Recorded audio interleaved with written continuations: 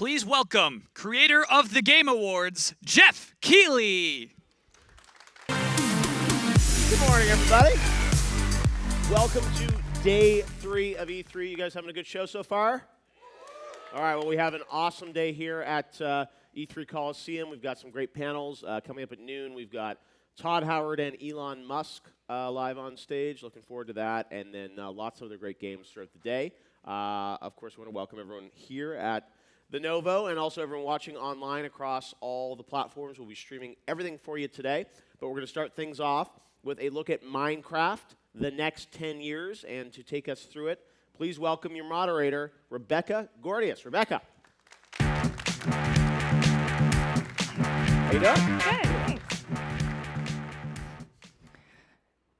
Last month, Minecraft reached its 10-year anniversary, so we thought that this would be a really good time to come together and talk about how we got here and what the future holds for the next 10 years. So I brought some of my favorite folks from both Stockholm and Seattle to come together and chat with all of you here today. So please welcome to the stage the Minecraft team.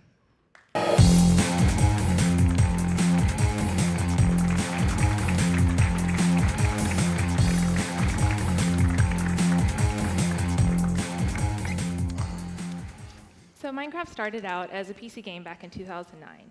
And over the last 10 years, we've grown to 20 different platforms. We've launched some positive impact initiatives like Block by Block and Minecraft Education Edition. We have a huge community of content creators. And in the last year alone, we announced 3 new games. So first up, before we get into all of those new games, I brought Jens Bergensten, Chief Creative Officer at Mojang, to talk about how we got to this point. So Jens, first, do you want to just tell us a little bit about your history with Mojang and what your current role entails? Absolutely. Yes, I'm Jens Bergensten. I'm known as Jeb in the Minecraft community. Thank you. I started working at Mojang in 2010, and that's about 18 months after Marcus Persson created Minecraft. And I actually started as a back-end developer for Scrolls, but quickly moved over to helping Notch with Minecraft. And today I'm the Chief Creative Officer at the Mojang in Stockholm. And I help the different Minecraft projects with a vision for the Minecraft universe and my input on the game design. So that's what I do today. Great. So how do you think that we got to this point? How has Minecraft stood the test of time? What are some of the things that, helped it stand out? Yeah. I often think back to when I played Minecraft the first time. I honestly didn't have much features, and it's the version that we recently, for the anniversary, we released the Minecraft Classic, and that's essentially the version I played the very first time. So that's June 2009. And it was already back then quite amazing. And so I tried to remember what was amazing about it. And I think the interaction with one block at a time, and that you're actually inside your creations, and it's very simple to build something small and then imagine something big. That is still the core of the game.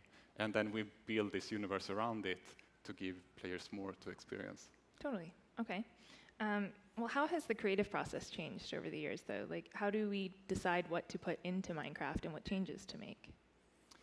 Yeah, there has been changes, for sure. The first year, like when I worked with Notch, it was almost like a game jam every week. Like, we could have an idea on Monday, and by Friday, we released it in one of our updates.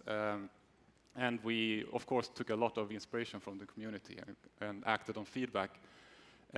Today, the community is, of course, massive.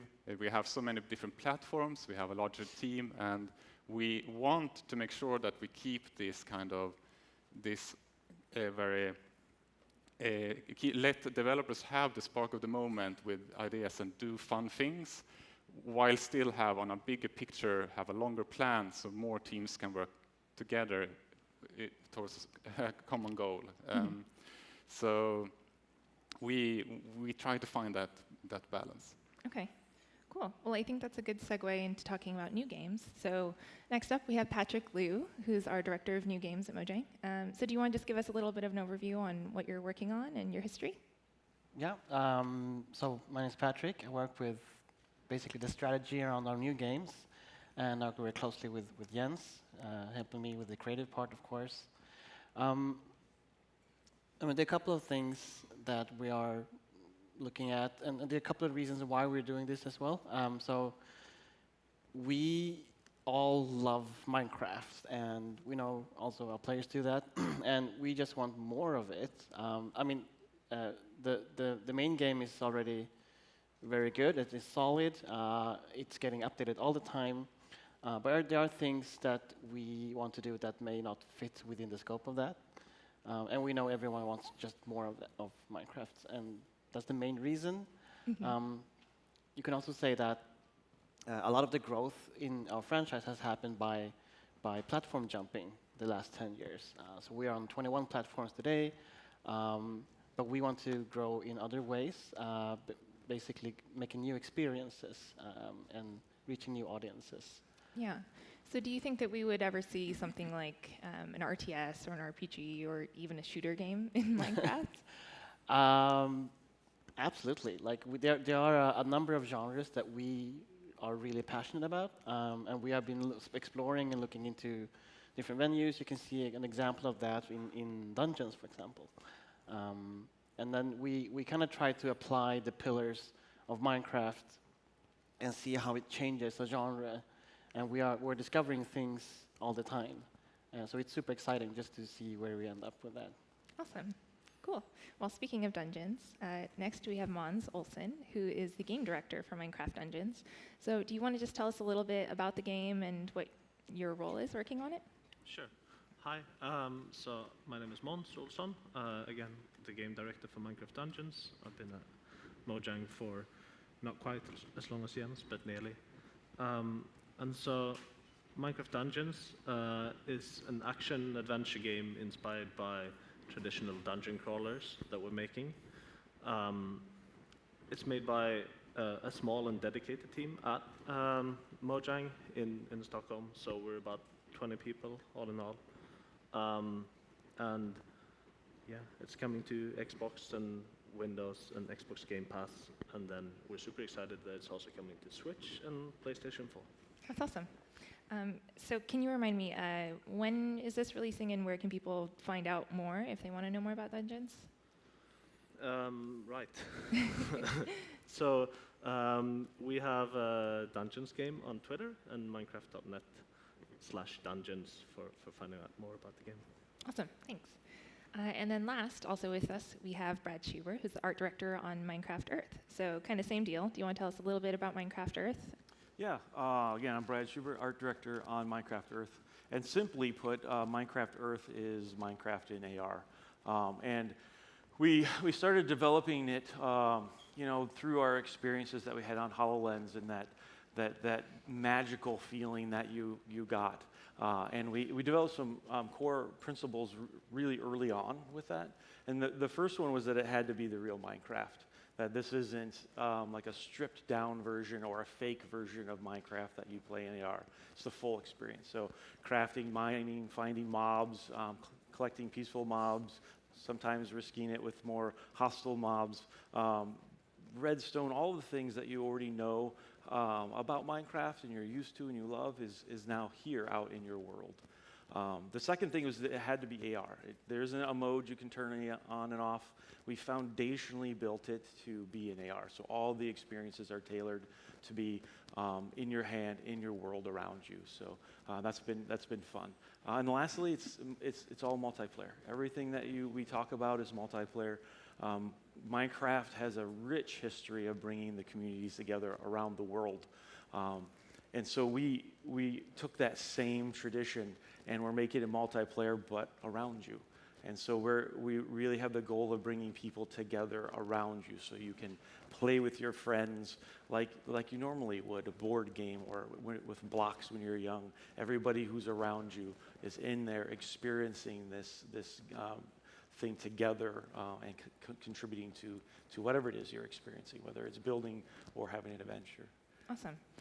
And then where can people find out more information about Minecraft Earth? Yeah, well, Minecraft Earth is going to be on any device that supports ARKit and ARCore, so Android and iOS.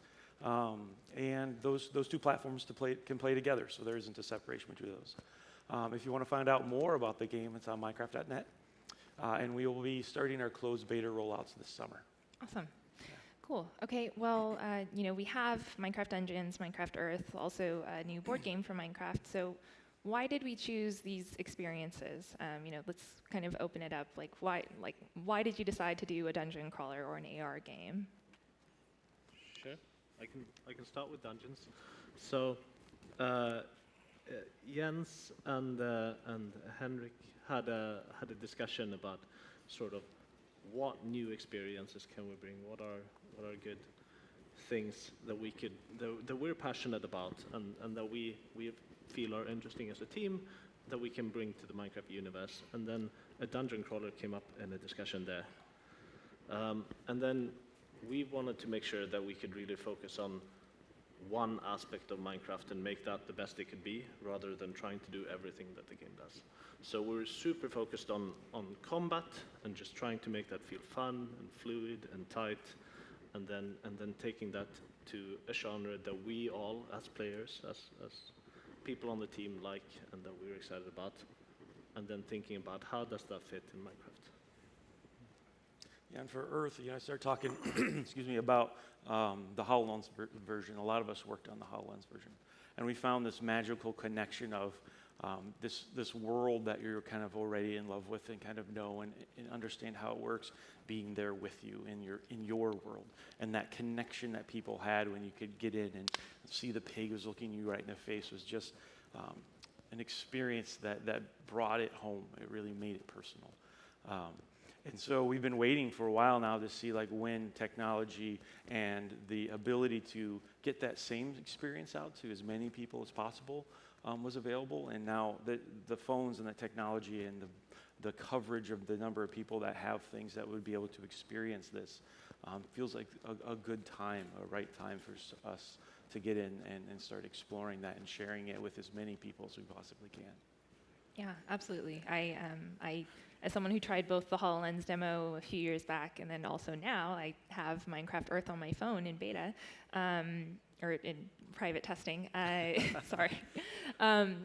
It's amazing. I would have never been able to afford a HoloLens, but I can have it on my phone and be doing that on my own. So that's really cool.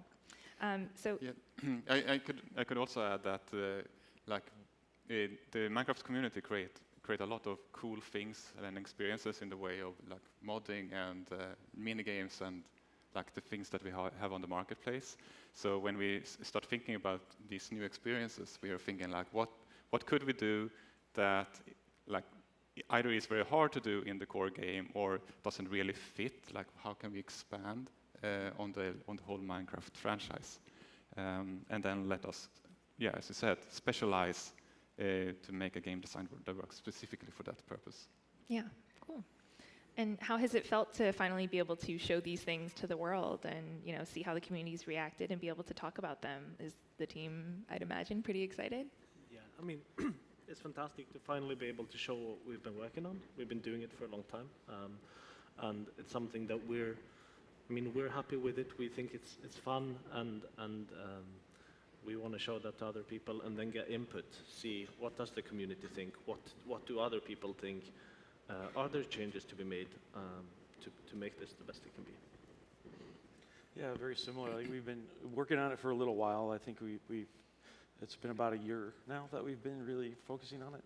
And we were super nervous about whether or not this is something that we could translate properly to uphold kind of that feeling and that the follow what the community loves about Minecraft. Can we put that in AR and actually respect the lineage of the game?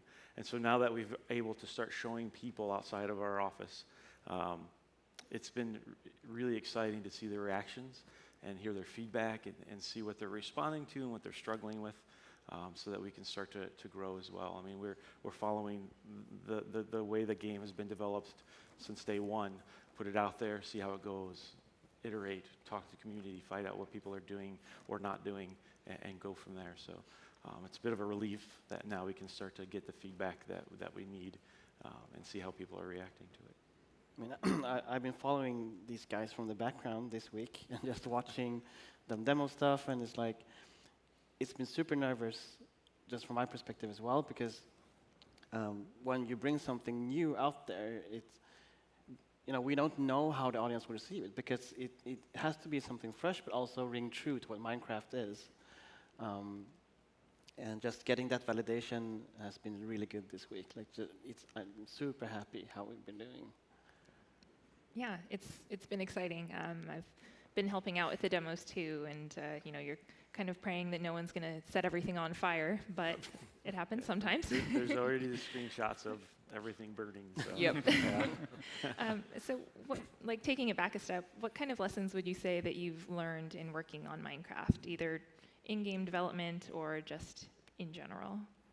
I think from my perspective, I've been in the industry for a while, and what I have learned since I've been here is that, like, some of the way that Minecraft is developed and the look and the feel and the game cave mechanics have such a tight loop of connection, but also on the surface it seems it has some really nice restrictions. And so it's been kind of working in this wonderfully created world around the restrictions that are in there so it stays, and you get to focus on things that are like fundamentally fun and fundamentally important when you don't have all of this other things piled on top just to make the game good. We can really focus on the things that are important. And with Earth, translating the Earth, it's the same thing. It's like, Minecraft is fun, and what we add in there has to fit in there. And the rule sets and the way the game is put together has made us really, again, just focus on what's fun. And getting back to just simple what's fun to play with has been a fantastic experience. Yeah, I think tying into that, similarly, the limitations that exist in Minecraft are something that I'm sort of continuously reminded of as a good source of inspiration and creativity. So Minecraft is this game that seems limitless in many ways. You can build whatever you want. You can do whatever you want in the game. But it comes with an interesting set of limitations, like the blockiness and the art style and certain elements of the gameplay as well, what fits and what doesn't. And it's always a good reminder to sort of think about that and how that affects the design. I think tying into that also is, what I also learned over the years is, you have to pick your battles, because we always have so many ideas and things that we really want to do, and we get feedback from the community, and we would like to do everything, but at the end of the day, we need to also kind of sit down and think through, like, what makes the most impact, what's most fun, what's important for us to really focus on, and then at the end of the day, it should end up with a better game. Well, are there any other learnings or things that you would want to pass on to folks who are just getting started in game development? I know we have probably a few folks at home who are just kind of getting their careers going. What do you wish someone would have told you way back when? We don't have to put dates or ages into this. Thank you. It's hard. Yeah, it's really hard. Usually when I get that question, I say that you just do it in a sense, because if you have an idea, just try to make it yourself. You will most likely fail, but every time you make this attempt to do what you want, you will learn you will get better at the craft, but you will also learn a lot of lessons by just doing, because game development is a very practical job. The only way to learn it is by doing it. Yeah, I mean, I talk to game dev students a lot, and one thing is, I usually tell them that you rather finish something that you're not super happy with, but rather finish that than not finishing at all and try to make something perfect. Mm-hmm. Because you learn a lot from just finishing stuff. And also let other people play your games, get feedback from people, and see that as a gift when people tell you something, that's something you should value and consider. Yeah, I think community feedback to Minecraft in particular is so important and really helps us, fine tune the game and figure out like what kind of things the players want. Would you guys agree? Is there any particular community feedback that you found valuable over the years? It's hard to pinpoint one thing, Yeah. Yeah. of course, but we get so much feedback all the time, and sometimes those are great ideas that we like. Oh, we have to add this immediately. Like we can't live without it. But then, of course, I think we have a list of 200 things that we've picked up from the community that we will do eventually, and some of them are, of course, like small things, but still it has to be done by someone at some point. Often also, like the community's feedback can also become very noisy when you get so much of it, and you get sometimes so many negative feedback as well, like criticism, which is good, but it's also tiresome. So you try to focus and do what you think is best for the game. And sometimes that's not always like appreciated. And I know we spoke earlier about like a few years ago we made changes to the combat mechanics in the core game, and that is still very controversial in the community. And so I need, even though I work now as more of a overseeing position, I will sit and try to make new attempts to make like the combat mechanics better myself, and this time I'm going to make sure that I work with the community properly. We're getting warnings. I think finding ways to get that feedback early is also important. So a thing that Jens did, when we started our dungeons, we didn't really have any antagonists, but we knew we needed a faction, something that could be representing the enemy in the game that you fought. And so Jens came up with this idea of creating a faction called Illagers. They're evil versions of the villagers. And those were introduced so that we could have an enemy in dungeons, but they were introduced in the regular vanilla Minecraft game.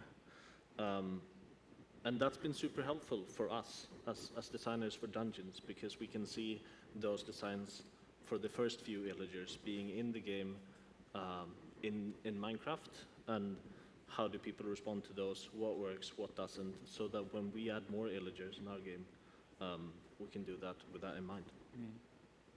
And we're not in a position yet on Earth to be getting the community feedback.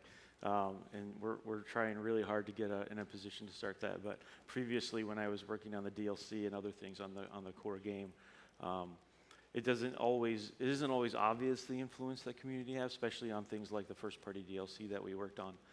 But we were looking all the time, from designs to colors to content to the themes that we would release. That the community feedback was essential, and for us to hone in on what people really wanted. And I'm super excited for Earth, because we need a lot of that, especially in the format that we have. It's going to be great. Yeah, this has been an exciting week. I've personally loved seeing how excited everyone's been about Dungeons and Earth, and we have a lot of really cool stuff coming up. So I think that'll wrap it up. It's time for us to go get back to work, yeah? Yes. So, all right, thanks everyone. Thank you.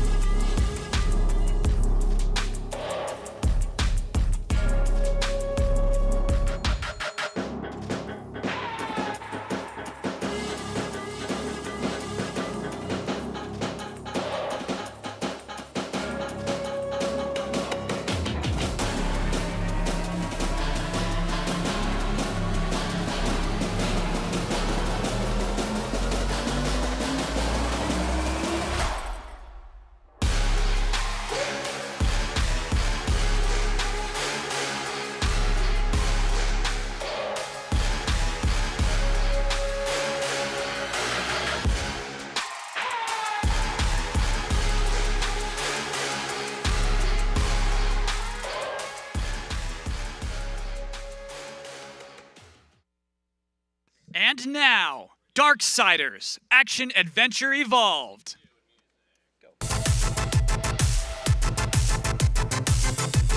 Hello, everybody. Hello.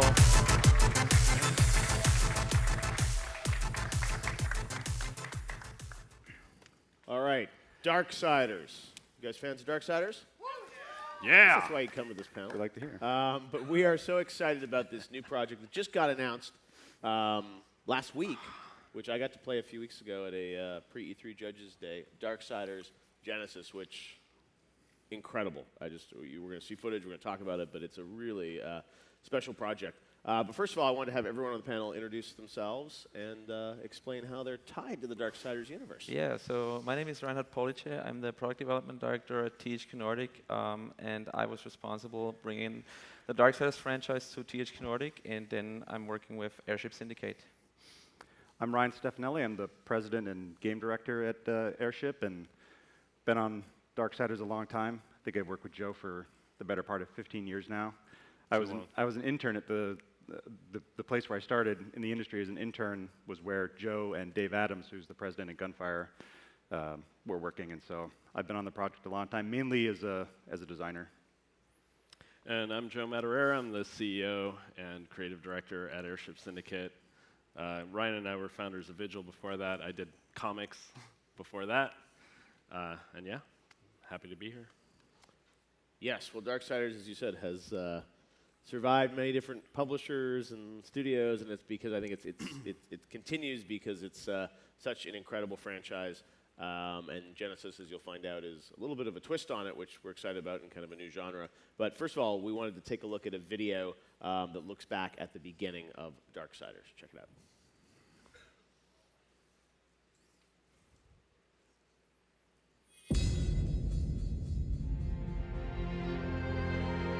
War. Are you here to play executioner? They should have sent all 4 of you. The tower is guarded by 4 of his chosen. First, seek the Twilight Cathedral, where the Bat Queen Tiamat has gone to roost. The whole of her domain is a blistered inferno.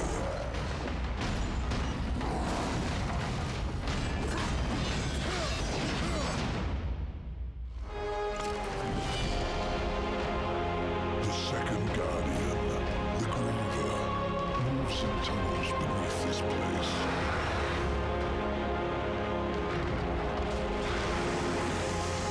The Stygian is king of the ancient worlds that now plague the Ashlands.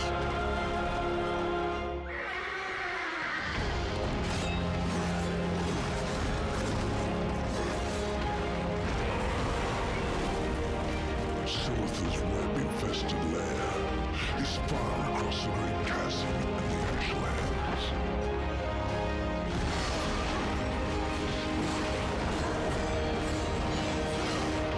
Straga is the strongest of the chosen.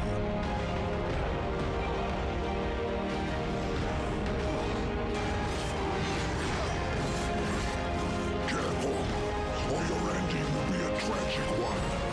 Sometimes the hero dies in the end.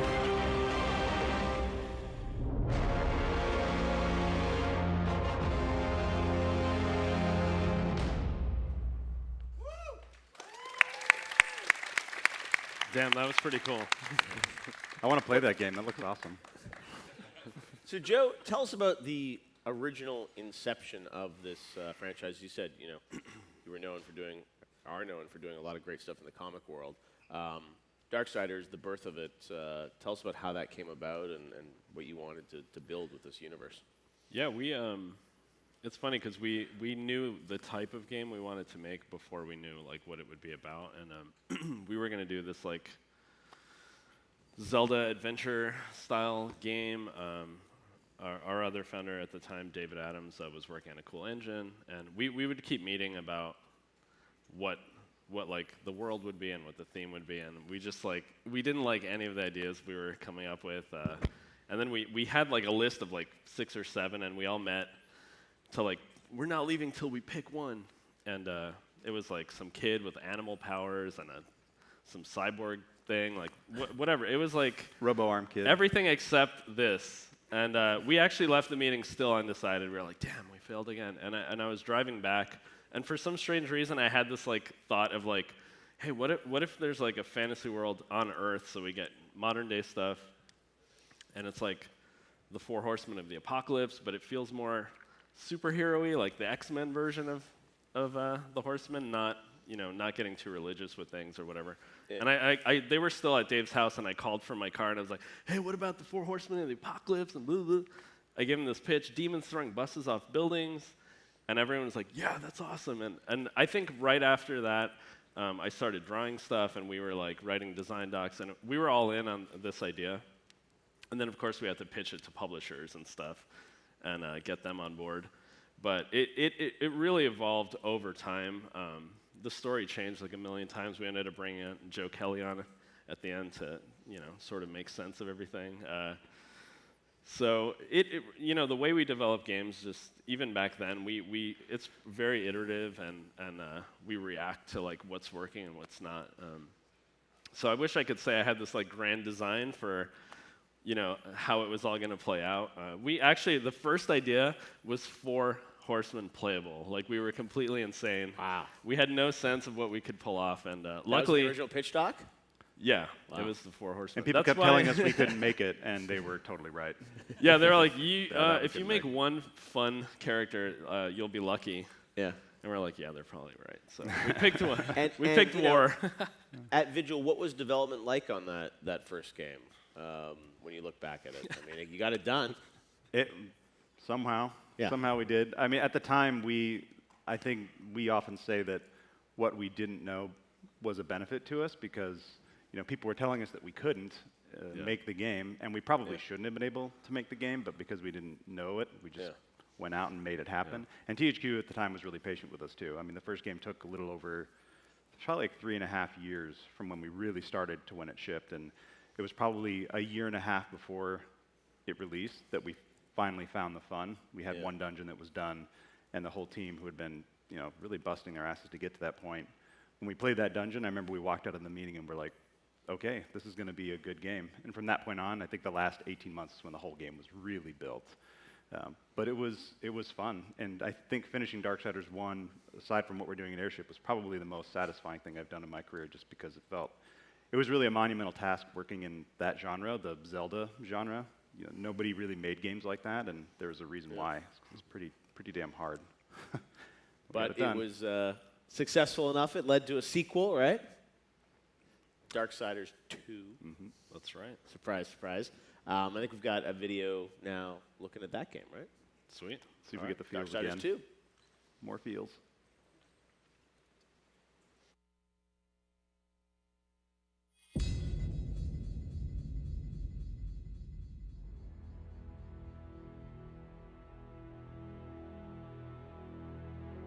So, the Chad Council sends only one horseman, even to the past.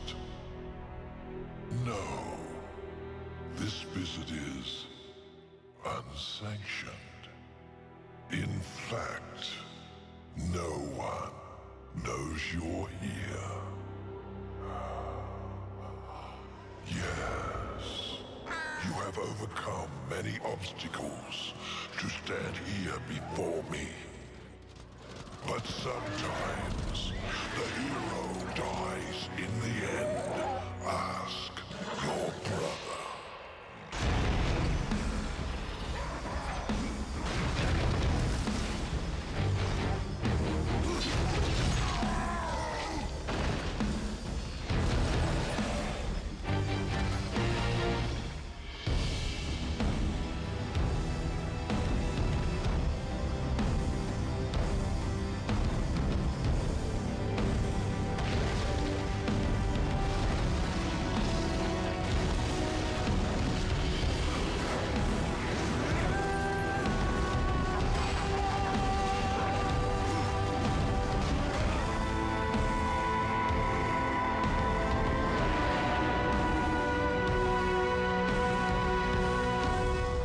Interesting.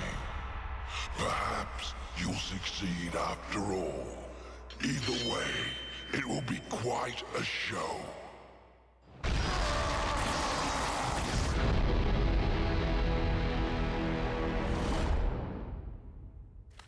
Darksiders 2.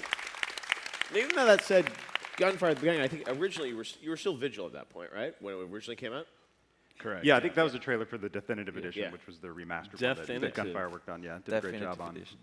What did I say? Definitive? No, I was Sometimes I accidentally I try to say the word definitive, and I say Yes. definitive in regular conversation. We've used that word so much. But you did that game, and then coming out of it, that's when I think the big sort of corporate shift happened, right? Yep. Yeah, I mean with THQ. Yeah. Yeah, the Vigil went down on my 35th birthday, which I'll never forget. That was quite a thing. But Darksiders 2 was even at the end of Darksiders 1, I remember we still wanted to try and make the multiplayer game, and THQ still said no, and they were smart to say no because we still couldn't do it. But we always had a little crazy in us, which is why the smart thing to do probably would have been to just make another game featuring War and just expanding on his existing skill set. But we were always kind of defined by some extra ambition, and that's when we switched to Death, which changed the gameplay formula a lot. But I'm glad we did because it kind of set the tone for what I think has become the DNA for Darksiders, which is that each game has been different than the last. They're not just copies of the first game. Each one has its own identity. But I think post 2 and with Vigil being shut down, I think a lot of people wondered like what was going to happen to that franchise, and then Right. THQ Nordic, you seem to be rescuing many franchises.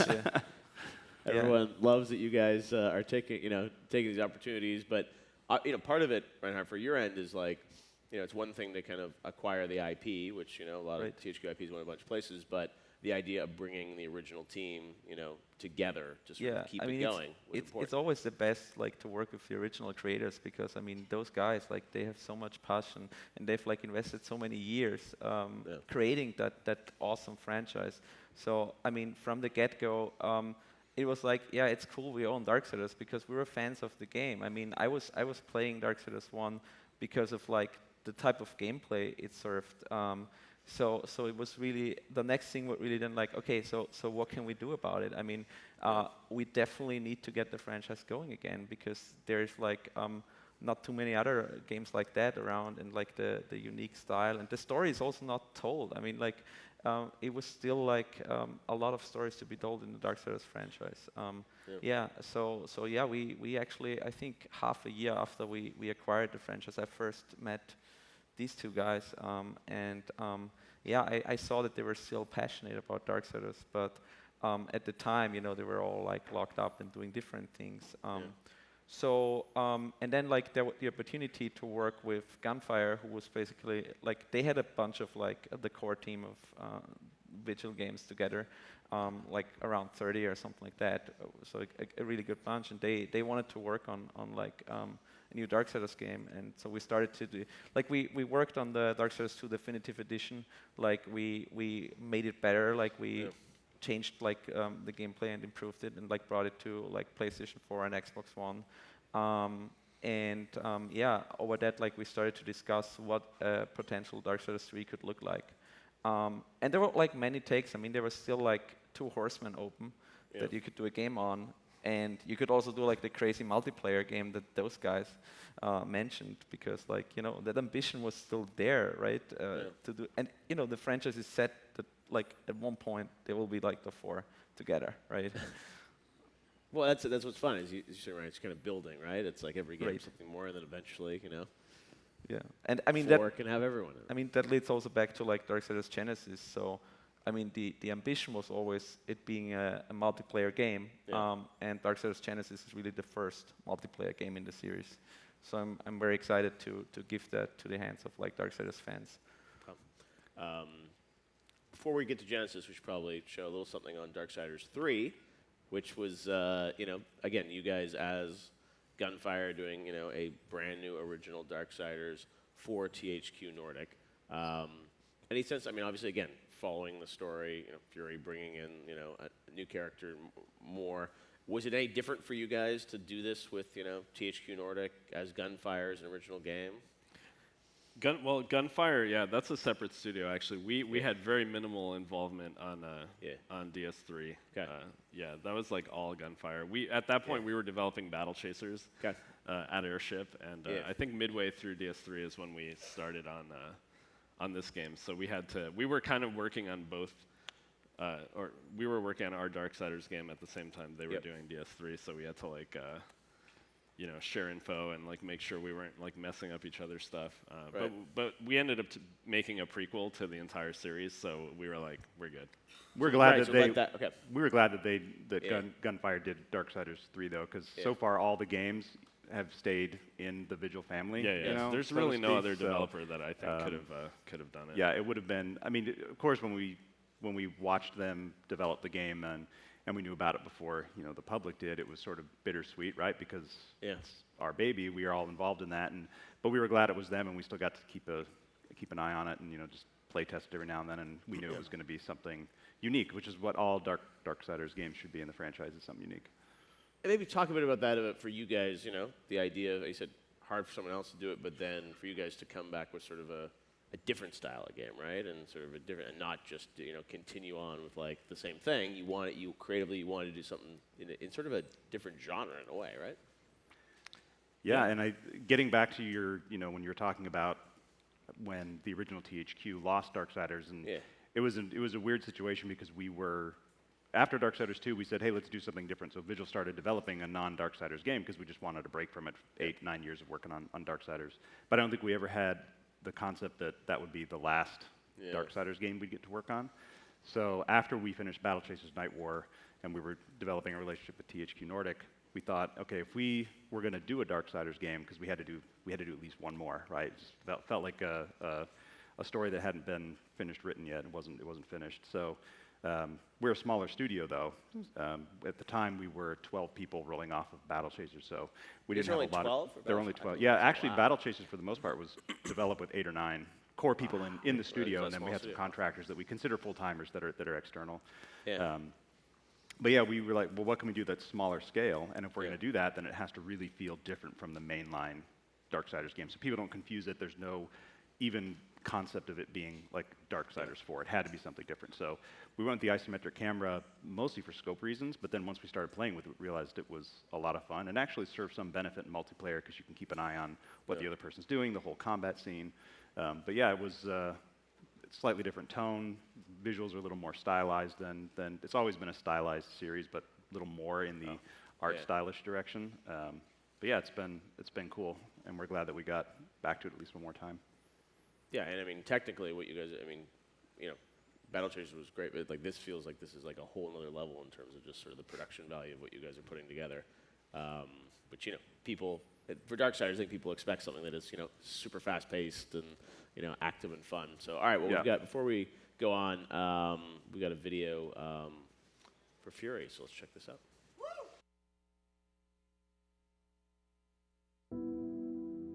I have learned that I am weak. I have been jealous. I have been wrathful. I have been lazy. All the things the seven sins stand for, and I have paid dearly for it. And I remain stranded on Earth. So when you speak of hope, all hope is lost.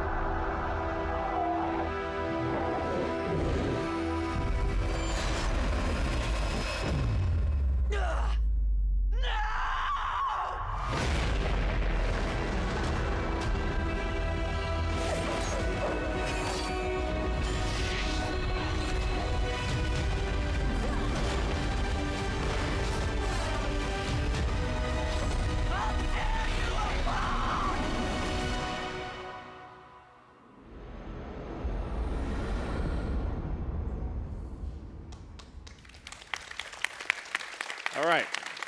We've had a lot of cool Darksiders trailers 3. in our games. So Darksiders 3, not developed by these guys, but part of the franchise, and then brings us to the present day, Genesis. So we've teased a little bit of that. Maybe we'll just run that video and then react and talk a bit about it. So take a look at what they're working on now, which is Darksiders Genesis. Product not yet rated.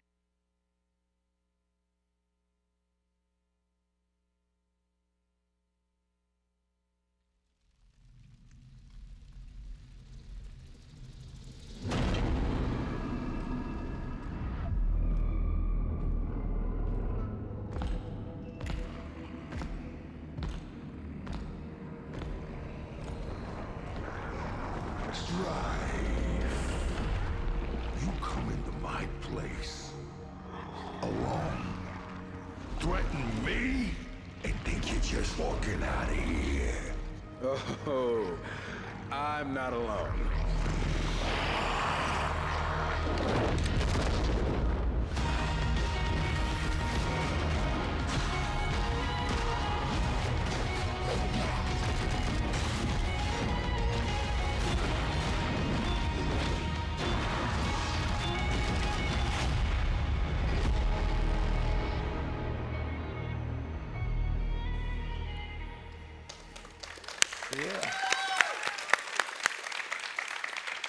Looked amazing. So that just got announced. I think it was last Thursday we saw it.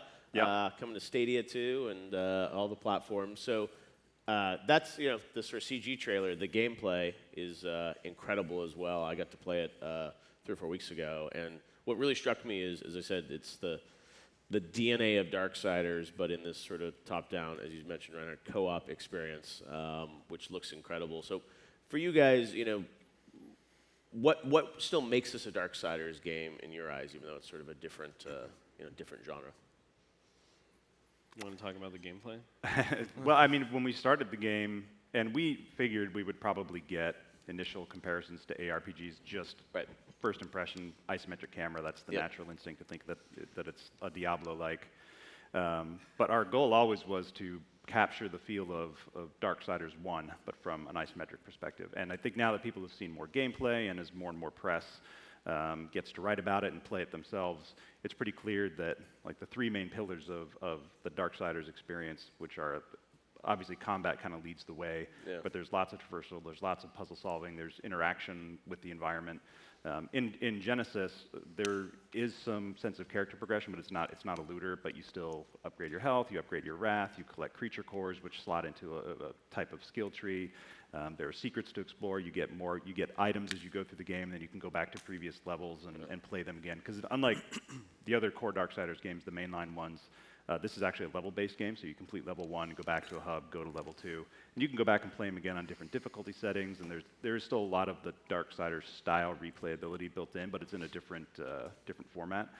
But yeah, I think when people get their hands on it, the surprise reaction is, oh, it feels like Darksiders, even though it's isometric. Yeah, especially if you play War, and I mean, he's pretty much directly from the first game. He's a little faster, but he's got pretty much the same moveset, gear items. Yep.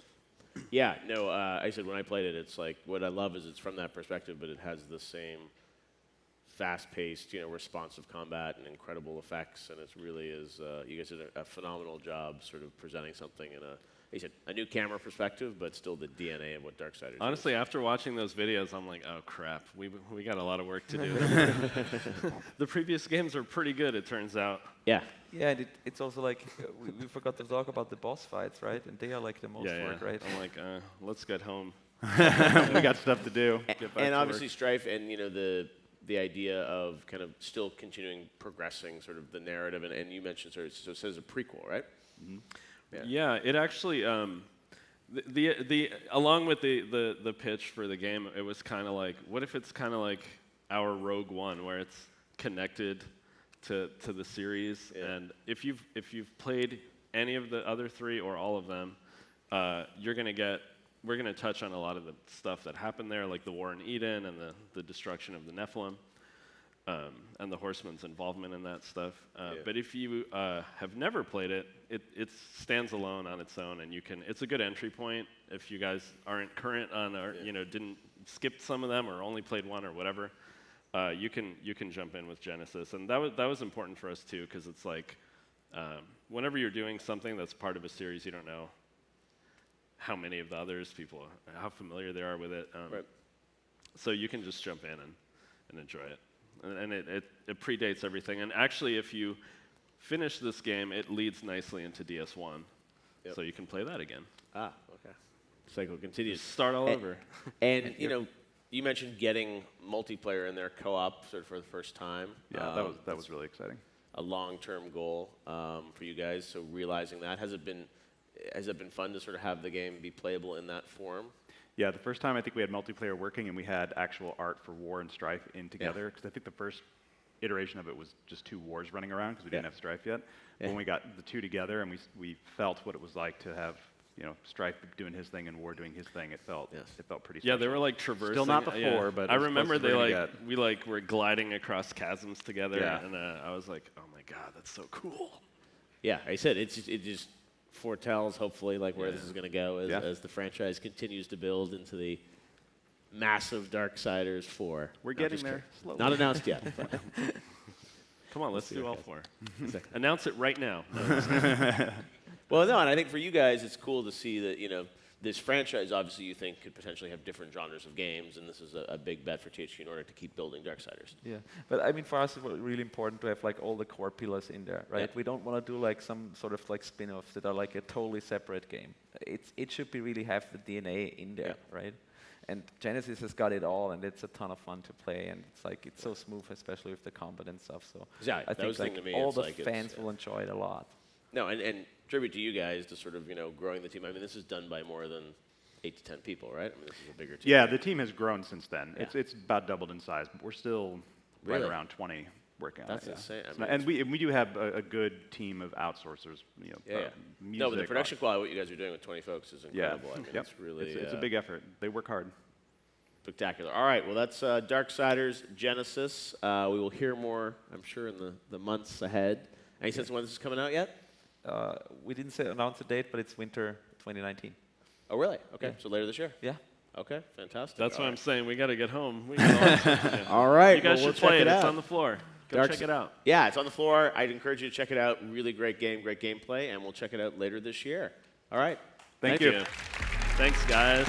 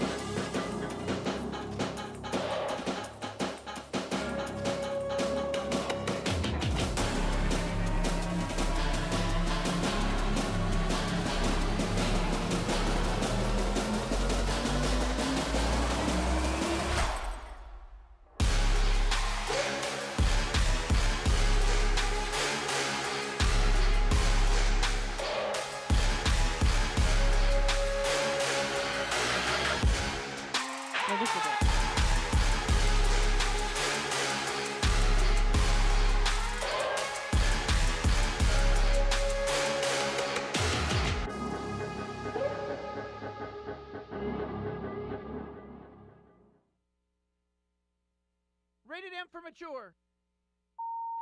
This bull. Oh my. Back to you in the studio, Chuck. You. I don't give a.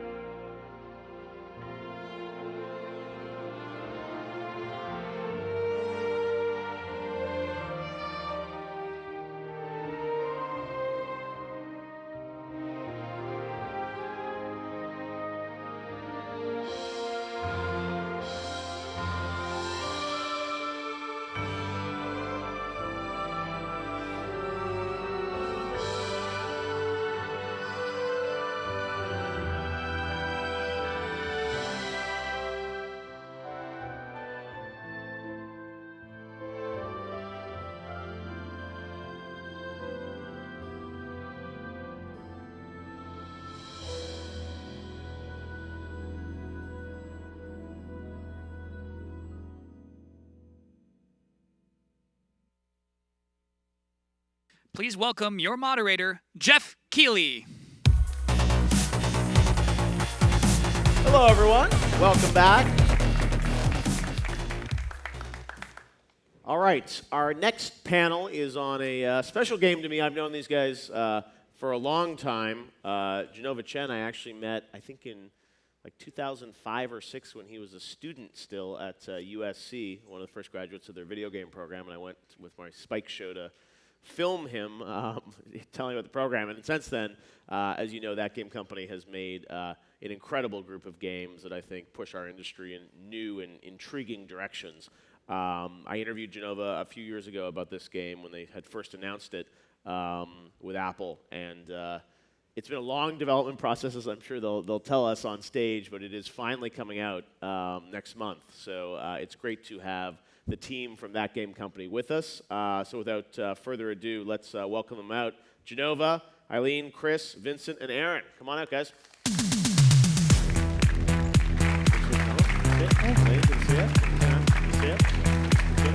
Hey, all right, man. TGC, we're finally here, ready for release on Sky. So, you know, this has really been interesting to see how this project has evolved. And I remember sitting down with Jenova. It was probably, I don't know, 4+ years ago when he first talked to me about the vision for the kind of game he wanted to make, and whether it's you know, flow, flower, journey. I think there's always been something in Jenova's mind that has sort of blossomed into a concept for a game.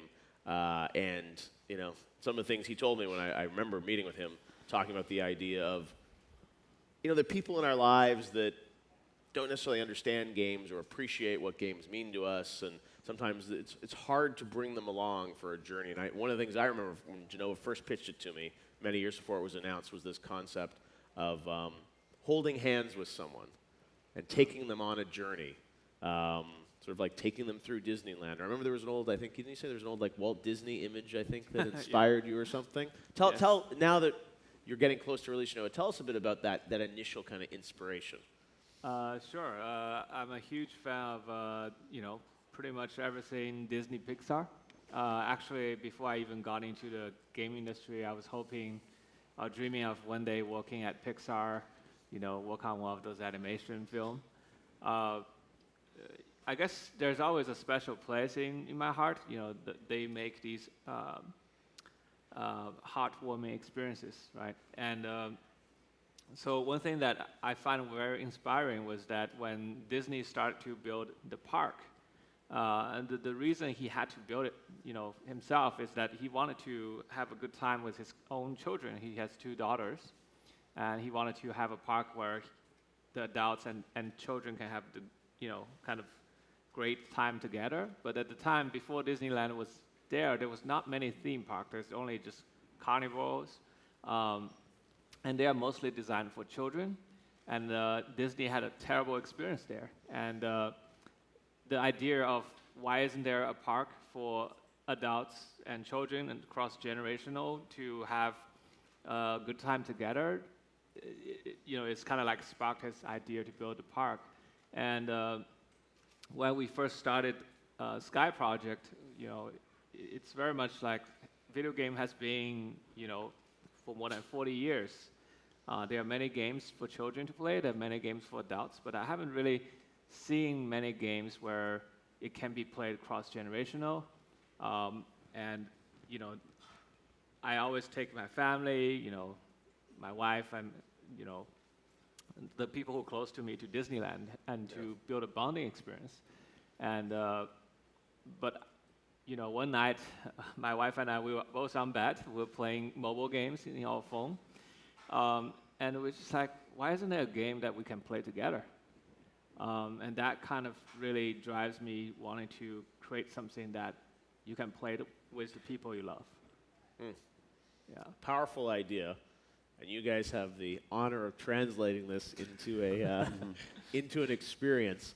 Can you guys maybe talk a bit about, obviously that was Genova's pitch many, many years ago, and this I think has been the longest development sprint for that game company. What, 6 years on this, or how many years? More. It's like close to 7. 6+ or 7 years. So that's for young folks like yourselves, that's a very long process. Can you guys maybe go through a little bit about translating that vision and the things you've kind of learned over that 6 or 7 years about what this game has evolved into? Because I think a lot of people look at it and say, we love that, we love Journey, looks somewhat similar, but they're trying to grasp sort of exactly what is this experience. And I think you guys had to sort of figure that out throughout development. So maybe you guys want to talk a bit about that process?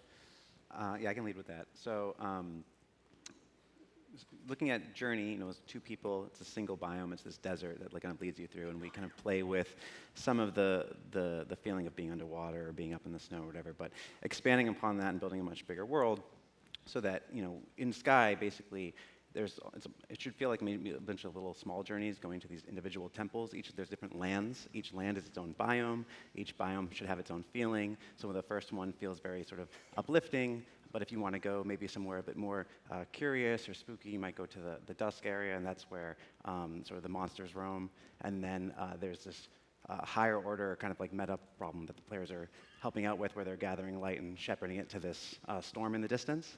And hopefully all of that kind of combines to kind of create a world where those feelings that were there in Journey are still there, but it's sort of been maximized and expanded upon into these to create feeling more like a world versus an arc. Yeah, it's been a big challenge to try, and we have a few goals. One is to make it really accessible to like unexperienced gamers, and also make it engaging and fun for experienced gamers. At the same time, we have this sort of immersive narrative that we're trying to come across in the world, and also we really want to have it be fun to play as a single-player game, but also have a lot of opportunities for playful social experiences and emergent social play. So we've had to strike this balance between having these sort of more traditional game quest type of activities, as well as social hubs and things like that. So we've been in closed beta for about a year, and that's been a really amazing experience to see the things that work for players. Yeah, when we started off the project, there's a lot that sort of I actually, after Journey, I was working on a different project, but when Genova invited me back, just seeing the arc of it, when this project first started out, experimenting with mobile devices, how do you make a game that feels really great to play on a phone, and the control of that, how do you make an interaction with another human through that device feel intimate and powerful, and then how do you build an economy of gifting and kind of karma, where as you're shepherding and helping each other, there's a sort of social good that's being built up that's kind of the currency of the world, and then you're delivering your sort of your earnings and the light that you've sort of built up back into giving it back to other players and back to the world and back to the other characters you're meeting in the world to sort of build it up. And that's kind of how all those things together took a long time to figure out, but I think we landed in this place where suddenly, when you look at the community and how the community treats each other in the game and how they take care of each other and how they look to help each other, it starts to, you start to feel proud of that and feel like you're doing your job, and I'm excited to just continue to take that forward. Mm-hmm. Yeah, and the times are changing, and we as gamers are changing as well. I mean, we're coming from a game like Journey and being on a mobile device where you find people's way of thinking is a little different than playing on a console, where you sit back on your couch, you're digesting this thing, but when you're on your phone, our minds are a little more reactive. We're saying, okay, where do you want me to go? What's the quest? What do you need me to do? We're a bit more reactive to what the game needs to be telling us. So that's a lot of what we're learning in this process. Short session. Yeah, because where things that we thought we knew on Journey, we're finding some of those decisions may not work in a game like this on a mobile platform. Where we're constantly needing to make sure we're giving the player, I see where I need to go, I see what I need to do, and making sure that rhythm is always there is something we've been learning a lot in the process. And that's, Vince, the music side, so much of, I think, what we love about that game is that emotional journey that you sort of go through. So when you say, mobile shorts, people, it's like getting people in the zone, which I think, Joe and the team are always so good at about, like, sort of, journey. We all had that sort of first experience going through it, right? And it was, most of us probably played it in one sitting, right? Because it was just sort of, a short session experience. You said it mobile, very different sort of environment. So from a music perspective, can you talk a bit about sort of how, taking the amazing themes that you've done for other games and, bringing that emotion to, a game where you might be, checking it as, in between meetings or in between classes and things like that? Yeah, it's really funny. Going back to what Genova was saying about cross-generational, working on this game for so long, we're realizing that not only is there a difference between gamer and non-gamer, but there's a change in what it means to be a gamer and what it means to be a non-gamer. Yeah. And for music, something like a music cue happening in a game signals something to a gamer. A hardcore gamer will listen to a piece of music and they'll actually listen to and think about what does that really mean in the game world versus allowing themselves to get immersed in it and realizing as I'm writing the music for all of these set pieces and places in the game that it actually has to be effective in hitting both of those people, the people that know the game really well and understand what it's supposed to be and do these mechanics, and the people who are just getting into the game and are getting washed up and, awash in the experience of the game and getting immersed in it. And it has very different feelings for all of that. And writing music that has depth in order to address both of those things and not really just clashing with each other is actually pretty tough. Yeah, and you're also, as you said, building this kind of kingdom that is going to, I think, evolve over time. And this is, I don't know if it's an MMO, but it's definitely something. I mean, how would you describe the kind of the storytelling of this? Because obviously, something like Journey was kind of a complete thought, right? And even though there was kind of, a multiplayer aspect to it, which made it really unique, it very much was like a beginning, middle, end. How is Sky conceived? Is it sort of a bunch of stories that are going to evolve over time? Is it kind of player-authored experiences? How would you describe the experience? So it's kind of like I'm trying to answer two questions at the same time. Part of the reason the development took so long, Journey only took us 3 years, which we consider as eternity. And I was like, there's no way we're going to make another 3-year game. And really, with Sky, there's actually 3 very distinct periods. The 7 years breaks down into the first 3 years. We were trying to recreate a single-player narrative game that's very linear, like Journey, and to be on a mobile platform. Because I remember back when I would come to the office, you would be like, it was all about like the flight mechanic and making that work on mobile. It's a very straightforward story with a kid, and what happened is at the end of the third year, the entire mobile market changed. Nobody wants to pay anything beyond $1. And seeing the success of Monument Valley and looking at how many copies they actually sold versus how many Journey was sold, we were like, there's no way we're going to make our money back if we just put this game out and charge it for $8, like nobody would be buying it. No. And so we entered the second, kind of period where, okay, we have to make our game free. because that's how mobile consumers, treat games these days. They don't have the trust in the developer that what we make is worth the money. So we have to win them over. And so the second period, what we realized is for any free-to-play games, essentially what you're spending money on is social currency. It's like social capital, whether it's a skin or it's a weapon that gives you advantage, or it's simply a membership. You're a golden member. It's social status. And the problem with a linear story is that after, we were trying to compact an emotional story as short as possible so we can give you the strongest emotional blow. That's why Flower and Journey was trying to keep under 2 hours, so you can play through the whole game in one sitting without going to the bathroom. But then, after the first 3 years, we have to enter this new phase where we have to essentially retain the player to, come to play the game often and form a community. And once you have a community, then there's value for social status. So suddenly we're changing a linear, you can call it a roller coaster ride, into a location. It becomes more of a park. And that's really when the stories start to evolve, because when you treat this game as a park where people can come and go at any time, and they could choose to go to a specific portion of the park rather than following the linear structures, we have to essentially build the story in a more kind of more like a tree structure rather than a linear structure. And for a long time, we were struggling because our own experience has been building a very linear, emotional storytelling, and we were trying to struggle to fit a story into a park. So that took us a long time. And also, because it's a free-to-play game, we are trying to figure out how we would like to. There's a moment we have to ask the player to pay us. We have to survive. And being making console games in the past, there's some kind of pride where we do our hardest work and we expect you to pay up front.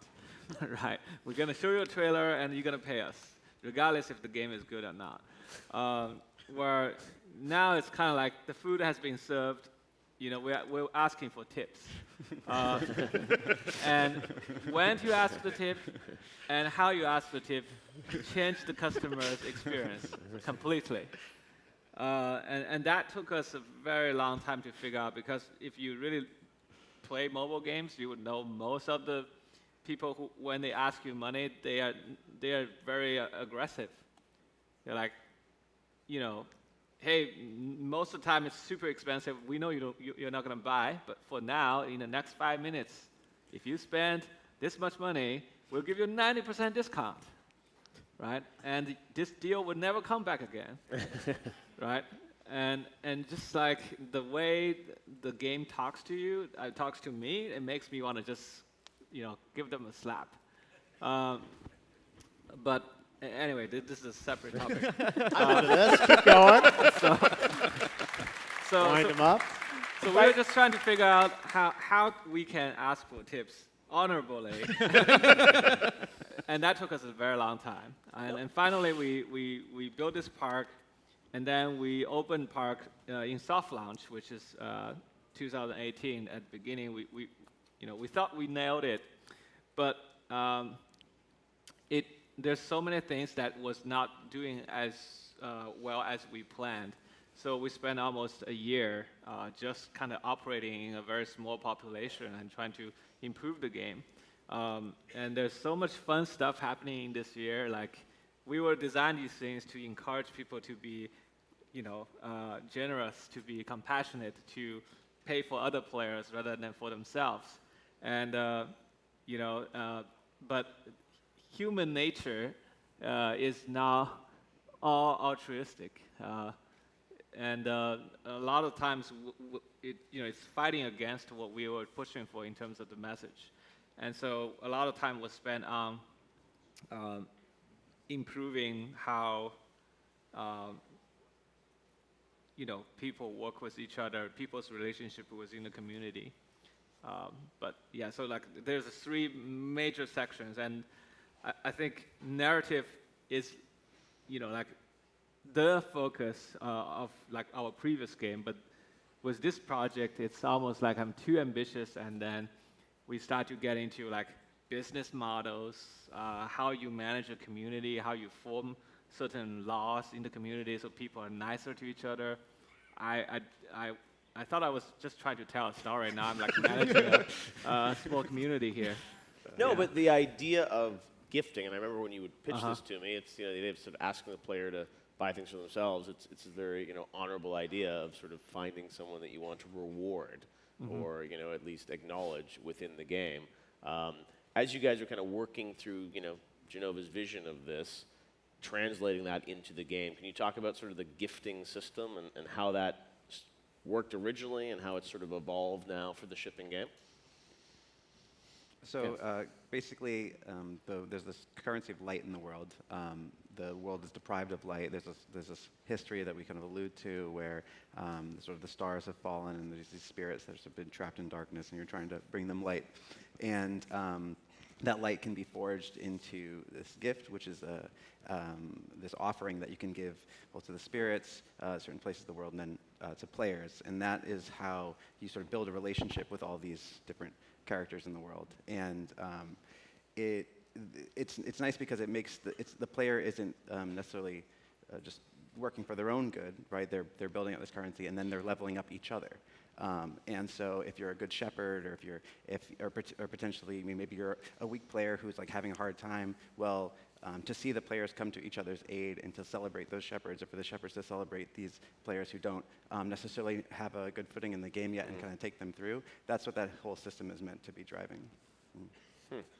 And in this multiplayer kind of world, one of the things I think I want to ask you about, Eileen, is the social interactions and sort of the idea that, as you said, it's like you guys have done very linear experiences. Now it feels like a lot of it is just a world that people want to be in and sort of be a part of and interact with each other. So can you talk about sort of the cadence of engaging with the game and the gameplay and the online aspects? I mean, how has that evolved in a year of people playing this?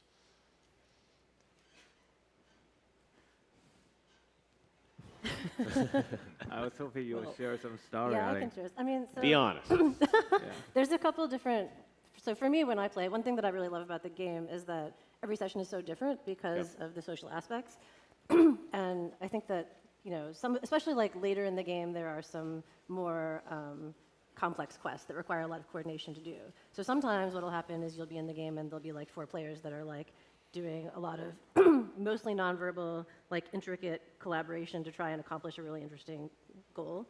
And that can be really fun. There's other times where you come into the game and there's just a bunch of people like jamming on instruments in the hub. And sometimes I'll just come in for 10 minutes and end up like listening to a bunch of people play music, and that's really amazing. I think that one thing that we've seen over the course of the project is we've really tried to cultivate a way, we've tried to build mechanics around encouraging people to shepherd one another. And so there is a really like special joy in taking a new player to a place that they've never been before, showing them something really beautiful, or taking them to a secret place where there's an amazing view, or like a secret. And then also being shepherded by more veteran players is really fun too. There's mechanics in the game where you have different levels of flight ability depending on how much of the game, like how long you've been playing the game. And when you first start playing the game, you can actually only access certain areas. And people who've been playing for more months, they can go everywhere, and they can take you to all these like crazy vistas and beautiful new lands. So we have found, I think, that there is a lot of gratitude that emerges from that. My partner plays the game, and one time we came in and played for a couple hours with these really cool people that took us to all these places we didn't know about, and he was just like, I just want to give these people a bunch of gifts. Like, I'm going to buy them a bunch of stuff and give them candles. And it's really amazing. It makes it feel, it's not transactional. It's very much just like a gesture of gratitude. So, yeah, actually, building on that, part of the reason we are trying to build this gift-giving culture in Sky is because of Journey. So Journey is supposed to be a movie that is 90 minutes long, and no matter how hardcore you are towards a movie, I bet you probably watched it less than 10 times, in your life. But there's all these people still playing Journey today. I was just like, what? Why are you replaying this thing? The stories are being told. They said they were helped by someone, and they really enjoyed that feeling that they could be the help of someone else. And that was just very inspiring for me because, there's many things that's fun in life that we want to do many, many times. And helping someone, the joy from the altruistic act is something that is actually real. And what we wanted to do is to make the community more likely to do that. And the funny thing is, as a game designer, I believe that we are human beings, that we have all the qualities. We can be both cruel and we can be both, holy. And it's upon the designer's job to create the world and the community to highlight certain aspect of our humanity. Certainly, if we build a game about killing each other, the community wouldn't be very nice. And if we create a game and a world that promotes certain value, you can influence how players behave to each other. We saw that in Flower and Journey, where for the moment before they play the game, they were still playing, Halo or Call of Duty or whatever that game. They're teabagging the other person, and then the next moment they are like this lovey-dovey companion who is like so nice to each other and drawing hearts in the snow, right? I mean, they are the same person. And so I'm very intrigued in this because I see, in the development, like a tiny little change. Initially the character can push each other in Journey, and they just do all kinds of mean stuff to each other. And then we change it to they can charge each other, and suddenly they love to hang out. They become friendly. And so, it's my belief that it's the designer's duty to shape the atmosphere and the basic law of the world, and to bring certain aspect of the player out. And certainly for Sky, we are hoping those nice moments we see in Journey, those moments where people are here to help each other, are more highlighted in this community. And so far, after a year of battling the bad human natures, I feel like our community is finally at the point where I can say it's pretty safe and friendly. Wow. And you have to play the game to experience that. We won't have to wait long. I know it's coming out July, right? Yeah, next month. Next month on Apple, right? So we'll be able to play it on. And you can pre-order on the iOS right now, and the Android is coming, and eventually we put it onto PC and console as well. So we're not exclusive to any platform. Awesome. All right. Well, again, love everything the game that Game Company represents, and excited to be able to jump into the world, the free world of Sky in July. Thanks so much, guys. Congratulations on getting to the near the finish line. We'll be right back.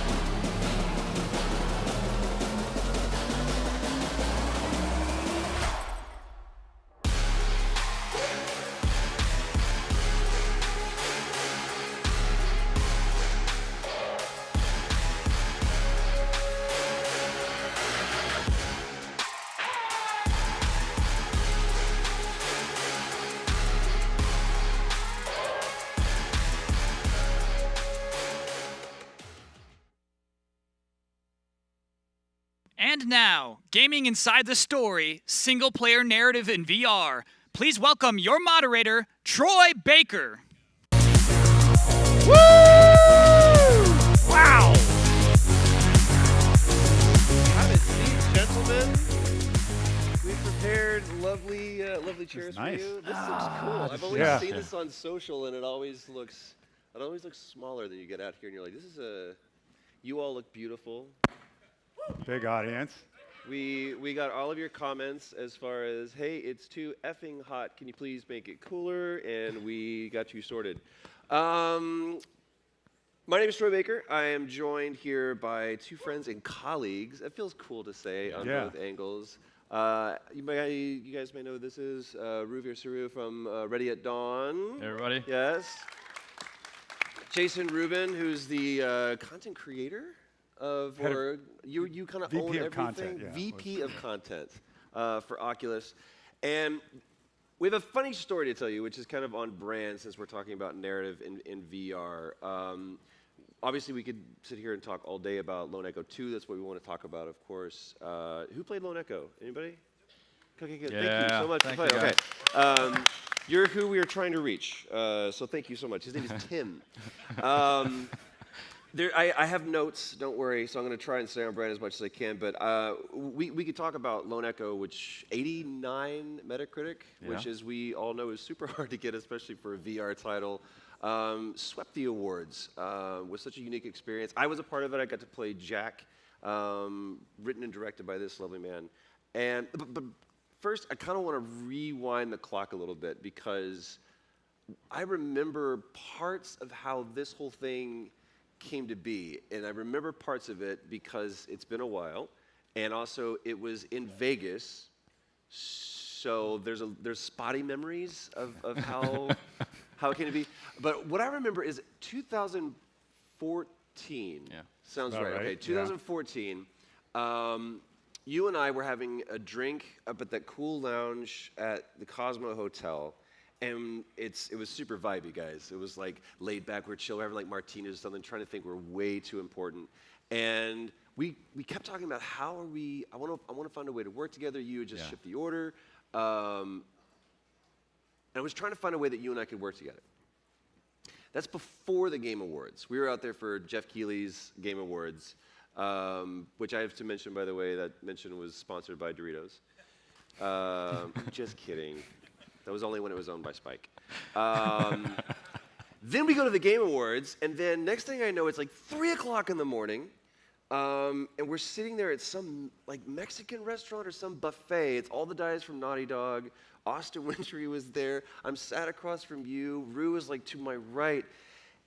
And then the next thing I know, there's like this partnership announced between Ready at Dawn and Oculus. Yeah. So, and I even asked you, because you had an interesting year that year as well.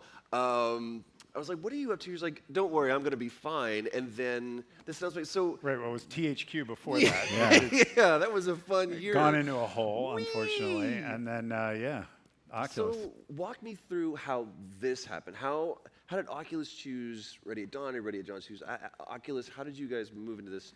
How did you guys fall in love? It's pretty organic. I mean, the thing is, talk about having a narrative. We're talking about narrative. We've been wanting to work together. People don't know, but actually Troy was originally the very first voice of Galahad. Oh, you're going to go there. I'm going to go there. I'm going there. He was the very first voice of Galahad, actually, for the Order when we did the test, actually, for it. And then, then he got busy. So you're going to bring it up. Sony literally said, and you'll laugh at this, you better laugh at this, because I had to, he's in too many games. He's in too many games, and they're like, so they changed it. And by the way, I think it was a much better call, because at least for me, I enjoyed playing that. But please, continue. But after that, I mean, Jason and I have known each other now for like 16 odd years, I think, since the Naughty Dog days. Yeah, yeah. Well, of course, okay. Your first game, Ready at Dawn's first game, was a Naughty Dog, a derivative of Jack and Daxter, which one of the founders had come from Naughty Dog. Yeah. And Jason was actually one of the people who pitched the idea of the Sidekick having its own game for PSP at the time. Daxter, so, exactly. So I think all this connection actually come to where Lone Echo comes into play, actually, was Jason had just started Oculus. I happened to have looked at VR during the first years of like Morpheus and what PSVR came. We knew what Oculus was doing, and when he came to the head of content actually at Oculus, it was kind of almost automatic, like, I know how he thinks. I respect what he's done over the years, actually, and the career he's had. So for me, it was almost like if you have the room, we'd love to do something. We didn't know what it was. Right. And then the narrative of Lone Echo was, born, I think. Exactly. We didn't know what kind of games we should make at the time because VR was so new that nobody had done anything. Usually you say, what has worked? Can we mash up 2 games, make a new game? Nobody had any idea what would work in VR at the time. Most people come to it as, here's the idea of the experience, more of like the systems that I have in place, the mechanics I have in place. You didn't even have that. You just had like a hope, and no plan, just a hope and an idea of what it could be. Well, you started with the mechanic, the Yeah. zero gravity, moving yourself around in zero gravity mechanic, which nobody had done before in any medium because there had never been anything like VR before. And we didn't think would work because we thought there was too much motion, and at the time we were new to VR, we thought this is going to make people uncomfortable. And Ready at Dawn basically created this locomotion that gets around some of the challenges of VR. You should tell the story how you came up with it. But The thing was, for us, getting into VR was not just about making another game. I think even when I talked to you about narrative in VR, it wasn't just about like, all right, cool, VR is now here, let's make a game, we'll figure it out, and we'll just make a traditional game. It was with the intent of solving something that we felt needed to be solved. So I think the very first thing, as you said, was building that movement model. A few of the guys at work actually were looking at what exactly that would mean, and we looked at astronauts in space on the ISS and the way they moved. And we realized that, with the motion that they had, pushing and pulling basically around the world, it gave kind of like that sensation of presence, but also the fact that you didn't feel uncomfortable in VR when you knew that your hand and your eye distance was, kind of exact. Every time you pulled, the velocity actually matched. So suddenly that sometimes uncomfortable part of VR just went away. We pitched that. We actually give you a demo, because we don't track your feet. Yeah. So you're like, what locomotion do you have that doesn't use your feet? Your hands. Well, what do you do? The Climb actually did a pretty good job figuring out that you could do climbing without your feet, although in real life, climbing is mostly your feet. Yeah. And then you were like, well, zero gravity is perfect because you're pushing off. And by coincidence, you stumbled on the fact that if your eye and your hand get that connection, when your inner ear says, I'm not actually moving, your eye and hand connection, your brain's kind of like, go with the 2-on-1 thing. 2 are saying you're moving, I'll go with the 2. And it just is comfortable. Yeah. And it was, when I first played, it was like miraculous. You're like, this works. I remember the first time that I sat down, I came to the studio, drove down to Irvine, and I walked into the studio, and this is before the actual hand controls had come out. They were just prototypes at that point. So you put a controller in my hand, and I sat down on the chair and played through, and I kind of fumbled through it a little bit. I was doing okay. I'm a decent gamer, but the experience felt intuitive, but the controls didn't.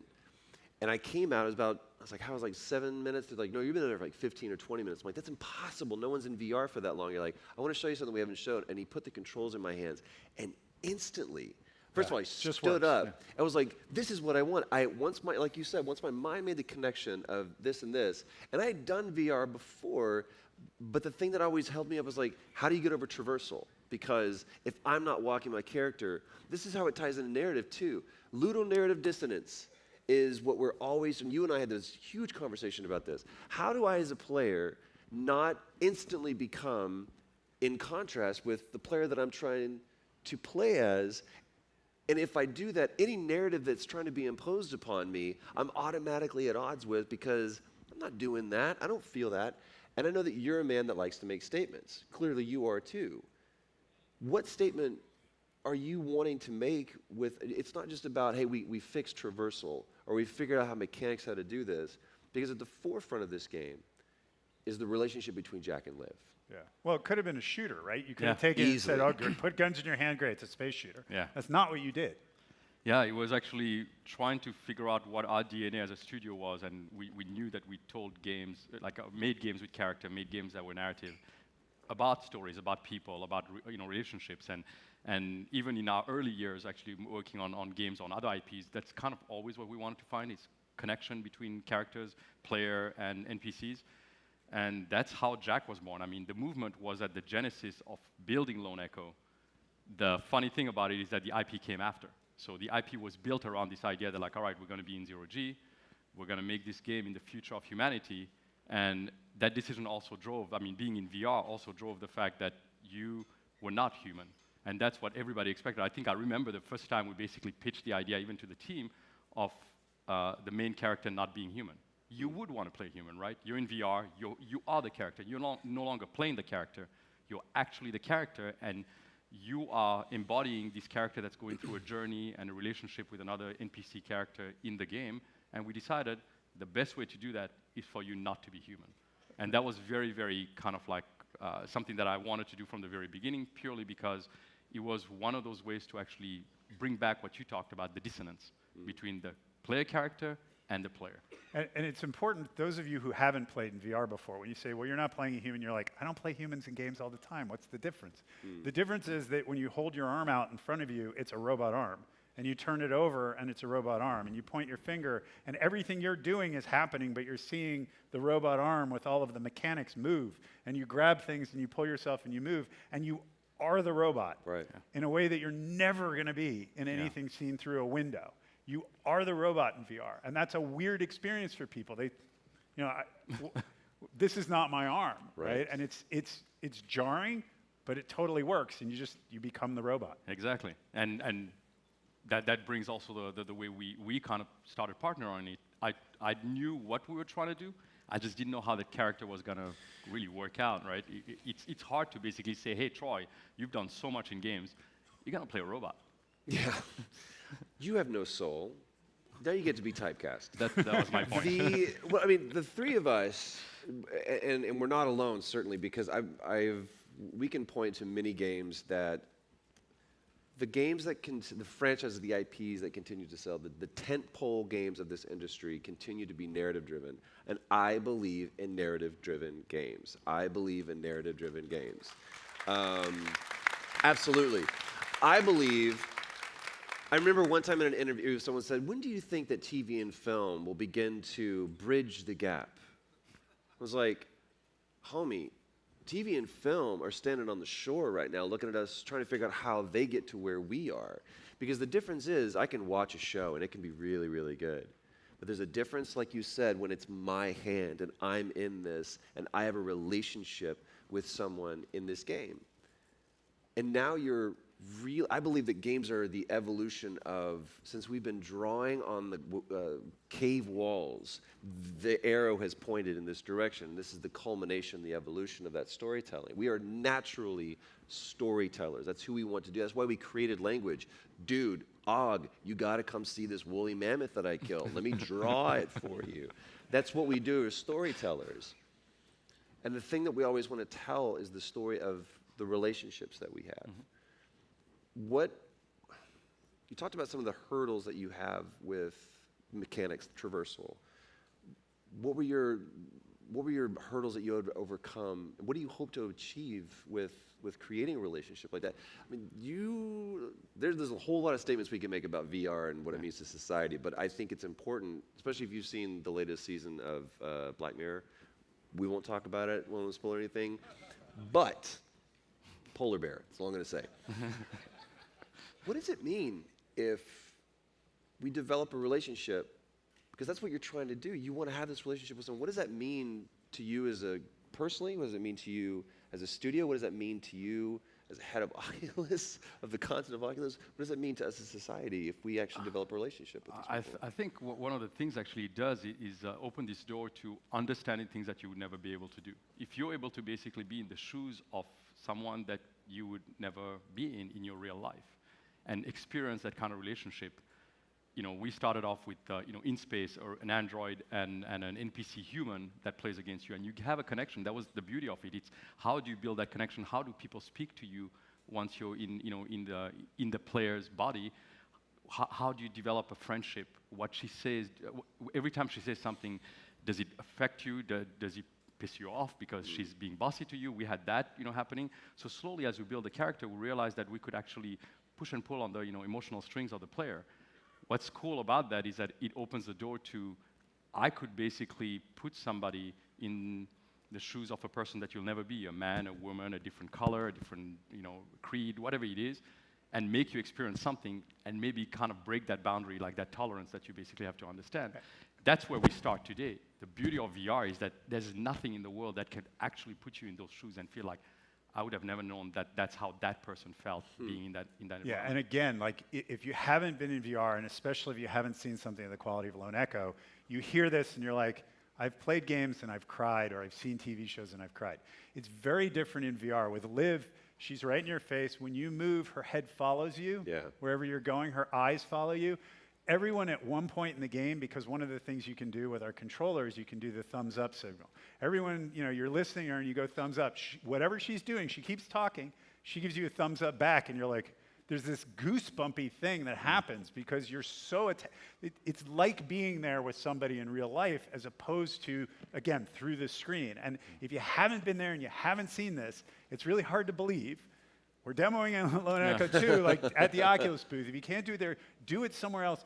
The experience of being there with these characters is like the experience of being with a human being somewhere else. And that is the masterpiece of Lone Echo to me, is that it's not the robot hands, it's the connection with that character that is utterly virtual, but totally real. Yeah, and I think that that's actually what brought us to actually where we are today, especially with Lone Echo 2, is at the forefront, yes, the mechanics to have to drive a game. Every game in the world has to be driven by interaction, mechanics, and some level of immersion, right? Sure.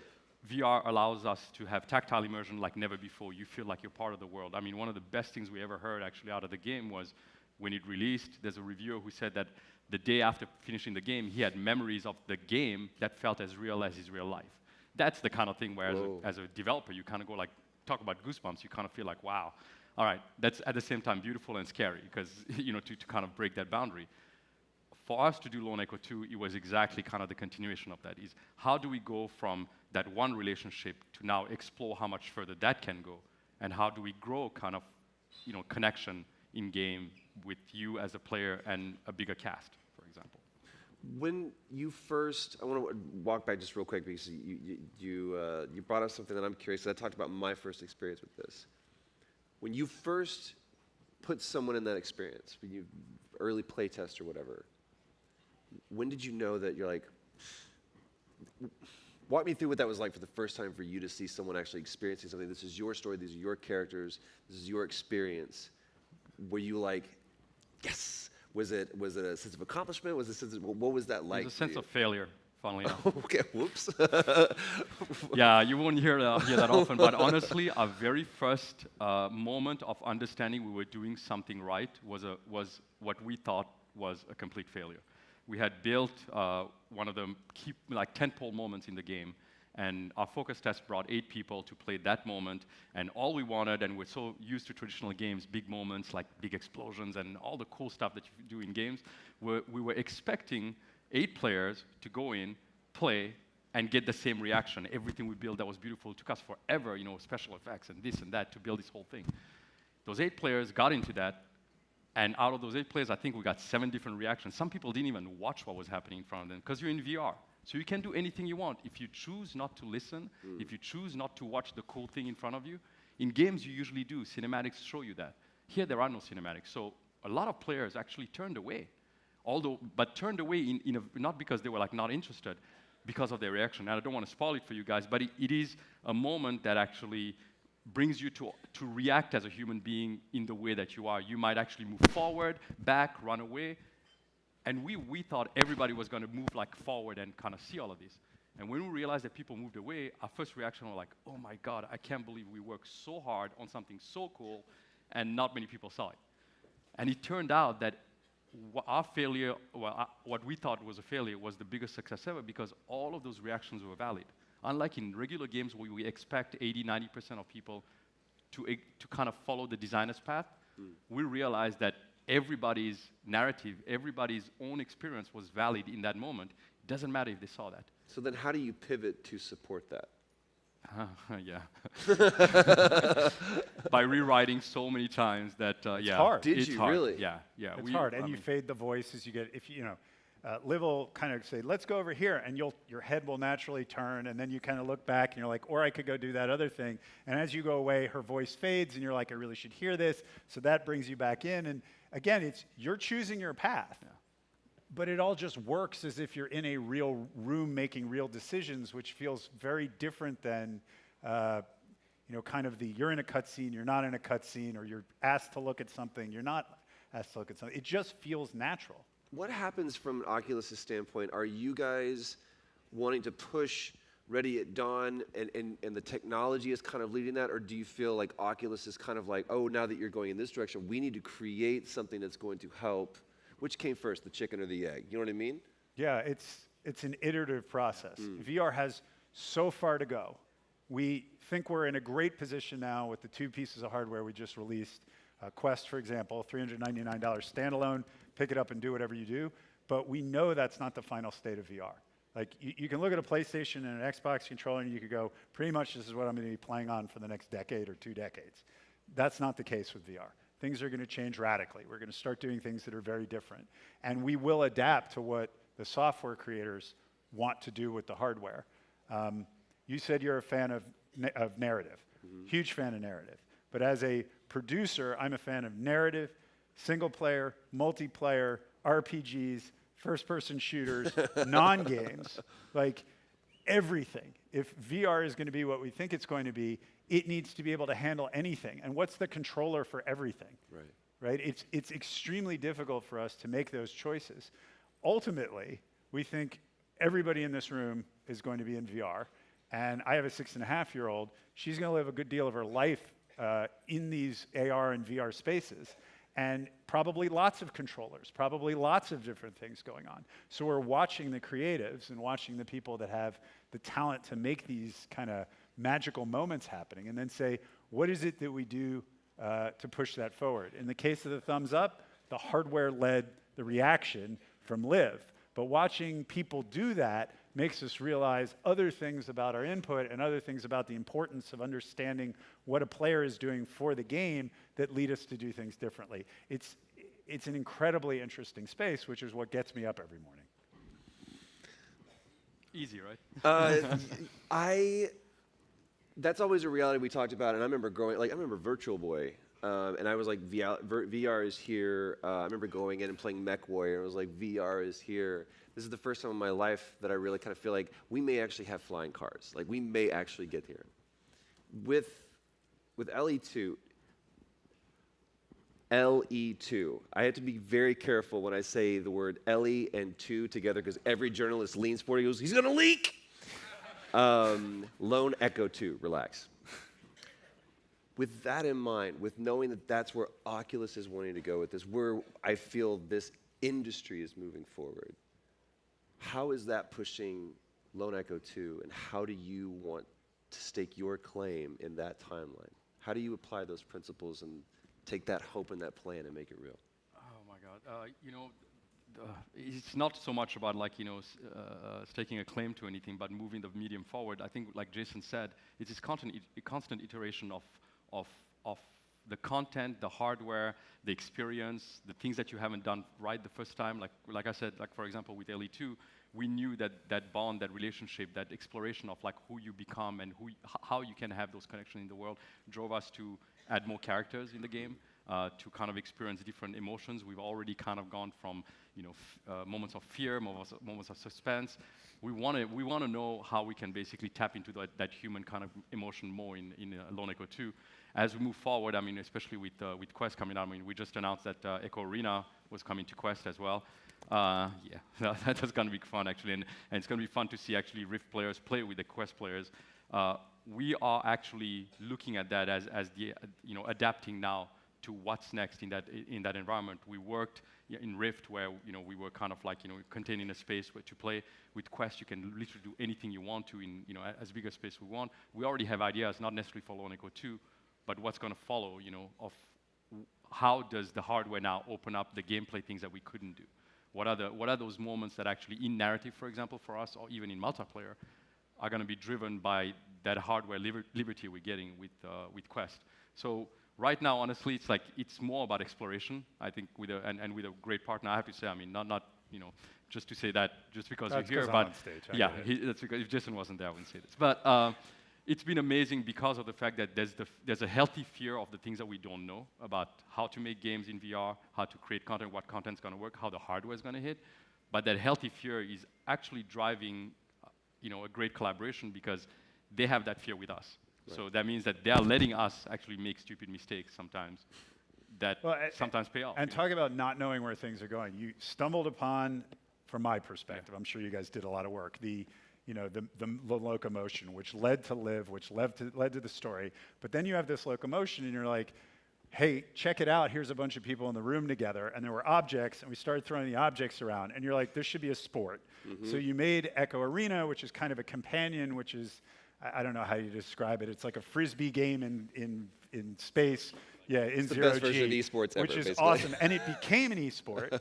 And then we had the national championships. And the thing about it is watching people play VR sports is halfway between sport and esport, because esport, no one's moving, they're doing these little twitch movements. And this you and actually sports is are. physical, and this is physical, but there's people jumping with controllers, and like the higher you can go, the better you're going to be at the sport. I was So it sweating actually when I has played it, so physicality. absolutely. Yeah, but at the same time, they're standing on a stage and there's nothing around them, and then you look up and they're throwing discs and blocking and doing all the other things you can do in this sport, and that all just organically came out of exploration. There was no plan. It's those kind of happy accidents that really, throughout history, have kind of been, I'm not trying to be too big, too grandiose, but it's those kind of happy accidents that have led to giant quantum leaps ahead in technology and storytelling. You're showing this on the show floor, correct? Yes, we are. You can actually see this on the show floor. Right now, yes, yeah. Lone Echo 2, yeah. Lone Echo 2, it's in two places, but the Oculus booth and the Facebook. One thing booth, that I I wanted to say, actually, even exploring that narrative, talk about happy accidents, right? Wanting to work together has also brought us to, for example, you guys don't know, but I can say it now, although the game's not out yet. Troy actually is working beyond actually being the voice of and being Jack in our game. Troy is also now working with our story team on a regular basis, actually on the story itself. And that is not something that happens often. Finding talent like him, understanding where he is in his career and what he's doing, and understanding how he is as far as not only as an actor. Sometimes you basically ad-lib stuff for us when we were in the booth, just because Jack was saying something, but Troy would say like, hey, I can say it way better, or it's almost like, can I try it this way? That led to us basically, and me asking Troy to come on board actually pretty much full-time, full-time, I would say, at least once a week now, but like coming in to work with our story team. So right now, the greatest part about this is finding out, talking about breaking boundaries in narrative, how now an actor directly contributes, not only in the acting part, but actually in the creation of who Jack is going to be, because he's you. Yeah. Ultimately now, he's you, as much as every player. And it all started with drinks in Vegas. Yeah. Who'd have thought? That's all the time that we have for today, guys. Thank you so much for being with us. Thank you to Jason. Thank you to Rue. Enjoy E3. Thank you for having us.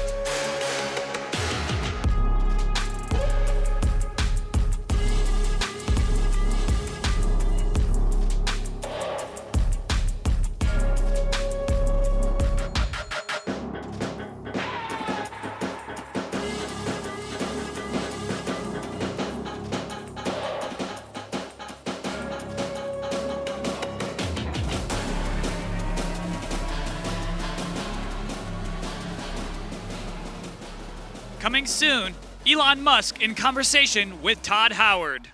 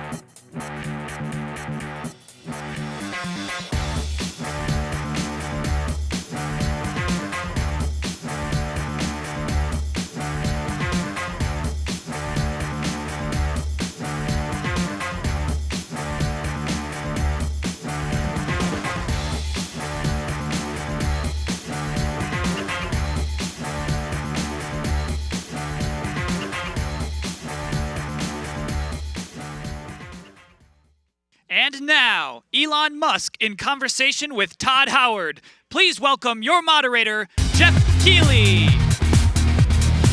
Hello, everyone.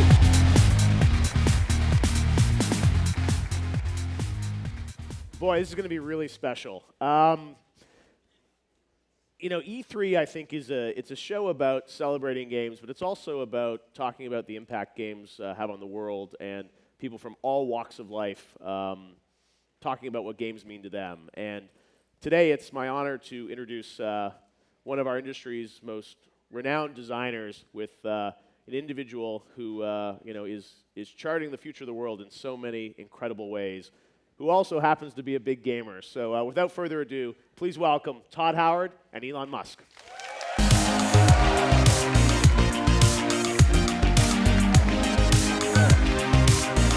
See ya. Let's go.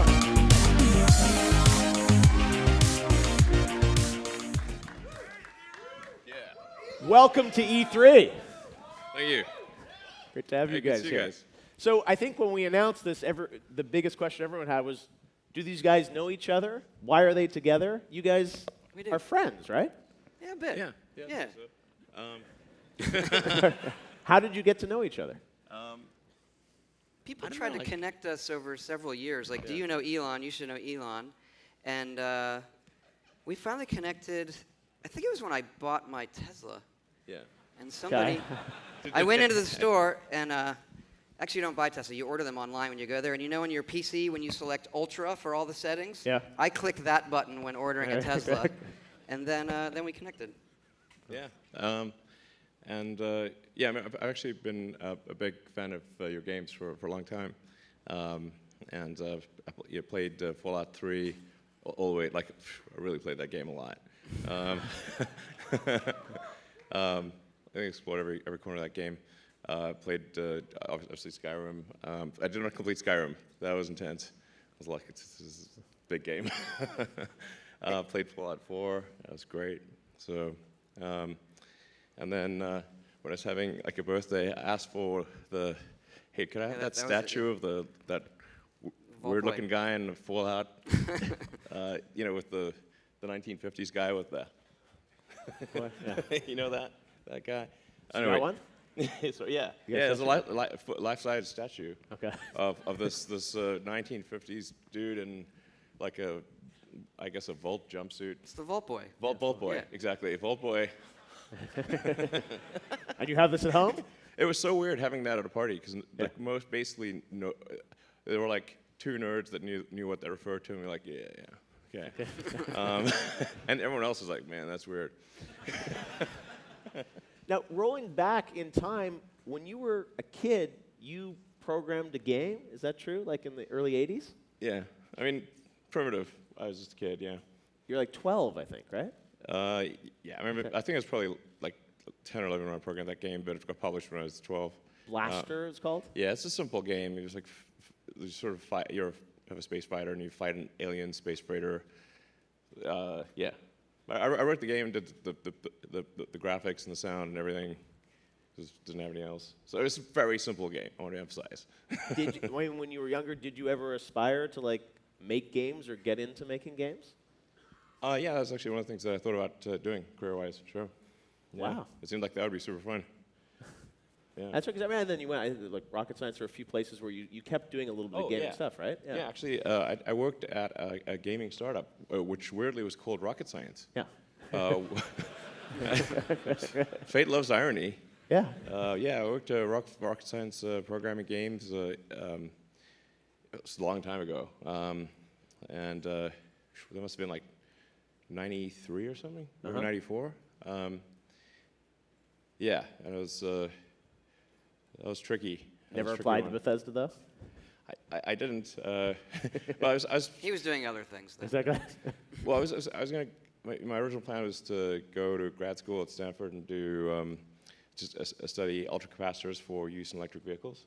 I always wanted to do electric cars and work on like sustainable energy, and then I thought rockets would be cool. I mean, I can sort of talk a little bit about basically it's like what are the things I think that are like quite important for the future to be good, and obviously, in order for the future to be good, we have to have sustainable energy. So we have to have sustainable production and consumption of energy. So that means making solar panels low cost and making electric cars appealing.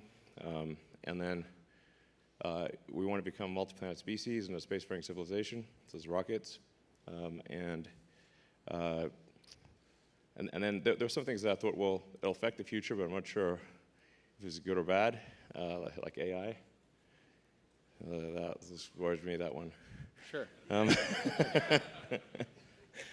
fact, I think... I just made video games. It's not bad. Yeah, but I was going to do all that, but I actually don't know how to do that. So I think it turned out in it's Fallout 3, the AI basically caused World War III, as I recall, or something like that.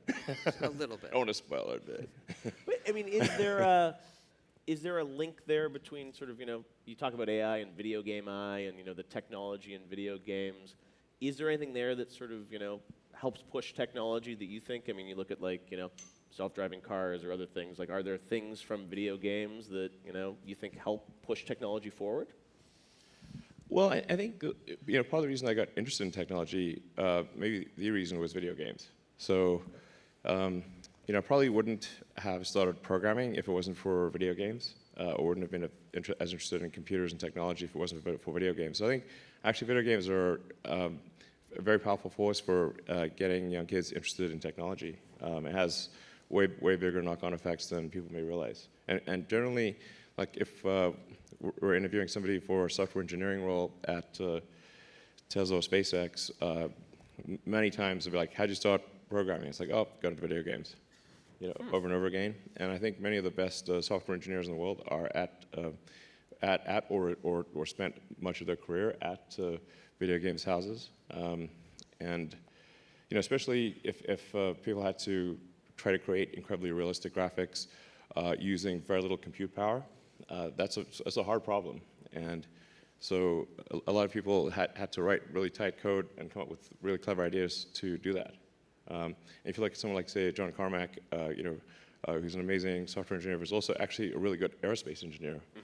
And it shows, like, problem solving, I think, does transfer. Like, you figure out software engineering problem solving and transfers to other things. Carmack told me the best anecdote between video games and rockets. He said rocket AI is actually, for him, quite easy. Just thrust left, thrust right. Gaming AI is so much harder. The difference is when the game crashes, he presses reboot, and when the rocket crashes, it's a giant mess spread over several miles. Yeah, there's some joke about, like, if reality was a video game, it's sort of like the graphics are great. The plot's terrible. Yeah.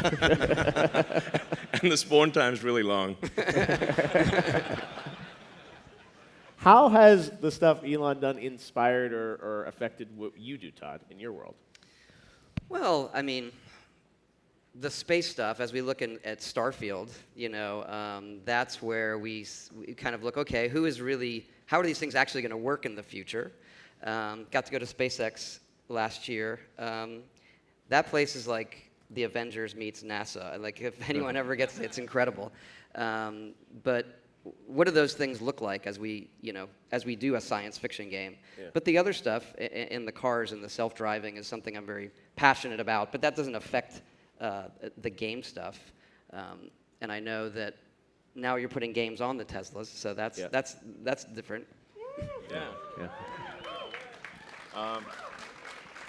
Actually, thanks for helping out on that. Appreciate it. Yeah, we are. We talked about that, and we said, hey, would it be pretty cool? So we're actually working together. Skyrim on it. That's a little. We're going to start a little smaller. So we are working on Fallout Shelter for the cars. Yeah. Okay. So it'll be free, and you'll have your little dwellers on the screen, like they live in the car. In some way, so it's a great starting point. Yeah. So how is this going to work with games? You've talked about Unity, Unreal, you're porting it all. Being able to put Tesla. So you have to be in parked when you play these, or how does this work? Yeah. You have to park the car.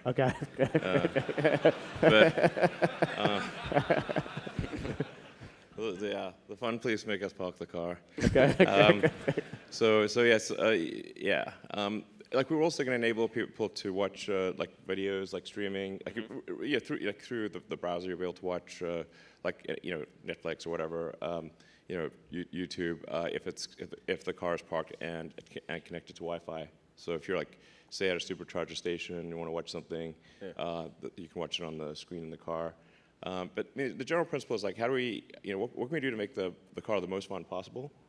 And like, what would a car, what other cars just don't have, And so it seems like, well, if there's like you're just parked somewhere waiting for somebody to finish an appointment, or you're on a road trip, it'd be pretty cool if you just like, go to the car screen and play some fun game. And we're just exploring like, how do we make it as fun as possible? You can already play all of the, old Atari games, or almost all the old Atari games on the car. And we hooked it up so you can connect to Xbox or PS4 controller and like actually have some a pretty good control feedback. And then we have like genius moves like the fart app. It's my finest work. Okay. And it's like there's you can actually make, by the way, you can make the fart sound like it's coming from any seat. That actually is the funniest Easter egg, that one. Yeah, you can position it. And then actually the names of the farts. Is, yeah. There's the Falcon Heavy is one of them. Yeah. And I believe. Yeah. So yeah, exactly. And I know you got, we've got some clips, right, of what this is going to look like? Yeah, we can show some clips of some upcoming games in the car, and it's just meant to be like, hey, what are some cool games that people might like to play, and depending upon how much people play them, we'll, add them to the like higher on the list, or maybe put it into sort of an archive that you can tap to download. Because the screen was not originally meant as a game player, so it doesn't actually have that much storage. Right. But so it won't have that many games on it at any one time, but it will just be like, okay, what do people really enjoy playing, and that might be a good way to pass time. So awesome. All right, let's take a look at games on Tesla. Welcome in, here's Cowboy Man.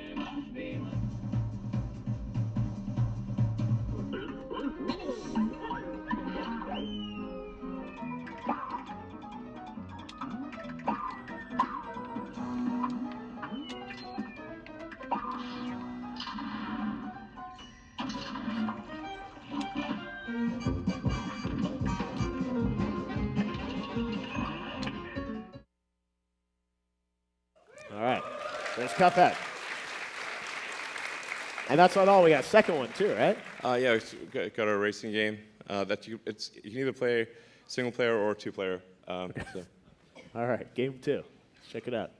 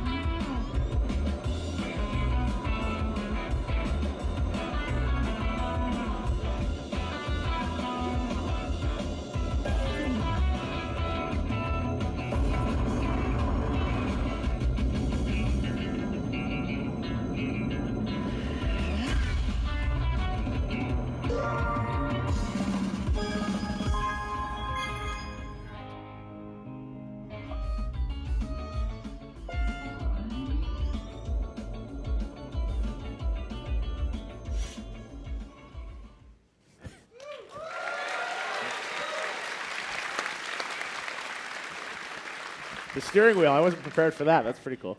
Yeah, I mean, if you have a racing game and you have a steering wheel, it's like sitting right there, waiting to be steered. Can you try, like, can you gas and brake? Will that work too, or it's? Yeah. Really? Yeah.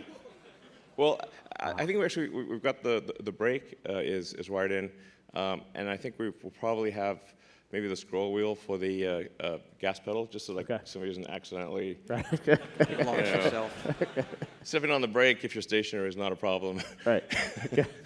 Gas could be. That's amazing. Well, it's so cool that you're doing that inside the cars. I wanted to ask you guys about the idea. You're both certainly known for a ton of incredible successes in your careers. And you said before, Elon, that sometimes you're really only innovating if you're kind of ready to fail or have failure along the way. It shows that you are pushing for innovation. Todd, you've been through kind of quite a year with sort of Fallout 76, and you've been pretty public about some of the challenges there. Could you guys maybe riff a little bit on that, about sort of the push for innovation and how sometimes failure is part of that journey? Well, usually when you get to take gaming, the things that it's the first time you see it and they're new, they become successful. But you got there by trying big new things, and we're going to keep doing that, and other game makers do that. And I think it's good that the audiences are welcoming to that. They're gonna try it out and support us as we go through that process to figure out, hey, what's going to make this tick? And we had obviously had our ups and downs with Fallout 76, but our fans are incredible and have really stuck with us, and now it's really turned into one of the best online communities that we've ever seen. It's fantastic. Through your career, I'm sure you've seen that too, right? Where there have been projects that take time to evolve, but that's part of what it takes, I guess, right? Is kind of having that vision and pushing for it. Sure. If you're going to try something innovative, then you're in unexplored territories, so the odds that something will go wrong are pretty high.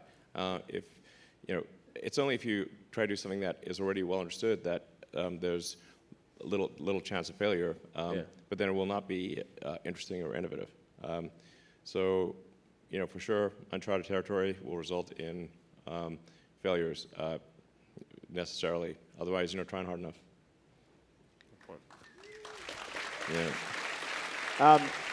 Speaking of uncharted territory, you mentioned Starfield, which we haven't seen much on, Todd, besides one little trailer last year. But obviously, space is going to be a part of that. I'm curious. I don't know how much you can tell us about the game, but I should ask. What can you tell us about Starfield? I do not have a clip. No, sorry. Everyone needs to be patient on that. But what I can say is how we approach it, so it feels.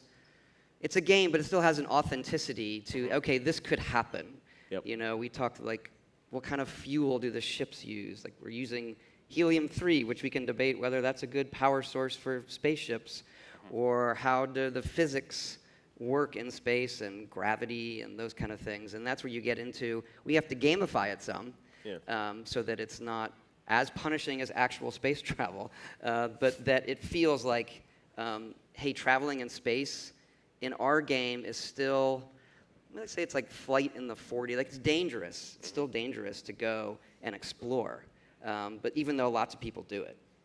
Yeah, space is far. That's the thing. It's you have to definitely cut that short. It's 40 light years, man. This is a far. Even at light speed, that's pretty far.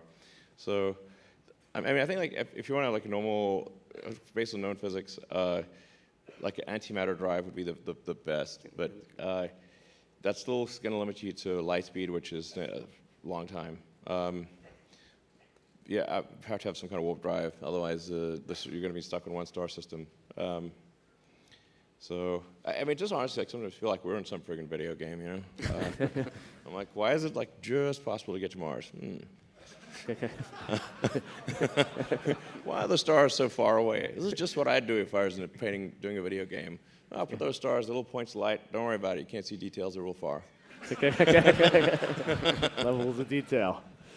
The stuff that Elon is doing with SpaceX, are you looking at that when you're building Starfield? I don't know how far in the future it's set or sort of how that's looked, but is that something you guys it's further in the future, but I like that, going back to that risking failure and stuff, I think, I'm kind of honestly, the world needs more people like Elon who say, I'm not sure how that works, I'm going to try this a different way, and a lot of people will doubt that, whether it's going to space in that way or self-driving cars, but I'm very passionate about those things. And as it comes to what's happening at SpaceX, it's, what are the limits of the physics of the new engines or things like that, where, talking to Elon, how far could this go in current reality, and then how would we move beyond that in a fictional way? Yeah. Yeah, Jerry, talk a bit about that. Obviously, you're dealing with the reality of today, but something futuristic like what Todd's doing. Does that get you excited to sort of think about where's space travel going to go, and how can something like Todd's world simulate that or explore that even further off?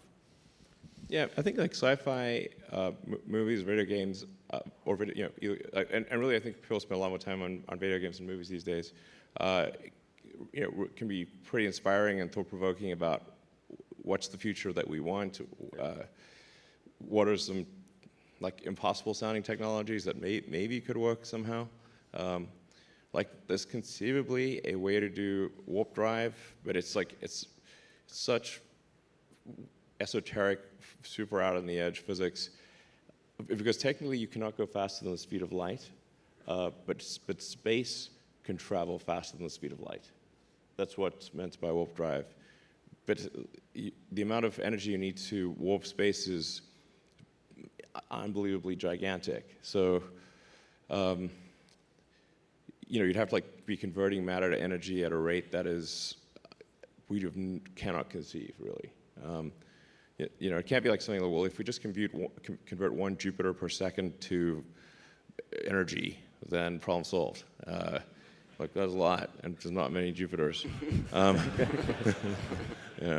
So, and there might be a bit of radiation around that. So, there are things like technically the universe did expand faster than the speed of light. That's why we can see light from all these super distant stars. So it's kind of pretty wild that space expanded faster than the speed of light. So I'm sure we'll figure out some strange breakthroughs and come to grips better with this dark matter especially, which seems like something's fishy going on there. And it has bad branding. Yeah. Yeah. Exactly. The universe is mostly dark energy and dark matter according to current physics, but this kind of you plug them in the equations and they sort of work, and they're like, this is not a good explanation. Nobody can find the dark matter. But I sort of figure, hey, if this was a video game and somebody had a bug in their orbital dynamics physics simulator, then it's like, oh no, we got to figure out some way for these minions in here to believe that they're in reality. So insert dark matter. But the idea of a game as a simulation, sort of predicting things or whatever. I mean, obviously it's entertainment on some level, but there are games where it's it is more of a simulation. Or maybe not, but sure. Is there value there in that, and sort of in kind of testing things and exploring ideas inside of a game world?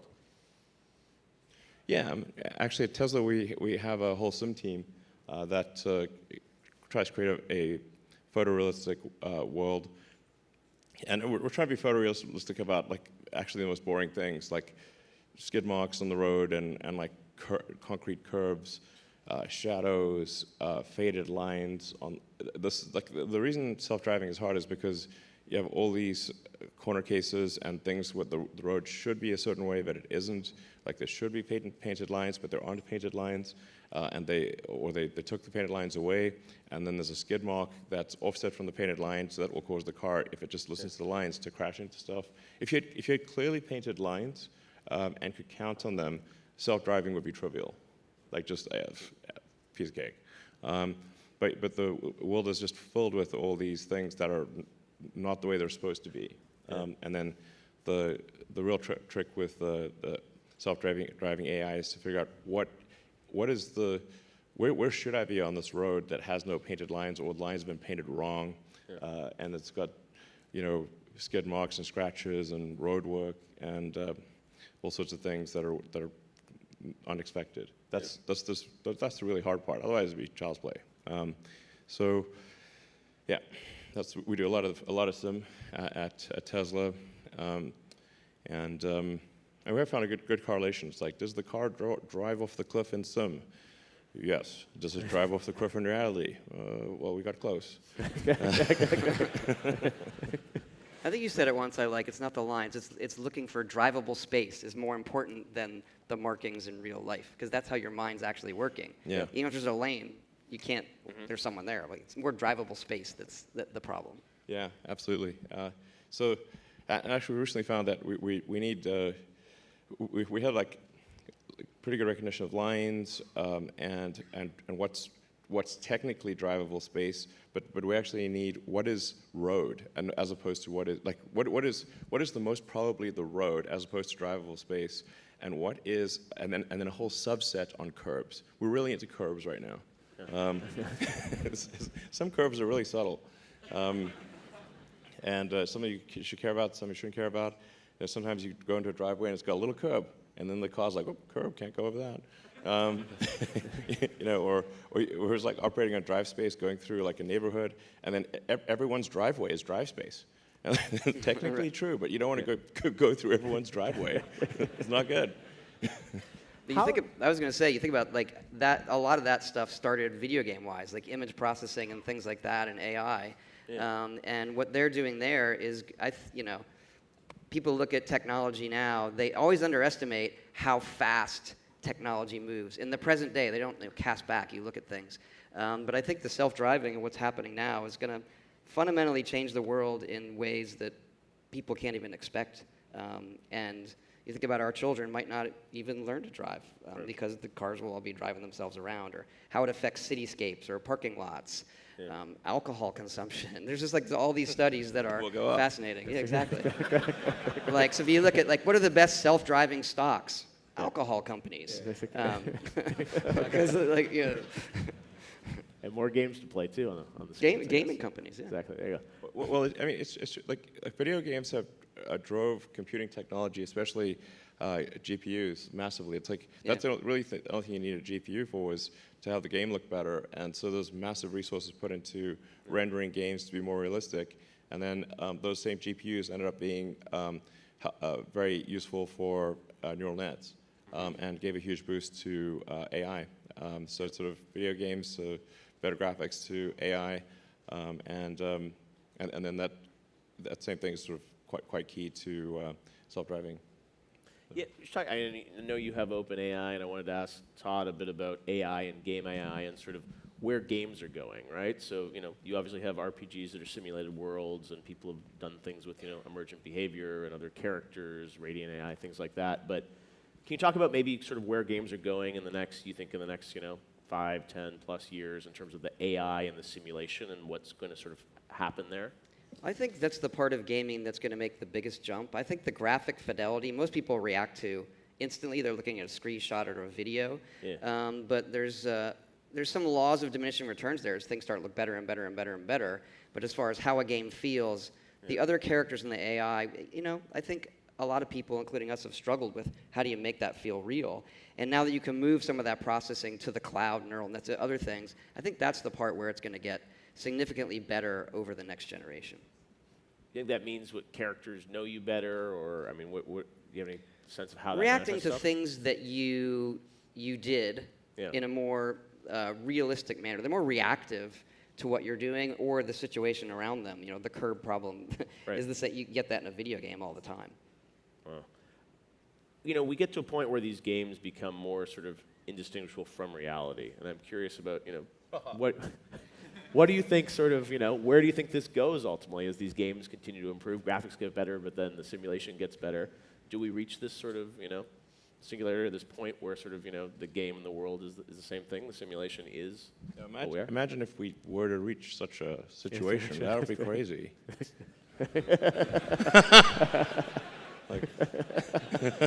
What are we playing now? I bet we see those, like, these creatures in the game saying, wow, imagine if can you imagine if there was a simulation?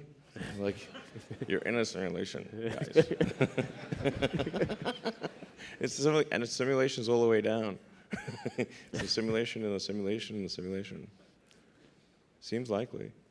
I mean, well, if you assume any rate of improvement of video games at all, then one or two things are going to happen. Civilization will end, or games will be so realistic you can't tell the difference between them and reality. I postulate. Does Does this sound correct, or does it sound correct? Yeah. Yeah. Yeah, I don't know. I mean, if it's a good thing, but it's just FYI. We could be somebody's like video game right now. Right. It's true. Whose avatar are you? When you think of kind of, never know, but, when you look at games and the games you play now, I mean, what are the things you want to see in games that don't happen right now? Is there anything that, like, when you play a game, you're like, I wish it did this, or I wish you're obviously thinking about, lots of things, but when you play games, are you satisfied, or are there things that frustrate you about games? What do you want to see games do in the future? I don't know if I should say. Yeah. You working on a game too? No. Okay. No. But I mean, like, I don't know. No, I mean, like,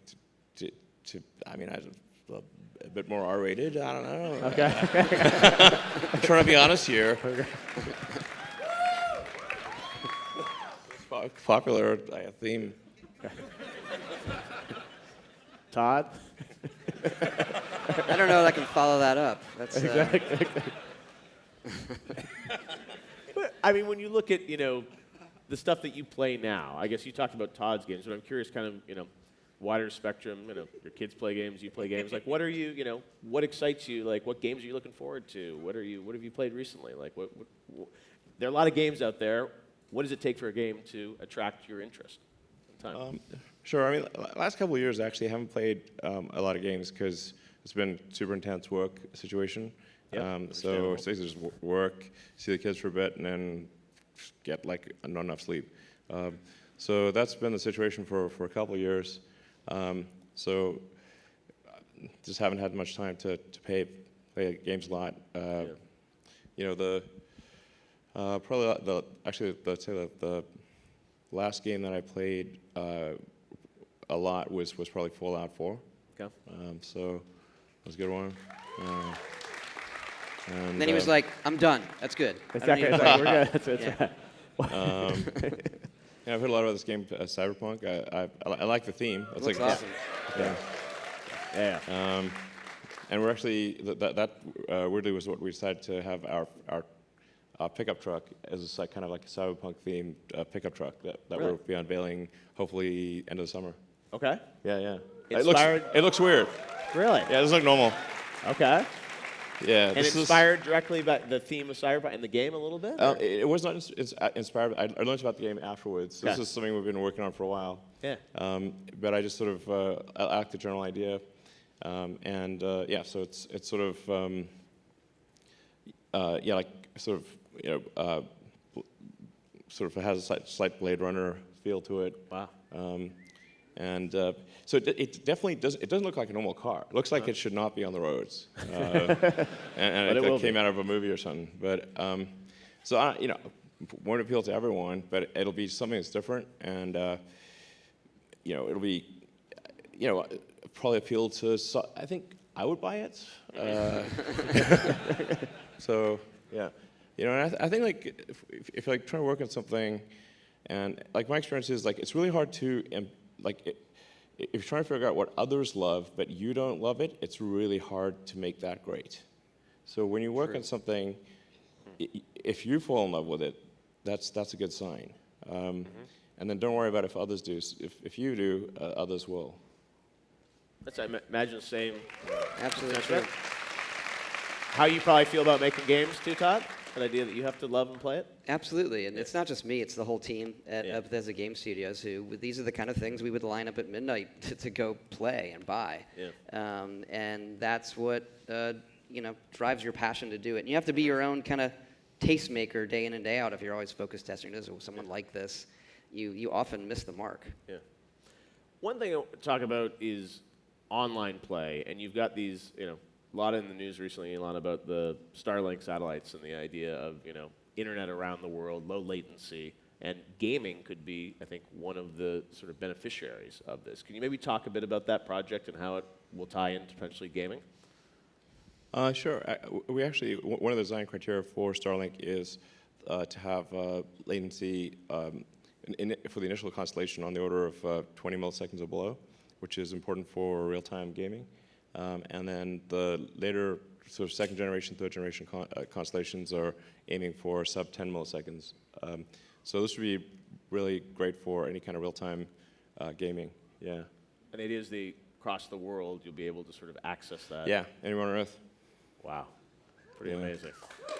That's, what's exciting. We look at, these cloud platforms, streaming, something like that. I mean, Todd, from a designer perspective, that must open up so many possibilities, I think, about, where games are going to go in the future, right? And Yeah, I think it's about democratizing who can play. Right now, there's still a lot of barriers to, I want to play that game. Okay, I got to buy that. I have this. I have to be somewhere. So having that be that you can approach it like any other entertainment. Like, okay, I listen to music. It's quite, you don't think about it. There's so many ways to do it. Yeah. And that's where, games need to be, where it's ubiquitous. It's not just in our part of the world where people are connected well. It's other parts of the world that are growing, and these billions of gamers who are coming into the scene who don't have the access that we take for granted. Yeah, sure. All right, we're going to do maybe a couple audience Q&A, a little AMA here. If you'll raise your hand, we'll get a mic to you, and we can have a couple questions for these guys. This is a rare opportunity. Hello, how you doing? Good. We're streaming on Twitch right now, by the way. Shout out to Twitch. Hello. I had a question about the possibility of living in a simulation. When you think about like all the quirks, every individual personality, how things work on a cellular level, like the universe, everything, doesn't it start to seem more far-fetched when you see how intricate and individual things are? Okay. Well, we talked a bit about that, the idea that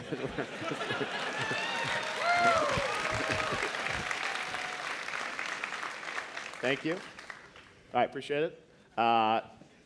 Next question, let's maybe go over here. Yep. Hi.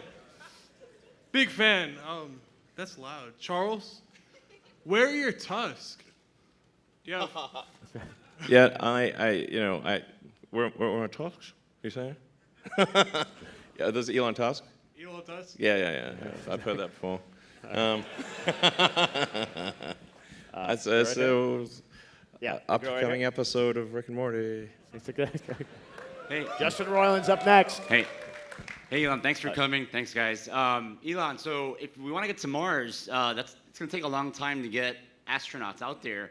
What kind of entertainment plan do you have? I mean, hopefully they're going to be able to play games on their way to Mars. What do you think about that? Yeah, absolutely. Sure. Awesome. Land party in space. Let's do it. Yeah. All right. Yeah, the woman right there behind you. Yep. Mine is simple. Elon Musk, how much do I have to beg to get a selfie with you? Sure, I'll do a selfie.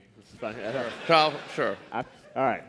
I'll do it. Next question. Let's go maybe as far back there. Yeah. The red shirt.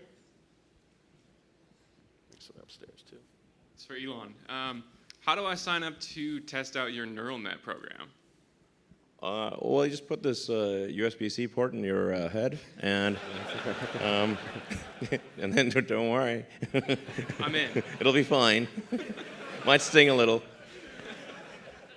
All right. Another one. Sure, right over there. Yeah, sure. A question for Todd Howard. I live in the West End of Rockville, Maryland. Are you looking for any interns by chance? Go to our website. There's a lot of job postings there. All right, maybe just a couple more. Yeah, sure, right over there. You got a mic? Yeah. Hey, Elon. Wow, this is crazy. Yeah, so right now I'm trying to build like a tokenized game economy for gamers. So my question is, for 2 karma points and on behalf of our simulation overlords, can you sign my cyberpunk hat? Sure. We'll get it up here for him. All right. 2.5 karma points. That's exactly. All right. Another one right here. Mike down here. You got the glasses? Karma does seem real. Elon, I'm just wondering, with all the noise you deal with, there's lots of craziness. How do you stay focused? Because I can't imagine. Yeah, it's insane. His premise was you do stay focused. Yeah, pretty focused. It's so many things. Man, I feel like the level keeps ratcheted. Can we just turn that difficulty level down one notch? That would be really helpful. It keeps dialing up the difficulty. Medium. That's like off nightmare level. Over here? Yeah. So this is a question for both of you. Actually, you mentioned failures before. What's the actual biggest failure that you've gone through to get to where you are? Question.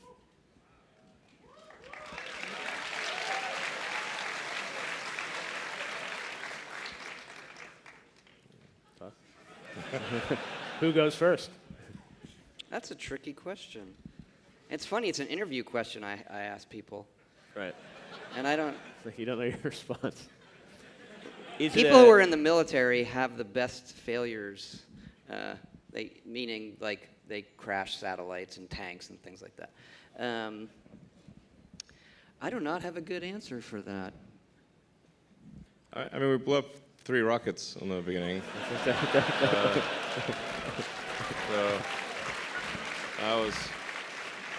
that was bad. Okay.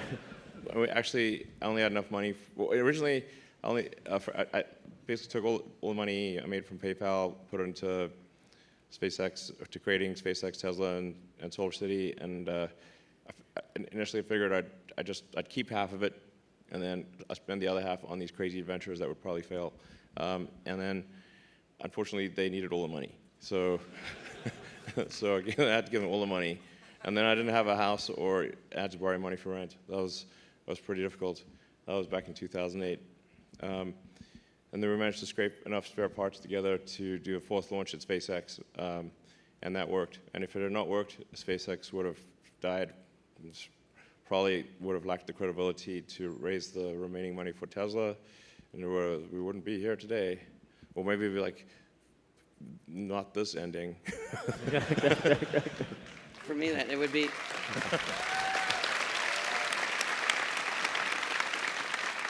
I guess for me, it'd have to be similar to the games we made in the period after Daggerfall. We made a bunch of games that they didn't land, and the company was going to go out of business. And we got a lifeline, and then like, hey, let's do this game Morrowind. This is what we should do, and that saved the company. All right, one more question. Last question. You want to pick? Elon, Todd? Let's see. Up top? Oh, there's everyone up there. Can't see through the lights. I know, they're way up there. All right, yeah, maybe the hand way up there, yeah. Yeah, yell out your question. Hi. Hi.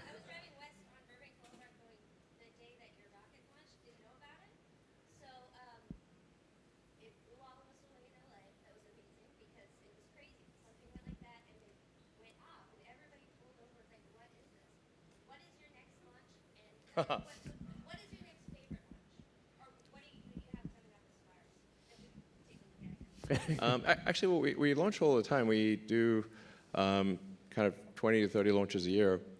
Most of them are from Cape Canaveral. Some are from Vandenberg here in California. And in order for people to really see the launch, like that super crazy visible, kind of looked like a nuclear alien invasion from North Korea. Some of the YouTube videos are pretty funny. Yeah, 911 lines went ballistic. They broke down the 911 system. So we weren't actually. For us, we knew it was happening, so it was like, oh, it's a rocket launch. But the next thing is probably the Falcon Heavy launch at the end of this month. That's out of Cape Canaveral. So that's got the 2 side boosters that come back and land. This will be the most. We're pushing the envelope a little bit with Falcon Heavy, so it's more side load from the boosters and higher dynamic pressure, meaning like the ascent air pressure will be higher. It's just like pushing harder through the air. So that'll be an exciting launch to see if you're at the Cape. And then hopefully later this year we should be doing test flights of Starship out of South Texas and the Cape. This is a crazy looking vehicle. Wow. So amazing. All right. Well, I think we're unfortunately out of time, although this will keep going on. Elon, thank you so much for coming to E3, being a part of this. This is so cool to have you here. Todd Howard, thanks for doing this. Once in a lifetime. Todd and Elon. Thanks, everyone. Appreciate it, guys. Thank you. Thank you.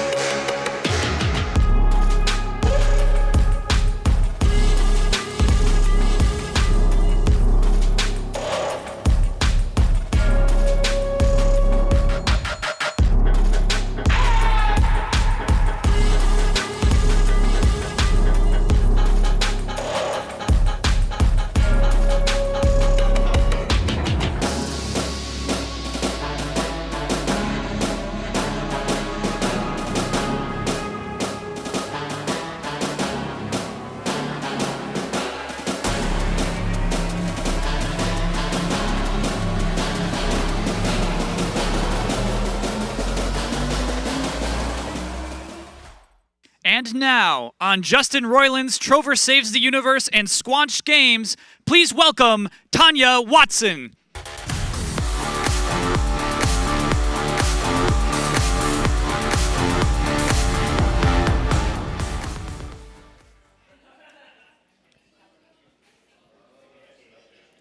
Oh, Thank you. Mickey. Pleasure. She doesn't care about you. Man, shut up. No? Hello. I like to eat McNuggets.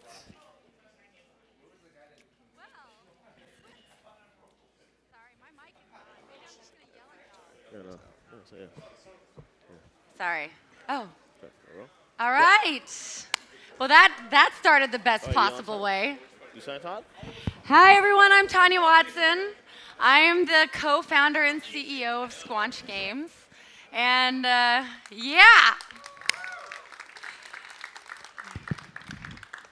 We are super excited to be here today. We've got a crazy panel featuring a number of developers from our studio that are here to talk to you about Trover Saves the Universe. This is a game that we just released last week for PlayStation 4 and PC. We've got an amazing group of developers here, so we're here to show you some behind-the-scenes footage, talk a little bit about the game if you're not familiar with it, and just hopefully have a really funny time with Justin and the other people that work at the company. So we're going to get started with a little trailer, and then we'll bring out the guests. Roll the trailer. Rated M for mature.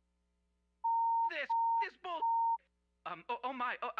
Back to you in the studio, Chuck. You, I don't give a ahem. Sorry about that, folks. Clearly, lots of outrage over these dogs. I want a divorce too, and you're keeping the kids because you don't respect me. You push me, and you push me.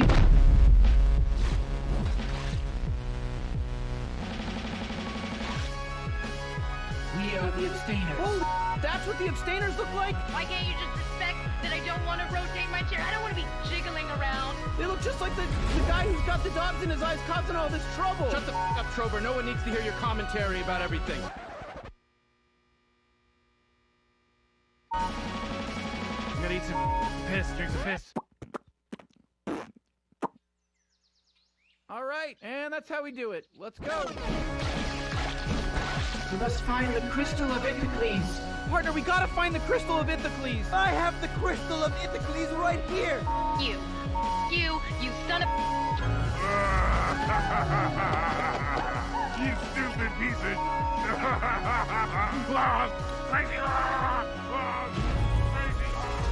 I'm your boss. I'm the one who pays your bills. So I need you to shut the up and do what the I tell you to do.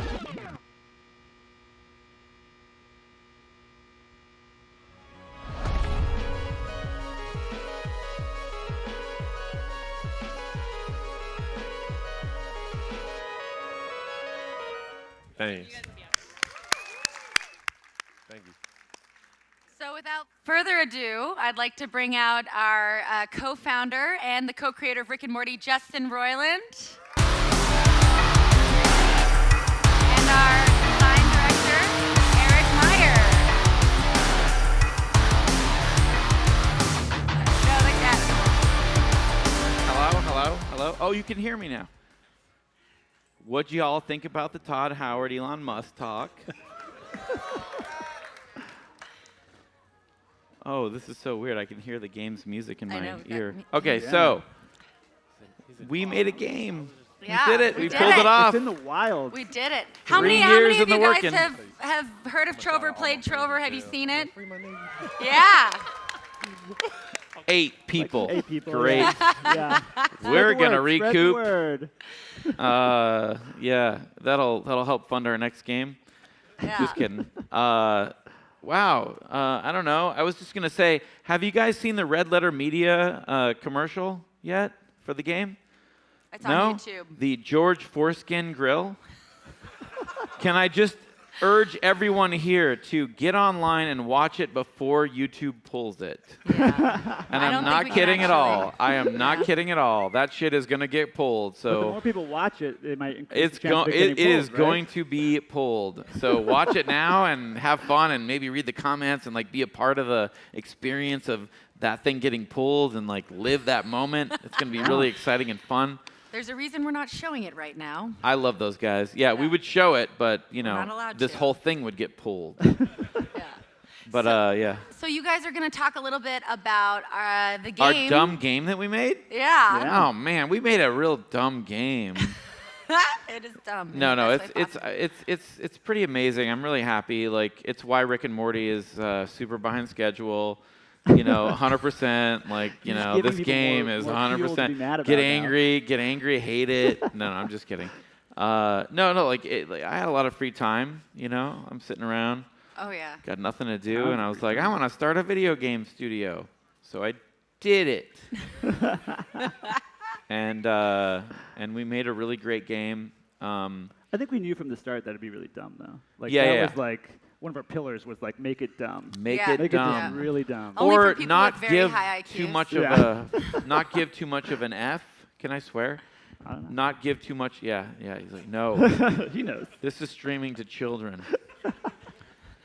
Yeah, we're trying to not give too much of an F on this game.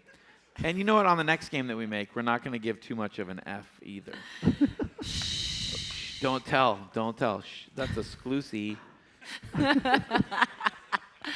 So we have the very beginning of the game, right? We have Cherovia. Yeah. We're gonna play. Oh yeah. Are we gonna do that? Okay, Yeah, we're gonna play through it. Who's controlling I it? know. Where's the controller? Where's the controller? Oh, there it is. Oh, nice. Give it up for Bosco, everybody. Yeah, Bosco. Woo!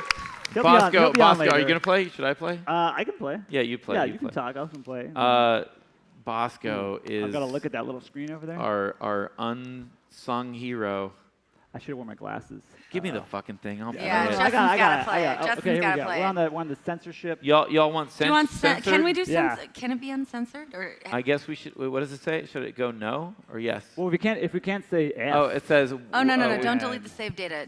No, Okay, no. so no. Yeah, go to continue or level Continue. select. Go to level select. select There and you then go. do. Doing it live. Yeah, here we go. Wow. Okay, so go to this one. No, do the dream. Oh. Oh. Yeah, let's get that intro, Really? that full Oh intro. God, we have an hour to fill, guys. People need to know So the stakes. get comfy. Okay. Wait, it's gonna. Yes. Okay. Yeah. All right. Jesus fucking Christ. Sorry. Oh. Oh God. Sorry. Bleep Let's that. say frisbee. Let's say frisbee every time. Okay. Jesus, frisbee.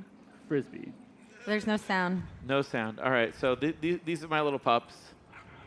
Yeah. Those are actually, for real, my 2 dogs that are going to die soon, and I'm going to kill myself when they die because, like, I can't. And then Glorcon, You should do the voice since we don't have any sound. I'm going to fucking take your dogs and put them in my eyes. Fuck you. Fuck. That's kind of the game, and I'm sorry for that. Like, we realized way too late that we were swearing too much. Did we though? Yeah, I think so. Okay, so wait, is there no sound? Because like, There's no sound. but can we get Why won't you sound? ever rotate your chair, Samantha? Oh, there it is. All I Turn that ever shit up. asked of you is that you rotate There your we go. chair. I don't like rotating my chair. If you want this marriage to work, you'll rotate So you your can chair, sit God and damn it. Just Listen use to the this right show for a thumbstick long and time rotate about your rotating chair, your chair, Samantha. or you. Well, but you the second never you actually interact with rotate. objects by looking at them there and you go. pressing R2. Ooh, weird. Like the things on the ground or the things on the desk, Reginald. Why won't you look at the things on your desk or on the ground and interact with them by pressing R2? Just forget it, Samantha. We don't have time for this right now. The big staring contest is tonight. We need... Oh no. That is bizarre, The guys. stereoscopic I'm sorry. audio is being funky.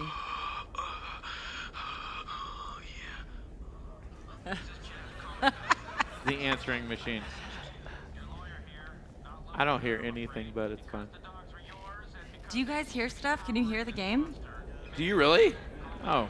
Great. Oh, yeah, keep it to the side. End of message. Message 4.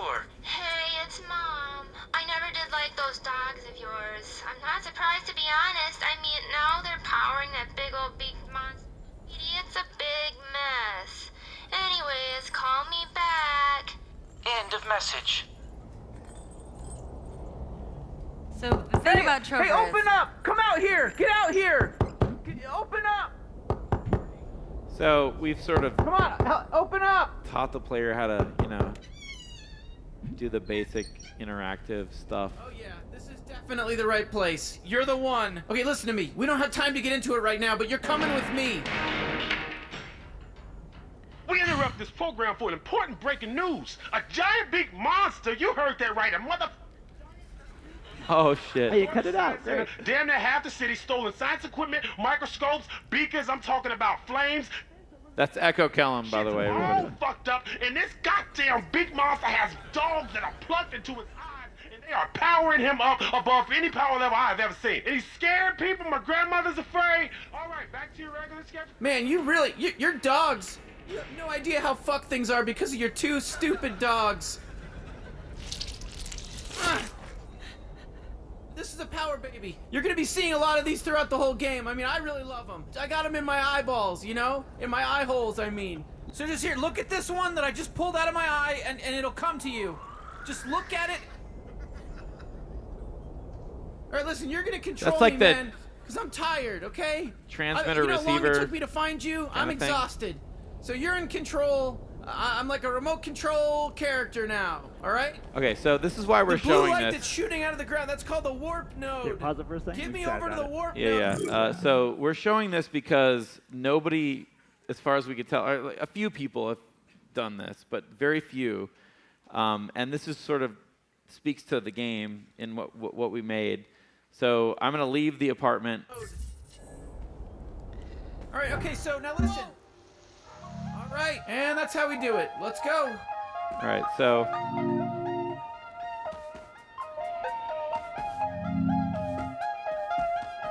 you want to soak this place in before we leave, huh? I get it.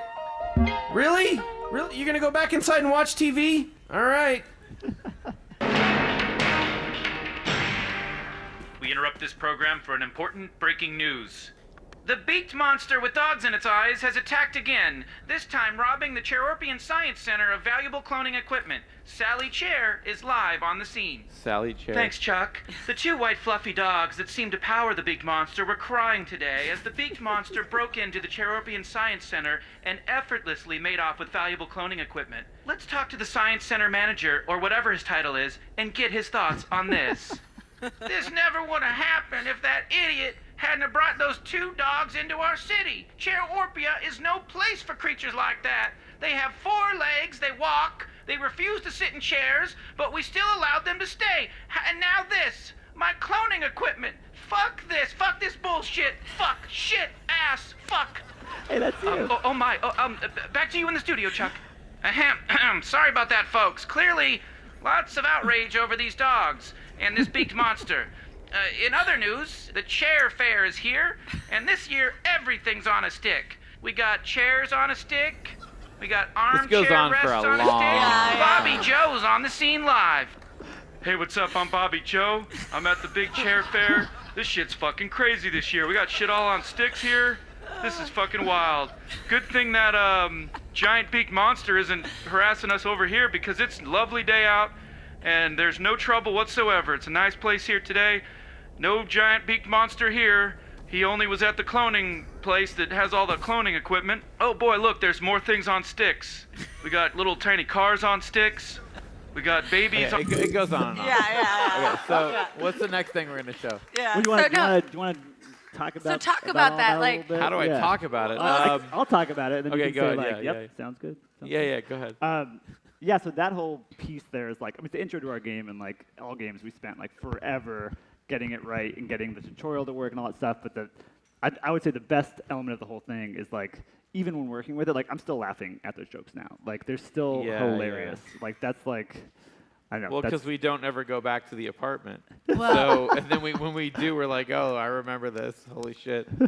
And it's like we made a game that's like, and you know, about 8 hours long, but there's over 20 hours of dialogue in the game. So if you really want to explore and just kind of like see, you know, what my game. What the characters talk about. Buy my game. Well, who wants to listen to 20 hours Come on, of Justin buy talking it. anyway? Just buy our game. Come on. Why are you guys being mean? Just buy our game. When some of the best lines are if you don't do the tutorial, right? They're teaching you how to turn and stuff, and then like Cassie Steele, who's the Cherorpian woman, will like just increasingly get more and more irate towards her husband. And that argument, it's really hilarious. It's a good solid 5 minutes at least of like ridiculous that no one ever hears. So why don't you talk about like how did the tutorial come to be? Well, originally it was scoping. You want me to get real fucking for real with you right now? It was scoping. We had to scope that shit back. I wanted to do a crazy thing where you were, you know, out in a field and your dogs are jumping around and Glorkon shows up and it's like a real-time thing. But it was like, oh, you know what? Let's not do that. Hey, 7-minute warning. Do you see that? There's a 7-minute warning blinking. Oh my gosh. Oh my God. I'm sorry to break the immersion. 7 minutes till what? What's going to happen? I don't know. What's going to happen in 7 minutes? Are we all going to die? Is that like a warning for like a bomb or something? Jesus Christ. Anyway, look, all I know is we had a lot of fun making this game, and we're all going to die someday. Right, Eric? I think about it sometimes, not often. I think about it a lot, Yeah. like usually Not late good. at night in bed. Well, I think we have more gameplay we want to show, right? Oh, yeah. We don't want to die yet. Well, who can we get? Let's bring out everybody Malcolm. on. We're gonna bring. Let's bring out everybody. We're Fuck gonna it. bring. So we've got Yep. Bosco, who's our narrative designer. Spencer, who's our writer. Come on down. And we've got What Malcolm up? Hatchett. He's the voice of Pink Trover. If you've Malcolm played is the game. Pink Trover. Pink If you Trover, guys have gotten far Oh. enough in the game, Spoilers. which you Wow. haven't, 'cause you Well. got to buy the game first. All right, so what are we gonna do here? Which now? section do you want to show? Play some games. Yeah, that we want to By do. the way, seriously, you guys got to watch that Red Letter Media please fucking video before it gets pulled. All right, so how do I do this? Go to quit? Yeah, I can grab.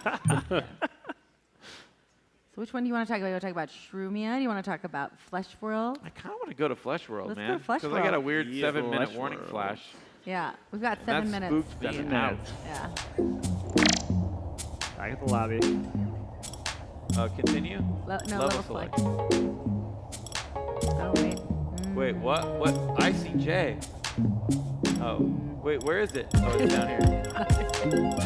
No. You got to play the game first. You gotta beat the game. Oh, yeah, we gotta beat the game first. Oh my God, we didn't make the rest of the game. We only made 4 levels. Oh fuck. What are we gonna How do? do I get to Flesh World? Go to. Okay, fuck it. I'll just do it Go here. to Shalimi World, We may have guys. to This debug is command. like, I've played this level 1,000 times and I have nothing. You know when you're making something and you play it 1,000 times, or you experience it 1,000 times, and then you start to hate it and you want to rewrite everything? That's this level for me. It is. It was our first level that we finished. Was Shleemy World. Yeah, let me see it real fast. Yeah, yes, See if we have yes, sir. some hacker stuff we can do So here. the story to this point is Nope. that you met up with Trover, and he's like, you're unwitting. He doesn't want to go with you, but he has to. His boss told him he's got to go and help you save your dogs. So you got to go to Shleemy. Hey, look at me! Hey, look at me! Hey, I'm Mr. Pop-Up and I need your help. All right, who is this guy? I told you I'm Mr. Pop-Up. I called a number. I don't know who I called. They're just supposed to come and help me. That's not us. Now leave. Now fuck off. On the bluff, and that's not zoned for residential usage. It's zoned for public use, and I'm very upset about it. Ow! I'm floating up here now. You can't hit me up here. It's zoned for public use, and I'm very upset about it. We don't know what the fuck you're talking about, dude. It's got nothing to do with us. We got our own shit to deal with, all right? You gotta help me out. I can't do anything. This guy, Michael, he's a total. Hold on, I'm choking on something here. I'll be right back. Jesus, I hope whatever he's choking on kills him. So All right, you got it. Let's keep going. This is a level of the game. There's a whole story that we missed, but it's. Well, so if you hang out and like you actually try to listen to Mr. Pop-Up plead to you. Oh, I'm dead. Look at the controller, by the way. Gremlins over there. They just killed me. You see the hearts on your controller? When those go down to 0, I die. And if you find any red power babies, those things will give me health. The more important thing is we focus on finding the Crystal of Ithacles. Oh, looking for the Crystal of Ithacles, huh? Well, I have the Crystal of Ithacles right here. I'm the one who has the crystal. Big surprise, big reveal. Holy shit, how did you get that? The abstainers gave it to me like 50 years ago to hold on to. You guys want it? You guys need this? Of all the people that have it, yes, we need it. Okay, well now you have to do what I say. Get that guy Michael off the bluff. Here, I'll help you out. You're gonna need a chair upgrade because you can't even see over this log. So I'm gonna give you a chair upgrade. Here it comes. Your chair upgrade. Hey, what the hell, you lunatic? You just spit all over the chair No, we're in. I just gave him a chair upgrade. It's how we do things around here. We spit. Pop up with me. It's your new magical chair upgrade. Okay, good. Now do it again. You can pop up. Okay, good. Do you see the house? Okay, great. That's Michael's house. That's the house I need you to destroy. Now don't forget, pop up or down if you need a better vantage point. Don't be stupid. Don't be a jerk. Use the pop-up ability often. Without it, you're screwed. Missing a hard jump? Pop up. Can't see where to go. Fuck him. Goddamn house and the crystal. Oh, Jesus. So now I can pop up and down. It's really important. Yeah, It's we're really getting a 2-minute important. warning now. By the way, the music in this game is so good. It's fucking amazing. It's my favorite thing about the game. So talk a little bit about Mr. Pop-Up. Like, how did Mr. Pop-Up come to be? That was an early dev thing where we just were like, we have to teach players that they can pop up and down, and that's sort of important to the game, right? I think Eric was the original I was pop-up. the original Mr. Pop-Up. Yeah, you were. I Yeah, was like, yeah. And he was a pop cube, up, wasn't pop he? A up, cube you guy. know, come on, pop up, and then he'd die. He'd just explode and die. Yeah. That's right. Yeah. He was cute. So that's game dev for you. Yeah, well, it came out of necessity. Listen, of like, I you gotta know we're not teach- Elon Musk and Todd Howard and that whole crew, but no, I love them. I love those guys. It's a cool story, man. We play tested, and we were like, people aren't learning how to pop up. Like we'd watch people, and be like, they're not getting this new mechanic our game has. Let's make a tutorial character. And we But then had it to was kidnap a bunch of kids and put them in a weird basement. just to get them to play the damn Just to game. get them to understand how to pop up and down. And then we let them free. And they knew how to pop up and down. Right. So it all worked out in the end. It all worked out in the end. Everybody was like, Everyone's oh. cool with it. Their parents were like, oh, my kids know how to pop up and down now. I get it. Totally cool. Totally fine. Everything's okay. So it seems like there are a lot of funny things in our game. Like There's a lot of funny things in our game, guys. How did you guys write that story? Well, man, it was a lot of improv and wrap alcohol. it up. And, wrap it up, Spencer. By the way, Spencer's a writer on the game. Malcolm over here is a voice actor. I wanted to play the Malcolm level, but it's spoilery. Oh, that's true. Yeah, it's a big spoiler. Malcolm, what do you have to say about this ridiculousness? Oh, his mic's off. Shit. Oh, there it is. This is just amazing just to be here and know Justin Rowland, and I just thank him. This is nice. It's really nice. But hold on, Malcolm, tell him about your weird character. I'm just do a bit, make it all up. I'm Pink Trover. I went to Justin's house to write jokes for the game, and when I went over there, he was like, okay, record this, and he was like just helping me out. He was like, okay, now you're in the video game. I was like, oh snap, I made it. He didn't even warn me, Yeah, Malcolm, you're editing your. And that was in my creepy basement. Did we pay He's like, why are all these kids tied up? What's going on Those down are the ones here? that didn't learn how to pop up. Yeah, they were like, they Done. didn't learn how to pop up. But they did eventually. Once they learn, I'll let them go. It's a happy ending. It's a happy ending. I was stepping on their heads. You can't stress that enough. Yeah, We Malcolm gave was him a like, copy of the game. unleash the kids. That'd be a cool superpower for like a game. Unleash the kids, and then it's like a prototype style game, like an open world game where you So can it's- just unleash kids on people. It's flashing and they're like eating their aggressively. flesh. I know, it's telling us we It's have flashing to. Look at how aggressively to creative wrap it we up. are. Like it's We're a very changing creative colors. studio, guys. So just a little bit about Trover. So we released Trover last week, right? Yeah, it's available now on Available PS4 now and on PC, PlayStation 4 and PC. and Yeah. Epic Game Store and Steam and We're like right now making more stuff for Trover. So oh yeah, DLC, Yes. free DLC We're Free putting it out DLC. for free. with Free DLC. with More comedy. Pink for Trover Yeah. over here. So you're gonna be able to partner with Pink Trover. That's the thing we're We doing. can be Yeah, friends. it's totally. We've not talked about this just Oh, yet. should I not say that? Oh, free. whatever. But anyways, No we're one working on cares. DLC. It's gonna be free if you Fucking buy. Elon Musk and Todd Howard If are you out buy here 5 Trover. minutes ago. No Everyone went to lunch one's after worried that. about our Pink Trover drop. Hey, by the way, Pink Trover. Anyway, sorry. What were you gonna say? Please wrap it Please up. wrap it up. Please wrap Free it up. DLC for Trover. Buy the game, get the DLC for free, and see what kind of crazy adventures, And hey- including Pink Trover. Thank you guys. And thank you so Yeah, much thank for everybody being for here. being here. Thank you for sure.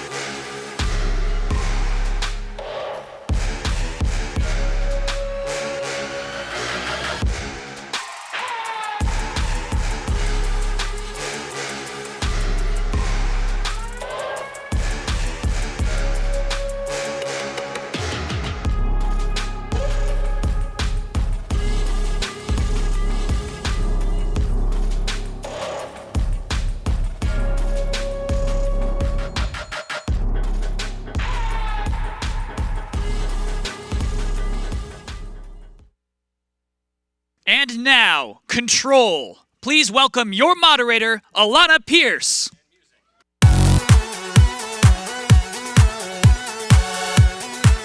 How's everybody doing? Have you guys heard of Remedy? Does anyone like Max Payne? Alan Wake? I expected people to be very excited about that one. All right, I'm the least cool person on this panel, so let me introduce our fantastic guests. We have Courtney, who is playing the lead character of Control.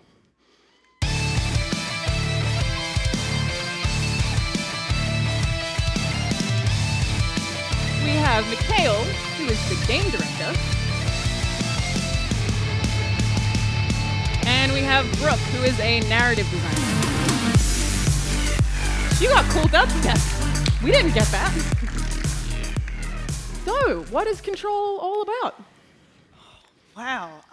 Just throwing you right in there. Yeah, Get Control right to it. is a third-person action adventure game that is all about Jessie Faden, who has had a supernatural event happen in her childhood, and her brother went missing, was taken by the Federal Bureau of Control. So the game begins with her arriving at the oldest house, looking for answers to her past, and instead she finds the director of the Bureau dead. She picks up his service weapon and becomes the director of the Bureau. But I wish that was how jobs I know. work. I really That'd be wish. great. Yeah, wish you could just be selected like that. Like, Amazing. Yeah. So she has to work out what this role means for her. But in the midst of all this, the building has been taken over by a mysterious supernatural force called the Hiss. So it's going to be a little bit spooky. It's going to be a bit unsettling. Okay. Yeah. And for anyone who doesn't already know, the game is coming out in summer, correct? Yes, August 27. All right. Well, we have a video to show you guys. Great. Can we roll that? I got the hotline. I can make out what Trench is saying now. Incredible. What did he say? He talked about his management team. People who knew the Bureau's secrets. Your boss, Darling. Tomasi, but he's gone. The Hiss got him. Salvador? He's the head of security. And Marshall? Helen Marshall is head of operations. She's tough, ex-CIA. She took her Rangers and went to the research sector to secure the HRA production. She hasn't come back. Someone who could help us. The other sectors. How do I get there? It's impossible because of the internal lockdown. You can perform a directorial override to lift it, but that can only be done in the maintenance sector. Normally, you take the sector elevator down there. It connects all the sectors, but it won't work while the lockdown is in effect. We already got past one lockdown. Maybe I can find a way. Very good. Thank you. So what's the context of that scene? Like, roughly where are we in the game? So basically, it's Jessie talking with Emily Pope and trying to kind of figure out what to do next. And basically, Jessie needs to get the management team back together, but she can't do that until she's lifted the internal lockdown within the oldest house. And to do that, she needs to go to the maintenance sector. So how much, or how many companions is Jessie going to have? Is she mostly solo, or is there a team of people helping her the whole way through the game? As an overall thing, if I go back to when we revealed the game last year, we focused a lot on Jessie, who she is, and the place, and the threat to Hiss, what it does to the building, the humans who you fight against. And it initially came across as a very kind of a hostile place, obviously. And there's a lot of conflict and combat. And now that we're getting closer to release, we want to start showing the human side of Control. So there are other people actually in there that are friendly, that survived this strange event. And so there's a number of friendly NPCs that you can meet up. And the first one is actually Emily Pope. And she becomes quite quickly a friend with Jessie, and together they can start figuring this out. But as Jessie kind of dives deeper into the building, she will find from time to time a number of other interesting characters as well that will help you forward. And hopefully we'll see some of them really soon. Well, let's talk about Jessie. Courtney, you can speak to this. What kind of character is she? What's she all about? You know, Jessie, she's all about finding the truth. You know, she's had a really rough past. A lot of people that don't necessarily believe in her, which has caused massive trust issues. So it's an internal battle as far as like you know, whenever she does meet somebody, befriending people. But she really does need allies to figure out, you know, the secrets in which she hopes to solve, you know, even with her brother and finding out more answers. And, you know, but obviously going through that internal struggle as well. She's super curious, and she loves the weird, because that's literally been her entire life, is just weird. And so she embraces it. And that's something that I really, really respect about her, is that, you know, life in general is really weird, and a lot of times we run from it, but that's all Jessie really knows. And everyone around her has told her that she's crazy. And this is the first time stepping into this house where she actually feels at home. I'm here, I'm home, let's figure this out. So obviously there's a lot of weird stuff going on. Would you say she's excited about it? Is she, when we play through it, are we going to feel like she really wants to experience everything? Like, is she as excited as players are going to be, basically, or is she a little more scared and timid? I think there's a pendulum swing. I think, you know, it's like, obviously she just was kind of dropped into this head, you know, as a director, and it wasn't something that she knew anything about. She doesn't know what she's doing. But in the midst of all of that, yeah, she is excited because it's weird, and she's like, oh, cool, what is this? What am I capable of as this director? But at the same time, there's so many things that she doesn't know about. There's people she doesn't know. And so I think there's just a battle between it. And, you know, but she does grow stronger, and you get to kind of experience that as the game goes on. I know, like, you guys are dancing around mysteries, and I'm like, how can I get you to tell me a secret? I know. I'm like slowly like, be careful, be careful, be careful. Don't ruin anything. You haven't spoiled anything, unfortunately. I guess you alluded to there being like a big character arc there. Do you think it's going to be an emotional journey for players as far as the narrative's concerned? Yeah, definitely. I think with Jessie especially, because she's a closed down character a little bit too, she starts to open up and relate to the other characters, like Emily Pope especially. She trusts her a little bit more and tells her a little bit more about her past, which we will see very soon. And yeah, what are your thoughts on that? I mean, are people going to be sad? Are people going to be is sad? basically the question. Are we going to be sad? Are we going to be happy? What are the reactions going to be when we're going through the campaign? I feel like one of the goals is, at least for me, as I was playing Jessie, was to create an empathetic connection between who Jessie is and who the players are, because they're experiencing life as Jessie. And so that was something that was really important to me and to Sam and to all of us, to make sure that she was relatable. And she does go through some turmoil and some things that are, you know, hard for her to deal with. So, you know, I think that's the goal, is for the players to experience that with Jessie. Yeah. Yeah, and I would just add that what I really like about Jessie is that when she was outside of the bureau, like the previous life that she had, she was and is kind of a confident person. She, in a way, believes in herself, but still, with everything that she's seen and what she thinks she understands of the world, was different, what people kind of around her thought. She felt like an outsider. So once she comes to this place, as Courtney said, she kind of feels like coming home. And that gives her this kind of a newfound sense of confidence as well. And she is the director now of this massive organization, and she definitely demonstrates that kind of capacity or capability to do that job, actually. A huge part of the story is all about Jessie getting to grips to what it means to kind of do that work and take that role. And she kind of transitions from wanting to find out what happened to her brother towards kind of understanding what the Bureau does and what's at stake, like related to what's going on in the world and with these supernatural threats. She kind of gets attached and starts to understand the role of the Bureau and taking that role more and more seriously. And taking more responsibility and becoming more of a leader as well. Yeah. I can't imagine just suddenly waking up one day and you're a director, do it. Like, that seems like it'd be a little bit tough. Right. I respect her. Yeah, especially when you spent most of your life on your own.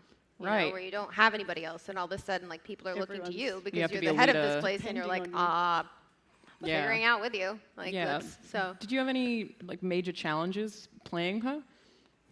Not necessarily challenges. It was really interesting because I really wanted to do justice, bring everything I could to what everyone had created. You know, I'd worked with these guys before, and I just was so excited, and I wanted to, you know, bring to life this strong female woman who, female woman, redundant. Strong female she's woman. a strong female woman. And I wanted to make her human. It was more about, you know, really just digging deep and creating this story of what she went through and really flushing that out so that I could bring to life, you know, everything that I wanted to, which I would say if there was a challenge, it was just, you know, with games, you writing it as you go. And so, you know, I'd create this whole thing and then they'd be like, actually, you know, this is how this is now. And so I feel like that it was kind of run and gun in a lot of ways. Yeah, and I know a lot of people don't realize how voices for video games are recorded, and I'm not sure if it was the same for you, but a lot of the time you don't even get to read the whole script. You just get put in a booth, and then you're told to read lines, and you don't really know what's going to end up happening, which can be pretty crazy. Yeah, absolutely. Like, I would get there, and there were characters I didn't even know. I'm like, I don't know who this is. Who am I talking to? And then we go through a briefing of it, and I create it really quickly in my mind, and then... Yeah, it's not easy. No, and then the person's not there either. So then, you know, I would come back, you know, 3 weeks later, a couple months later, with that person had recorded everything, and then what I had recorded, it didn't really match. It wasn't a flowing, symbiotic, you know, relationship and a conversation and all this stuff. So I had to go back and, you know, make sure that it flushed out. It's like, okay, so now what do we create? Which is fun. I feel like I'm very thankful to be a part of that because it's like, you know, we're all working together and to create the best thing we possibly could. So. Yeah, and I imagine it's really satisfying when you're in a booth and, you know, the team's telling you how to do a line read and you hear and you know it's right and it just sounds awesome and it sounds like the character and everyone's like, you've brought this character to life, we've finally done it. That must be an awesome feeling. It's a great feeling from our end too, like when Courtney brings her performance to, you know, the words that we've written down. Right. It really adds a whole new dimension to it. And because the oldest house is a very strange place, that grounded character is really important for the player to be with. So Jesse's uncovering these things with the player as they go. And so her very human, grounded performance gives players that base to then leap into the mysterious and the unexplained. So I think that's really important too. Just Remedy as a whole is very, very good at making iconic characters that are very relatable. Were there any specific inspirations for Jesse, or like how did you build the character? So I remember when me and Sam were concepting the game and figuring out, you know, the oldest house and the bureau and all of that stuff, and we actually tackled the idea of who the protagonist is relatively late.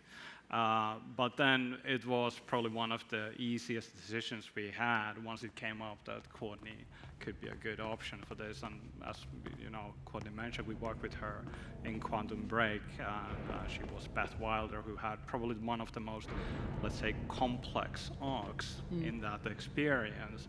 And it was very tragic and so on, and we knew immediately that she is the perfect person for this. So it didn't necessarily go from a place of this is the character that we want and then let's find the right actress for that. It was more about Courtney is the right one and she'll kind of make that role work. It's got to be a huge compliment. Yeah, thank you very much. They basically built a character around you. That's awesome. But I think that we're seeing some gameplay now. Right. How far through the game is this? So this is mission 3. Okay. This is the maintenance sector. Like we said before, Jessie has to lift the internal lockdown, so she needs to go here. We saw a character before, Arti. He's the mysterious janitor of the oldest house, and he's given her some information about how to lift the lockdown. She needs to fix the coolant pumps and sort out the electricity. Of course, we've all been there. In the Basic building, stuff. yeah. And so down here she'll meet Security Chief Arish as well. One of the things we really wanted to showcase is the other characters who are in and around Jessie and in the oldest house itself. And here's him now. Here we go. Yeah. Chief Arish, FBC Security. Shouldn't you be in a safe room? They all have HRAs. The lighting's really pretty. We're on the same I side. feel like it makes it extra spooky. My name is Jessie Faden. Yeah. I'm here to perform the directorial our override to art get the team lockdown in lifted. general is Yeah, pretty Chief amazing. Arish, They FBC put a lot of Security. I'm attention to the lighting, the VFX, even the sound. Like the oldest house kind It's of a pleasure. sounds like it's moving all the time. Let's skip the formalities, please. I feel like this one Right. specifically, they would have been able to be very, very creative.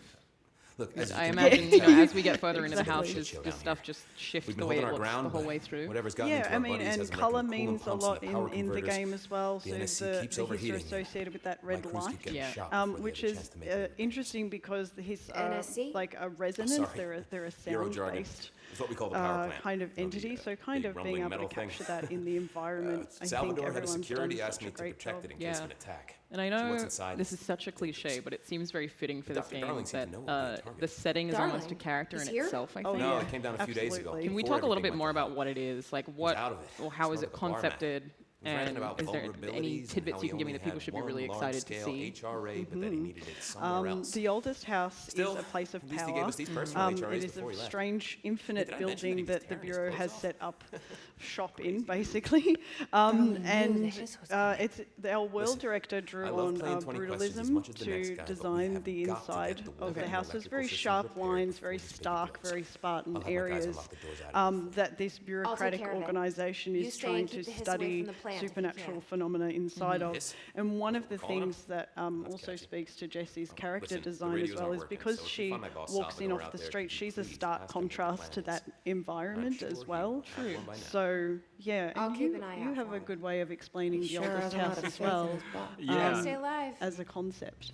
Right. I mean, it was important for us that because when you start playing the game, you basically within 10 minutes, you enter the building and realize something is wrong. And within 10 minutes, you become the director of this organization that you barely knew about, and Do you you learn know about this his, act, this you strange guy? force. So it was important for us My because you're favorite thrown coffee into break this buddy. strange, weird Dude has got experience some that there is crazy stories. a somewhat He probably knows more than anyone physical, else. relatable environment, this kind of a strange, retro, brutalistic environment that should be is going. simple in a kind of a deceptive way, maybe, and having that sense of clarity and honesty in that environment was important because then we layer on top of that all these kind of a supernatural elements, his corrupting the place, warping the environment itself, or taking over these humans and transforming them in this creepy, unsettling way. And so it's the perfect setup for this. And of course, we have a very kind of physics-based gameplay.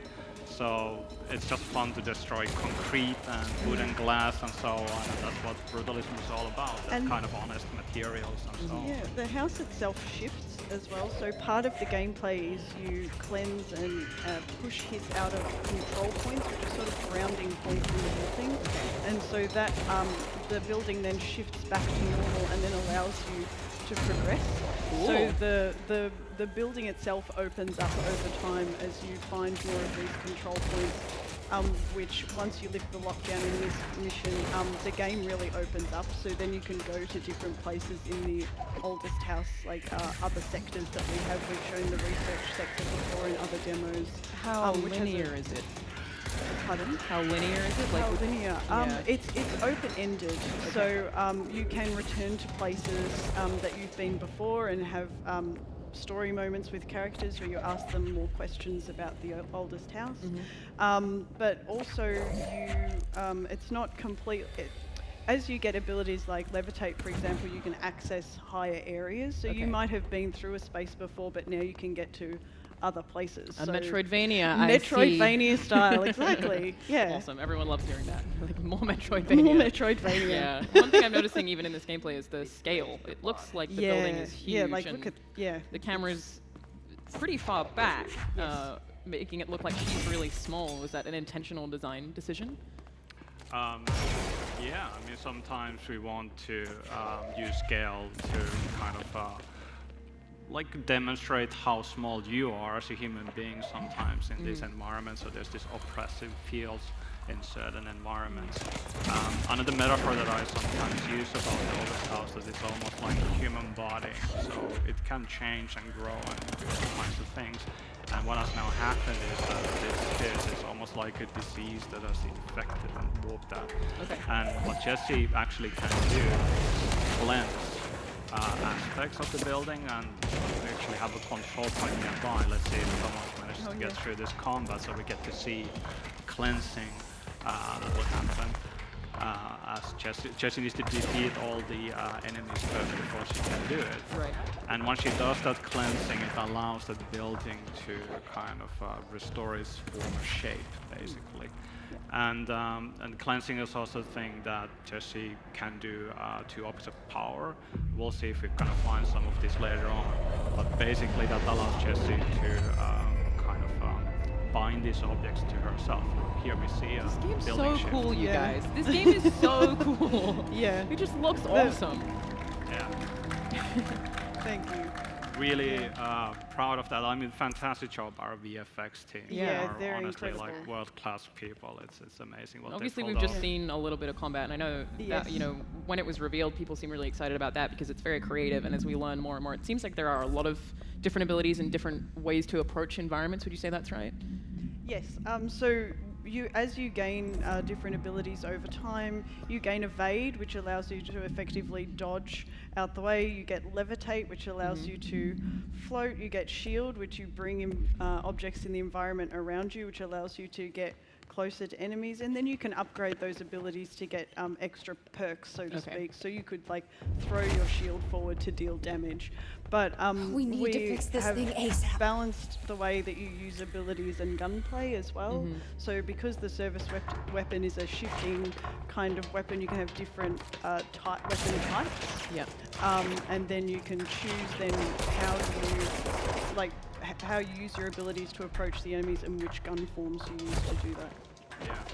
It was important for us that there's this feeling of growing strong as you go through this experience. Jessie learns a lot, and she binds these objects to herself, learning new abilities, and she can find a number of materials from the environment, allowing her to unlock more different forms in her shape-shifting service weapon.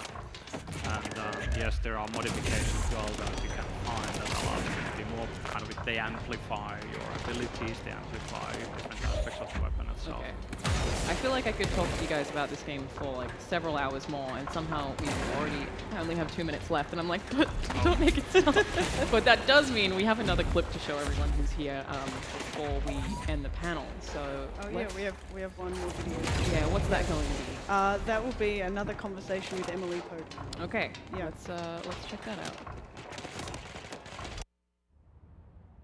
Listen, Emily. Screw it. Just tell her. I haven't been completely honest. I have a younger brother, Dylan.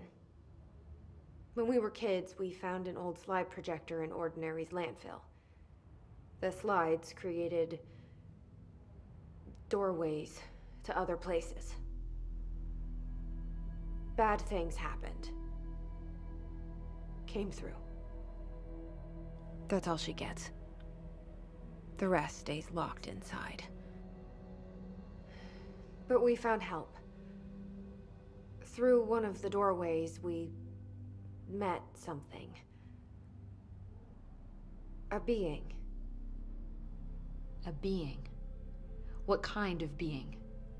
It's hard to describe, but she helped us. We managed to turn the projector off.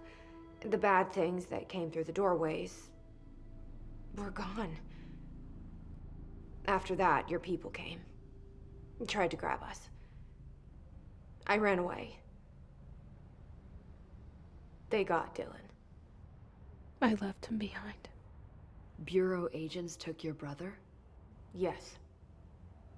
You covered it up. No one believed me. I just want to find Dylan. I've been looking for him ever since. So much mystery. All right, we are officially out of time. Thank you, everyone, for coming, and I cannot wait to actually play the game myself. Thank you, guys. Thank you very much. Thank you. Yeah.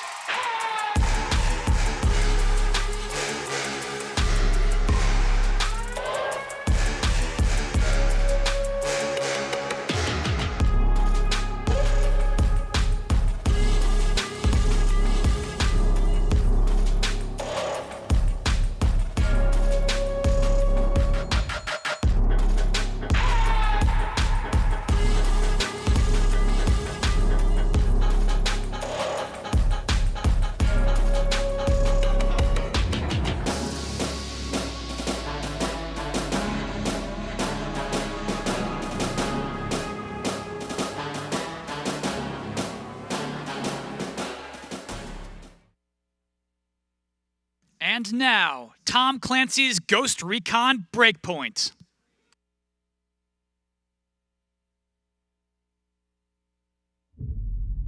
I'm a wolf, raised to be the alpha, trained to follow. Alas, the beast can't be tamed that easily.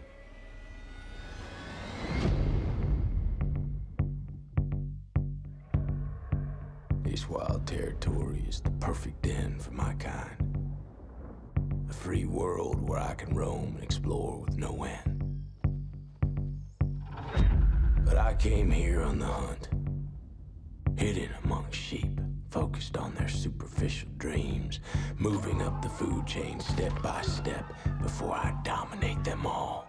With one target always clearly in my sights: to secure the future with technology others developed but were too fearful to deploy. By tooth and claw, I took this island, and by tooth and claw, I will rule it.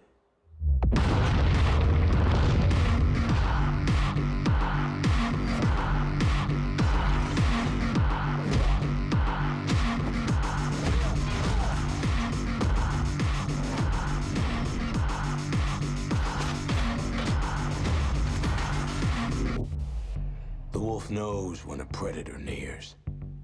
Can a ghost take on the lone wolf? Maybe. Tracking, analyzing, stalking, patiently, tirelessly. But there is no place for the weak and the wounded here.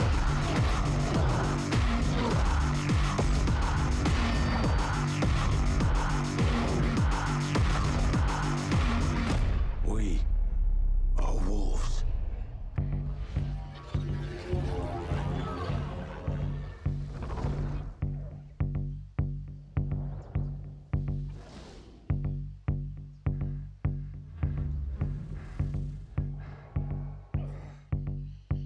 Stand by. Okay. Standing by. In position. 3, 2, 1.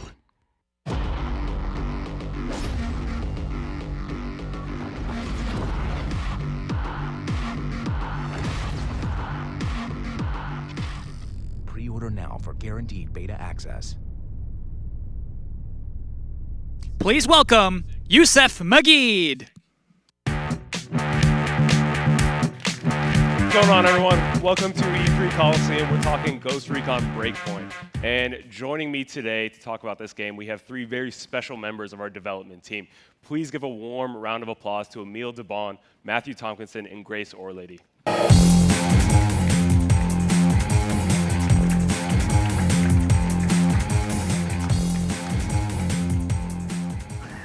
Thank you all so much for coming. How's E3 going? Good, man. Right? Last Very day, fun. final day. Everyone still well rested, I'm right? tired. Yeah. We're all a little tired, but it's great to be here. Thank you guys so much for joining us. And we're talking Ghost Recon Breakpoint. Before we get into it, though, why don't we give a little bit of a rundown on everyone's roles? So Matthew, why don't you start us off? Okay, so hello everyone. I'm Matthew Tompkinson, User Experience and Realization Director. Yeah. So what exactly is a user experience and realization expertise? When I'm doing user experience, I'm making sure that the game is easily understandable for the players. So we have lots of systems, lots of features, and it implies the UI, but also how we teach the game. And realization is about making sure that the whole game feels cinematic. Yeah. That's awesome. So, Emil, why don't you let us know? My name is Emil Dalbon. I'm a writer and a military technical advisor on the game. And Grace? Yeah, I'm Grace. You're Grace. You are Grace. Yep, thanks. I'm a community developer, so basically what that is I am the sort of in-between point between the community and our players and the production team. So I sort of relay information, provide it to the players, provide it to the production team, and vice versa. Yeah, well, that's excellent. Thank you. Emil, I want to ask you first, as a writer on this game and someone with an extensive military background as well, could you kind of set the scene for us in Breakpoint? What's going on here? So Breakpoint is a first and third person tactical shooter that puts you in the boots of an elite special operator behind the lines on an island that's been taken over by a hostile entity. So The island of Aroa is home to Skell Technology. It's an engineering firm that develops AI and autonomous drones. Now, the island has gone dark on communication, and you and your ghosts have been sent to investigate. En route, your helicopters are attacked, everyone is ostensibly killed, and you wake up alone, cut off from direct support, and you have to uncover the mystery of what has happened on this island. Yeah. So this is set in a near future. Yes. Is that right? As someone who's hired on in part because of your expertise and to hopefully try to bring a level of authenticity to this, how do you balance that knowledge and that authenticity with this near future sort of setting that is playing in fiction as well? Well, so the challenge, of course, is always finding the balance between authenticity and a playable fantasy. So my role as an advisor really was to help sort of inject details of realism into the fantasy to heighten the experience of being a ghost behind the lines while remaining playable and progressive. So I was able to work with all the different departments to help ensure that certain details just come across as more authentic, whether it's body mechanics or locomotion, weapons handling, sighting rifles, everything from voices for the systems and the AI to characters and dialogue. It was about finding where we can sort of utilize more authentic feel and tone and actual details and remain within the realm of the fantasy of the Tom Clancy universe. Yeah. And was this something you had done before on a video game? It actually is not. My background is in screenwriting. My degree was in drama and theater. So I studied acting and drama theory and then screenwriting, and I was sort of working in film and television, and I had the opportunity to work on this game. So this is my first foray into gaming, but it's been a tremendous experience because games offer such a tremendous forum for storytelling. And the aspects of narrative in this game are so heightened and highly developed that it's been a tremendous experience. So not having done games before, I brought kind of a fresh perspective, perhaps, but was quickly sort of schooled in the philosophies of game writing, and there's untapped potential for storytelling there. Yeah. So one of the things I do know you did too was work very closely with John Bernthal. Yes. Who we just saw in that trailer. He plays Cole D. Walker, of course. You're the villain of the game. Tell us a little bit about who Cole D. Walker is. So the character was the essence of the Tom Clancy universe are these what-if scenarios. What if horrifying things happen in a plausible reality? So we explored the notions of AI, sentient AI, and sort of loss of control, and this very deep notion of brother versus brother. So the character evolved from the idea of finding the ultimate adversary for the ghosts. The ghosts are the best that the U.S. military has to offer. What is the most threatening challenge that the ghost can face? And really what we came up with was another ghost. So the character evolved from that, and of course from its inception, I think John Bernthal was in mind. The desire to cast him really was prominent with the hopes that we could get him. So developing the character around a lot of his historical roles was almost easy. He brings this intensity and sort of authenticity to the roles of conflicted warriors, and that heightened the underlying sentiment behind Cole Walker. So we have this elite special operator who has his own agenda now, and he's in direct conflict with Nomad. They've worked together. They have a history in Operation Oracle. You were able to fight alongside him. You developed a rapport, a relationship. They now have to face each other on the battlefield. Yeah. Now, I mean, before Ghost Recon Breakpoint was even announced, Walker was actually introduced in Ghost Recon Wildlands through Operation Oracle. And at that time, he's an ally to Nomad. He's a friendly. What does it mean to go through that transition of taking someone as an ally and making them into a villain? Well, thankfully, I've never had to encounter that firsthand in real life, but narratively speaking, it opens a lot of possibility for conflict and tension within the story, which of course makes for compelling drama, compelling narrative. So it was a lot of fun to play with that aspect, because you wouldn't expect a character like Cole Walker to suddenly be your adversary. And it allows for the narration to expand on this theme of brother versus brother. It gives us a lot of room to play with that theme. And it just ends up being a lot of fun to write, to create, to visualize. Yeah. And so tell us a little bit about what it's like to work with John himself. It was great. Honestly, I've said it many times. He's a consummate professional. Shows up, early every day, enthusiastic, ready to work. He brings this intense history of work in this genre of sort of military-themed characters. He's tactically proficient. He brought a lot of experience with weapons handling, so it was easy to work with him. He takes direction, makes adjustments quickly. It was easy to get him to sort of embody the role of Cole Walker, and just with minor suggestions on little tweaks so that we could help create a distinct visual signature for the character, it was easy. So we had a great time on set, a lot of fun. He brings a lot of innovation. He makes a lot of great suggestions himself, and just it all sort of helped together to create this very compelling character that I think players are going to really enjoy encountering. Yeah, I was lucky enough to come visit you guys during your mocap session in Montreal, and see you coach him up on techniques and things like that. See him take direction, see him deliver his lines, and you're totally right. The dude was a consummate professional all the time, absolute expert. Yeah. And we actually, through that trip, cut together a bit of an interview with John to get his take on Walker. So why don't we actually take a look at that now?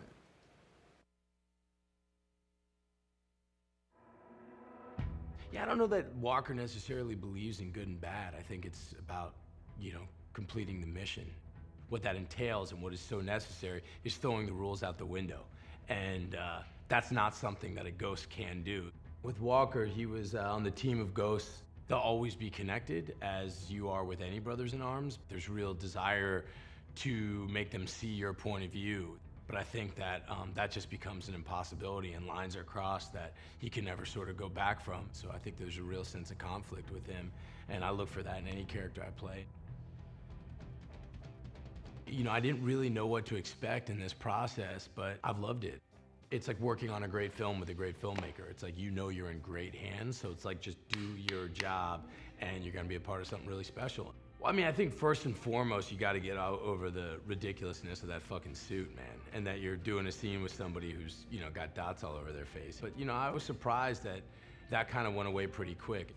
One of the big advantages and major differences is when you have all those cameras going, you have the ability to really just go after the one perfect take, because this is only going to work in one take. If one person drops something, 99% of it could have been perfect. It just doesn't work. There's no hiding. There's no, hey, can we just do this again? You're out there. And there's something great about that. There's something sort of athletic about that I really dig. I come from sports. It's an athletic endeavor to get on stage and carry it for the whole show and be courageous enough to change it up and to trust the moment. And I really dig that. I dig that pressure, and I dig that kind of makes everybody do their best.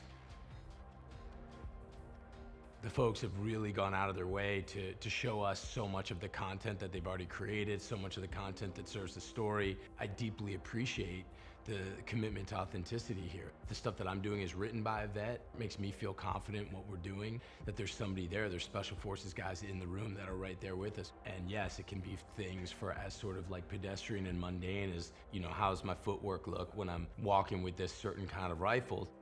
We really went into depth with how Walker sort of treats the dog tags of his fellow soldiers and people that he's had to put down, and I think it very much colors the performance.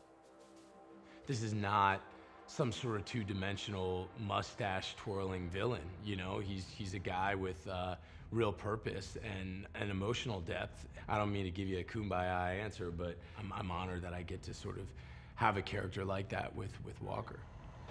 You were walking a thin line.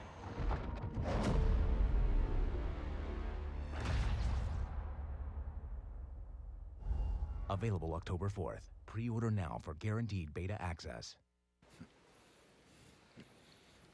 And of course, I hope everyone got to watch the Ubisoft conference and was introduced to Bam Bam, of course, John's dog.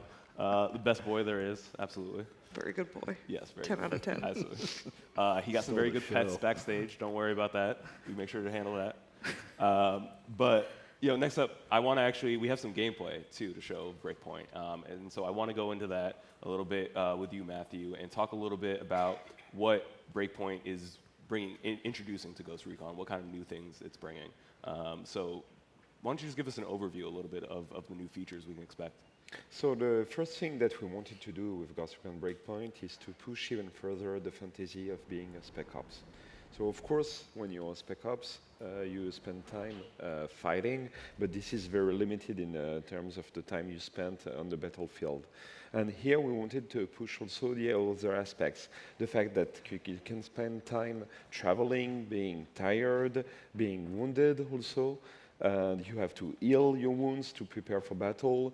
You can prepare in bivouacs, where you can do some elements where you hydrate yourself, you can eat, you can also select different items that you can craft.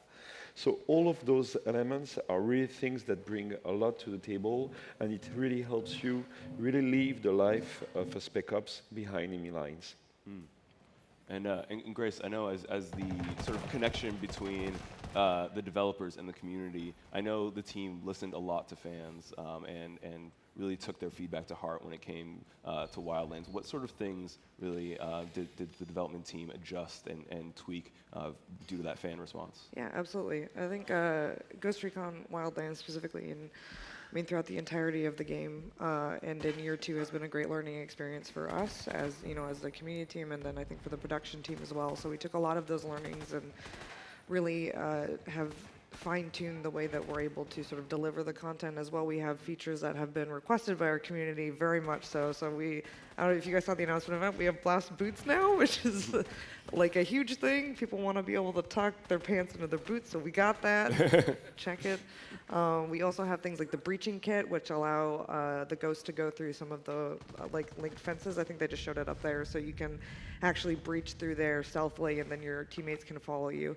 So that's pretty cool. And then also like smoke grenades. So one of the classes that we have, the Panther, is a master of stealth and infiltration, and their special ability once they fill up their gauges is dropping this like smoke grenade, which you can use to get out of situations if you're maybe made a couple bad choices and they know that you're there, or you can use it to set up certain situations that you can drop it and run in and CQC people, or you can use it as cover to sort of give your teammates sort of some cover to get away from situations. So we have a lot of stuff, and we've definitely been paying attention to our community, and I'm super excited for you guys to see all of the new features and stuff. Yeah.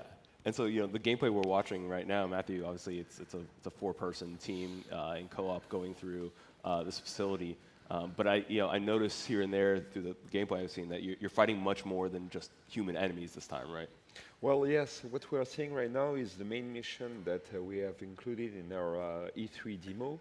And it already includes, for example, drones, which are really a new, very lethal threat to the Ghost that really require you either to coordinate if you play in co-op, to attack them from different angles, or to aim for their weak spots. Or we even also have one much more bigger threat that is called the Behemoth, that is the highest level of challenge. And for us, it's not only about having those huge threats, it's also a very good excuse to have even more firepower that the players will be able to use. And so they will be able to use, for example, a rocket launcher. That is another thing cool. that the community has been asking for. It's very fun. It's quite. Who doesn't love a rocket launcher, right? So I mean, the rocket launcher, well, it's quite straightforward, really. Like, it's the main weapon of choice if you want to destroy the drones and take down their defenses. And they are full body armored, so it's something that you can remove thanks to it, and then you can go straight to the core, and that's a great thing. Yeah, and I want to talk a little bit about the sort of coordination you have as a team, right? There's multiple classes, and what are those classes, and how do they sort of fit together? So the idea is always about the freedom of choice. In all Ghost Recon games, it's something you can do. You can choose how you want to play. If you want to be in the back and snipe the enemies, if you want to go more stealthy, if you want to play more like an assault. And now what we've done is that we've introduced a soft class system. So it's not like you're going to choose your class at the beginning of the game and play it for the your whole playthrough. It's more something that you can choose and unlock through your progression, and you have special challenges and special abilities linked to it. So the 3 ones that we've shown in the E3 demo are the Assault. So that's quite straightforward, and that's really the one that you choose when you want to go against a blaze. You have the Panther, that is the one where you go more stealthy, and when you want to take down enemies without them noticing you and without creating any alert in a camp. And you have the Sharpshooter, that is our own sniper, that stays in the back, that can recon all the enemies, exchange the information with the rest of the group, and take them down and cover their back. Yeah, that's awesome. There seems to be a lot of coordination that you have to, that's possible in Breakpoint. That if you have a team with, we're playing with 3 other players, that you can really, customize your experience based off the classes people choose. Yeah, but at the same moment, it's really up to you. If you want to choose to play only Panthers and go really in a stealth style, like you're playing a spy game, it's something that you can do. If you want to have a more balanced team and something very organized where everyone knows its role, it's possible. And it's possible. I was talking about the bivouac earlier on. At any point, you can go to a bivouac, you can rest, you can prepare and choose some preparations that will give you buff for your next attack, and you can change your class at this moment. So like Grace, most of the time she's playing as a sharpshooter, but if at some point she wants to really go and battle for real, it's possible. She can switch with Emile. Emile won't do the assault for once. It could be Grace. Sharpshooter requires the most skill. I don't want to hear it. Just like hiding in the bushes. No, I like doing the headshots. It's not my fault you can't hit them. No, but really, that's one of the other aspects that we've improved, that we are saying right now, the stream, is the fact that we have improved both the AI for all the enemies, but also we've included several new archetypes that can also balance the strategies that Grace is usually using. Like when she's camping, being in the back, we have now enemies that are much better at rushing towards her, either like if you have the rushers that go straight forward, but she have to be like fast to react, or they can also flank her and attack her in the back. Actually, I discussed this morning with people that tried a demo, and they were feeling so comfortable in the back, like shooting everyone, but they realized that they had people arriving in their own back, and they got killed because of that. So you really have to be prepared, even if you're choosing the easy strategy as a sharpshooter. How is sharpshooter easy? This is insane. If I can expand a little bit on that, what this does is it heightens the tactical aspects of this game. So planning considerations are a significant factor now. You can't just assault your objective. The fact that you can change classes, choose specific skills and buffs for a mission, means you actually have to take into account the possible contingencies that could happen, like additional archetypes that can find you if you're a sniper and flush you out of your position. So you can't just play haphazardly. You actually have to plan, and that's the beauty of the bivouac. It's that safe space before the operation where you can choose your class, you can get your buffs, you can plan your tactics, plan your route, your infill and exfil routes, you can plan your objective. You actually have to use sound tactics, and that's just one more way that we're heightening the experience, the fantasy of being a ghost. Yeah, it really sounds like that coordination, tactics, and strategies is just as important as the execution itself, really, when it comes to this. Yeah. And I briefly want to touch too on, obviously we're looking at some combat here, taking out some drones, but Breakpoint's introducing a lot of sort of new stealth mechanics, new survivability mechanics. Matthew, can you talk a little bit about those? Which mechanics are you talking about? So I know, for example, that there's new ways to sort of maintain stealth. Yeah, absolutely. Right. That's actually my favorite. Yeah, mine too, actually. That's why I asked. So, yeah, the idea, well, you're playing as Ghost. So as Ghost, you're supposed to be invisible. You're supposed to be able to vanish totally anywhere you are. And so you can prone, but you can do something like you go deeper than prone. You blend into your environment. And that's what we call prone camo. You're in the mud, you cover yourself with mud, and maybe it can remind you of some movies, like very famous movies where you do that, Real Spec Ops style, and then you become virtually invisible. The enemies can come really very next to you, and you can see them very fastly, take them down, and that's super satisfying. Yeah. And it's not only in the mud that you can do it. You can do it in the snow, you can do it in the grass, you can even do it in the sand. So all the various environments of the game, it's something that you can use and you can do. Yeah. That's awesome. I'm so excited. Unfortunately, we have to wrap up soon, but Grace, could you please let people know when they can get their hands on the beta and when they can get their hands on the game itself? Yeah, so we will be having a beta from September 5th through 8th, so you can go to ghostrecon.com/beta or just go to the website or Twitter or wherever. You know where to find us. And you can register for your chance to play. So we hope to see you guys there, and we will be releasing on October 4th worldwide, your platform of choice. Awesome. Within a couple restrictions. Thank you all so much. I hope you all are half as excited about this game as I am. Thank you so much for watching. Yeah,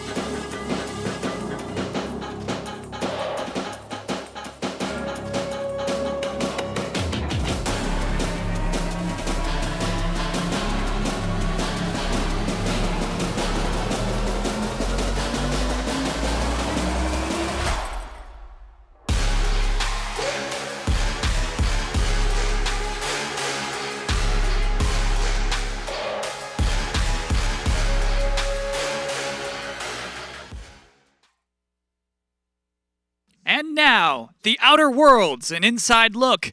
Please welcome your moderator, Matt Miller.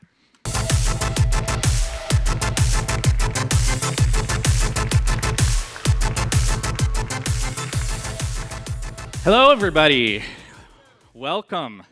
My name's Matt Miller. I'm from Game Informer. I'm the senior previews editor over there, and I've had the good fortune to do some coverage of The Outer Worlds before this E3.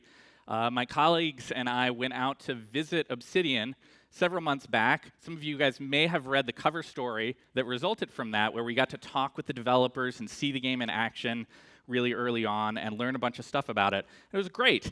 And so I've been really fortunate to have a chance to cover the game, and we wanted today to blow that out to everybody else out there, including those of you here in our live audience. I guess let's get started then, and welcome onto stage, if you'll put your hands together and welcome our guests from Obsidian, Leonard Boyarsky and Brian Hines.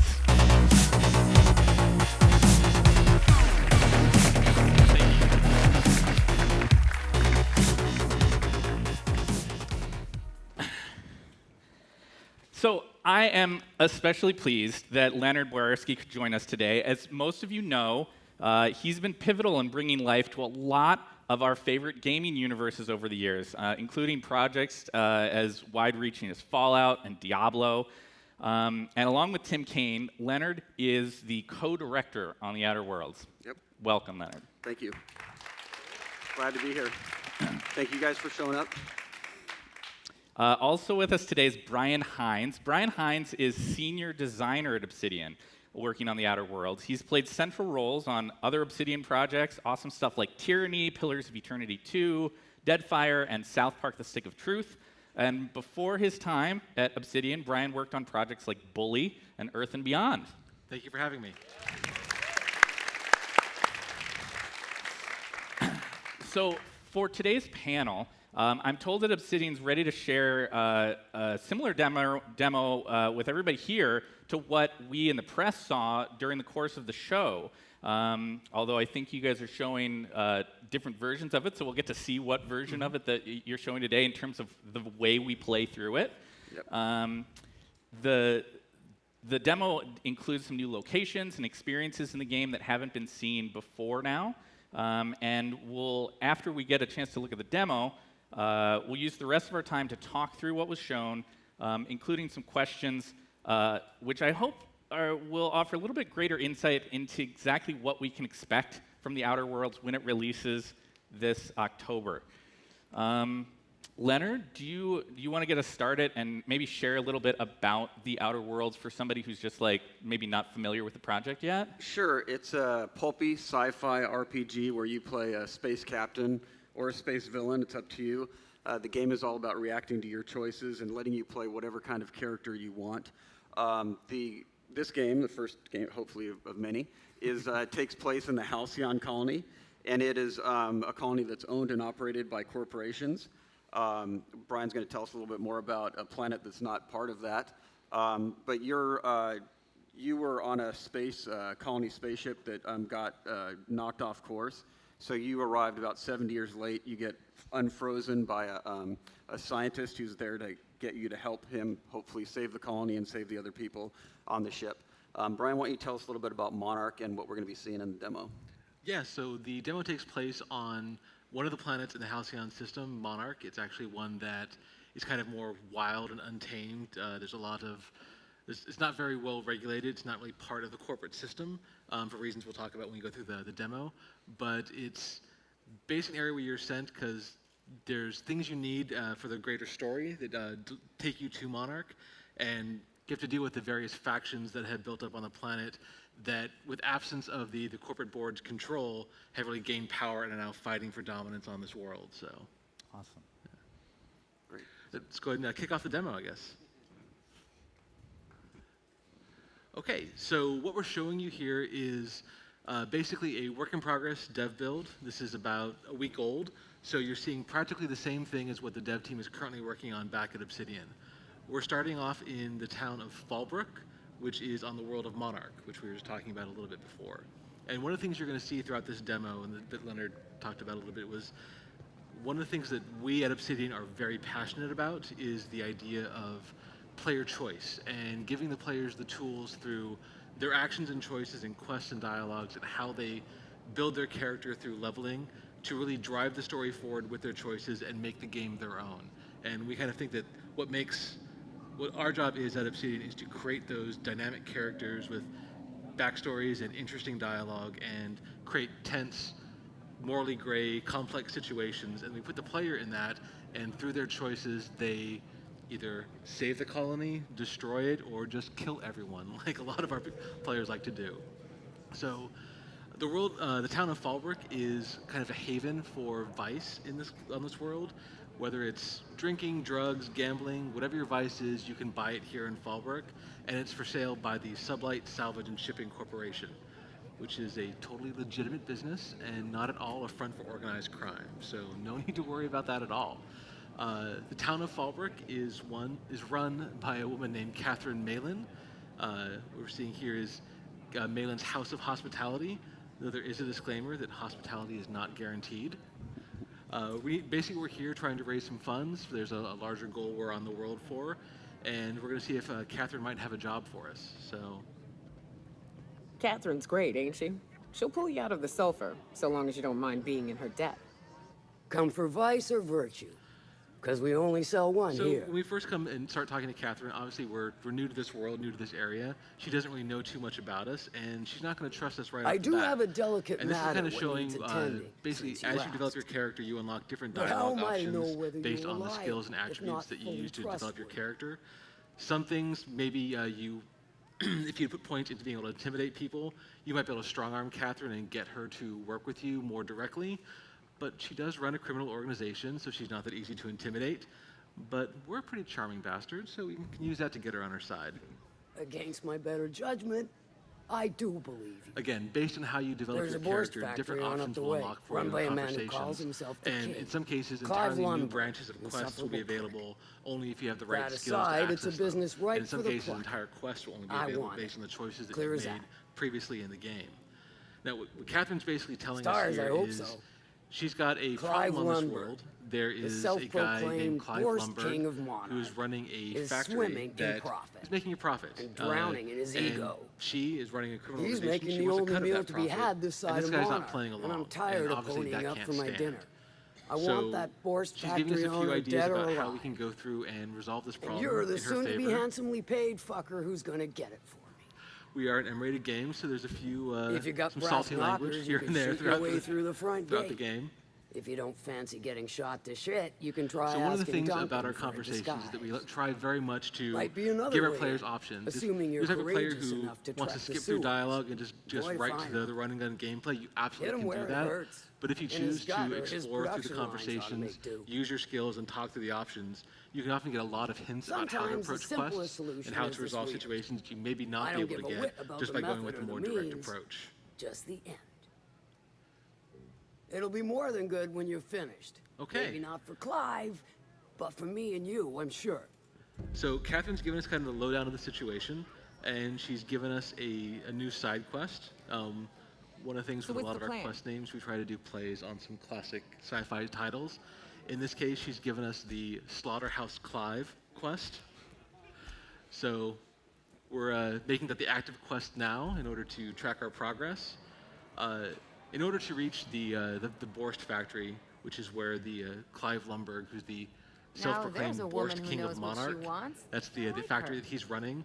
We're going to She's have to fine. actually leave Well, the town of so long Fallbrook as you ain't on and her go bad through the side. overlands of Then she's Monarch. liable to drown in the Luckily, it's not not a tame or safe place to travel, but we do have some companions who are traveling with us, and we're kind of showing that so those companions here. The first of those is Nyoka. She's a new companion that we're showing for the first time here at E3. We haven't talked much about her before. She's a native of the planet of Monarch and a big game hunter.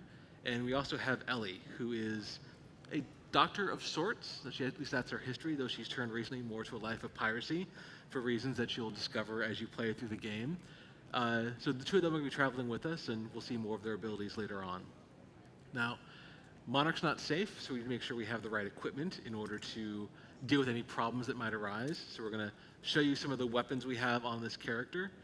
And when we're talking about choice of Obsidian, it's not just what dialogue options you pick or what quests you take or how you resolve those quests. Again, it's really about how you choose to develop your character and what tools you unlock to play the game the way you want to play it and drive the story forward and make it your own. On this character build, we've actually been focusing more on our technology skills, so things like engineering and for a round science. of whist. And engineering has round of allowed us to whiskey. modify Or our both. weapons and armor to basically Drinking, customize them to gambling, adhere and more to our own organized play crime. style. And we've been using our science skill to tinker with the level of our weapons and armor, making them more powerful so they last longer throughout the game. So if you find a weapon early on that you really love, you can use your skills to progress it along with your character and use it throughout the game. So we're now on the Monarch Overlands, and basically the history of this world is the corporate board planned on making Monarch the homeworld, the capital of the colony, and terraforming it to really be like the crown jewel in the Halcyon colony. The idea was that the terraforming process would wipe out the native plants and animals and replace them with Earth species. And that didn't work out the way they planned at all. Instead of being wiped out, the native plants and animals got a lot bigger, a lot tougher, and a lot meaner and much more aggressive.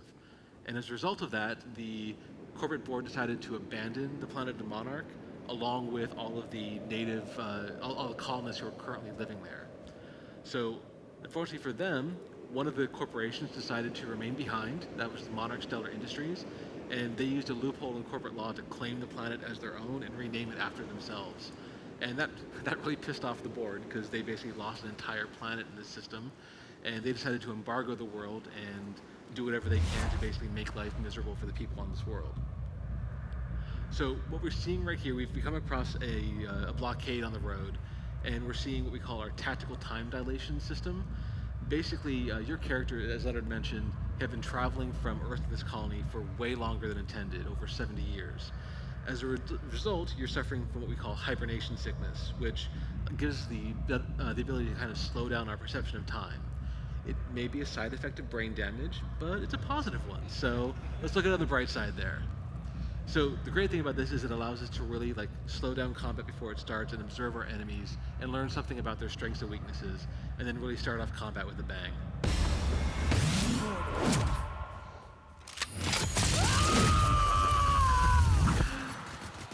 So that's Nyoka again, demonstrating one of her companion abilities. So in this character, beyond just focusing on our technology skills, we've also focused on leadership, which is one of the archetypes of gameplay that we have here in the Outer Worlds. Leadership is basically where you're focusing your skills more on improving your companions, making them more stronger and more durable in combat, and less on making yourself the toughest. And because we put enough points into leadership, we've unlocked those companion abilities, which you can use from combat to combat. Like the abilities and tactical time dilation both regenerate quickly outside of combat. So looks like we found, this is a random encounter that can spawn. These are one of the native species of Monarch, the Mantisaurs. Before the terraforming process, they were just a tiny little insect species, not a threat to anybody. And then of course terraforming happened and they grew giant, bigger than human beings, very, very territorial and a really tough fight. So we're gonna kind of sneak our way past there, try to avoid drawing their attention because we would not survive that fight. And come up to another blockade on the road here. Again, this is not a safe or tame area of the colony by any means. And we've got some more marauders here who've created a blockade. Because we've been putting points into our weapon skills on this character build, beyond just increasing the overall effectiveness of our weapons, we've also unlocked the ability to do location-based hits and effects while we're in tactical time dilation. So that's what we're demonstrating here. Like if you shoot somebody in the arm, you can maim them, prevent them being able to use whatever weapon they're holding there. If you shoot them in the head, if you don't kill them outright, you can blind an enemy. And if you shoot them in the leg, you can cripple them. So melee enemies, you can slow them down, so it takes them longer to reach you. And we're going to start off by crippling them. Or shooting them in the crotch and weakening them. That works. Nice one. Mark is driving them will always go for the crotch shot. It's disturbing. So one of the great things about tactical time dilation is that for players who may be more familiar with RPG mechanics and aren't as comfortable with FPS gameplay, By investing more in skills and perks that improve tactical time dilation, they can slow down the pace of combat and really make it work for them so that they can approach combat more tactically in a way that they're more familiar with.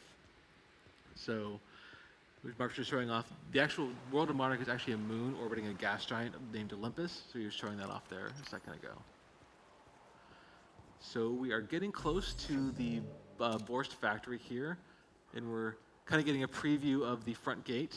There's a decent number of enemies there. And if we've been focusing on our combat skills, we could probably just go in guns blazing, and this would be a combat challenge we could handle without much of a problem. We've been focusing more on other skills with this character build, so we can kind of look at some other options. When we were talking to Catherine, one of the options she gave us was the idea that you could sneak in through the sewers, which, let's go, we're going to see if we can try and find that sewer entrance here. And Mark's going to kind of take us around some of the canids you're seeing there. That's another native species that's become very hostile and territorial. And every gamer knows the best things are found behind waterfalls, so we're going to go do that. Okay, so this is the sewer pipe entrance. You can tell by the red glow that this is actually a locked hatch. They're very secure about their sewers here at the Borst factory. Unfortunately for this character, we have not been putting points into lockpicking, so we can't actually use that to go into the build. I think the demo we ran for you, we actually went in through the sewers. Yeah, right? this is like different now that you're leaving. Okay. Ah, So yeah, this basically, factory offers the can't go into the loveliest sewers with this aromas. character. Like if you cooked so Rhett can go borscht through the over a front sulfur gate. pit. Again, we don't really have the skills to go in directly to the combat. But on a previous quest, we actually picked up a device called the Holographic Shroud. It's kind of prototype technology that was developed for us by a scientist, actually the one that Leonard mentioned, freed us from hibernation. And the benefit of this is that it generates like a holographic disguise around our character, as long as we find the right items in the world to power it up first. So those restricted access hologram signs are kind of the visual clue to the player that this disguise is going to activate. It's not perfect, it's prototype technology, but generally enemies will be confused enough that they'll try and talk to us first before attacking. You must be a part of the new line shift. Don't tell me you lost your key card already. A lost card's worth 2 infractions, you know. So that's kind of what's happening here, and again, showing off that when we're in a conversation, these kind of cases with the holographic shroud, we're not attacked outright. We can try and talk our way through the situation, and based on how we put points into our character skills, we have different options. Here, we don't have the ability to really I think I did hear something about persuade or that. intimidate our way through, but All we can right, lie and okay. say, you know, first day on the job, we haven't gotten a key card yet. Come on, let us in. And it's simple enough that this one we can do that. Now at the bottom of the screen, you can see there's a meter that's slowly draining. Basically, our holographic shroud it's not perfect. It slowly degrades as you move around the space, so you're not able to just walk wherever you want to. There's a limited amount of time that the disguise will be sustained for. And it also affects your companions, as you saw there. They actually got holographic armor applied to them that makes them look like they fit into the world the same way you do.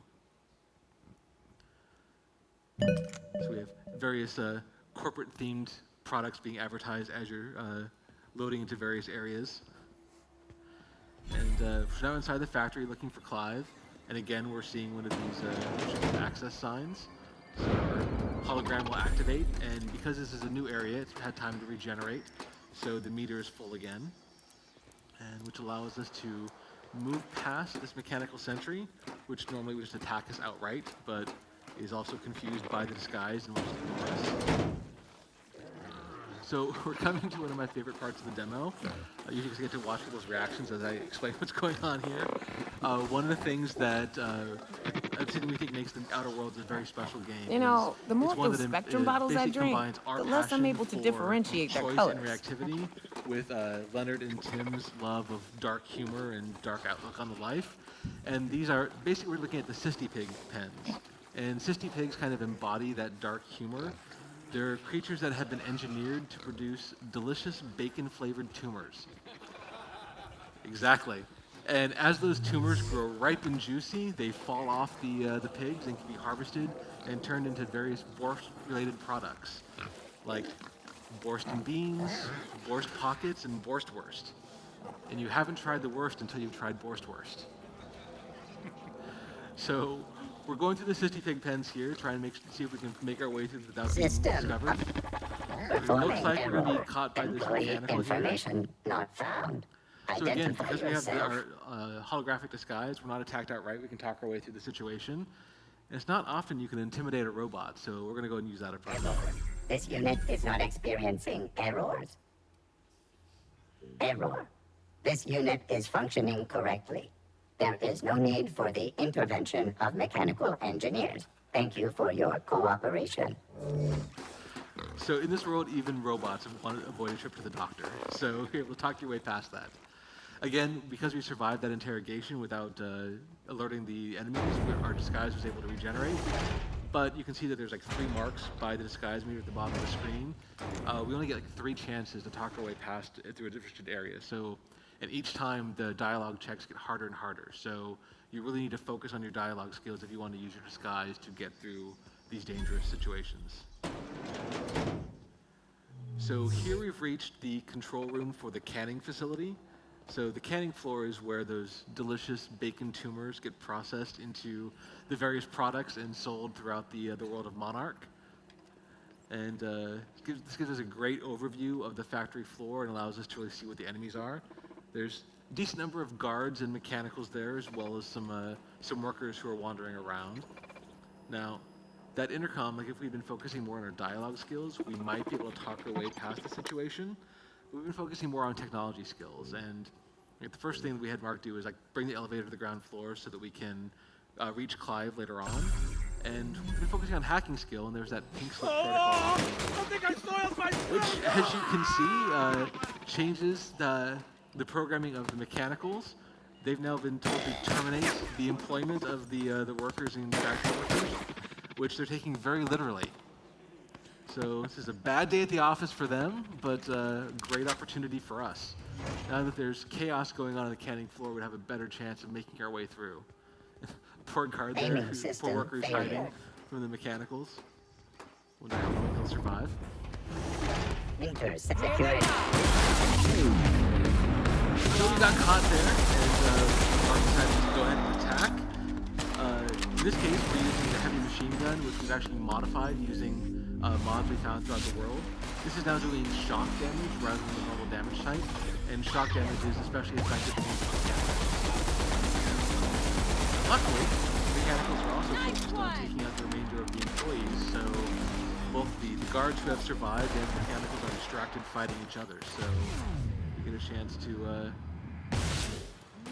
take out a headshot, just take out one of the guards that way, and deal with the remaining threats in here. They won't try that again. That's correct. Oh, okay. So this is a live demo, so this is kind of showcasing one of the things that can happen as you're playing through the game. This is basically showing off our flaw system.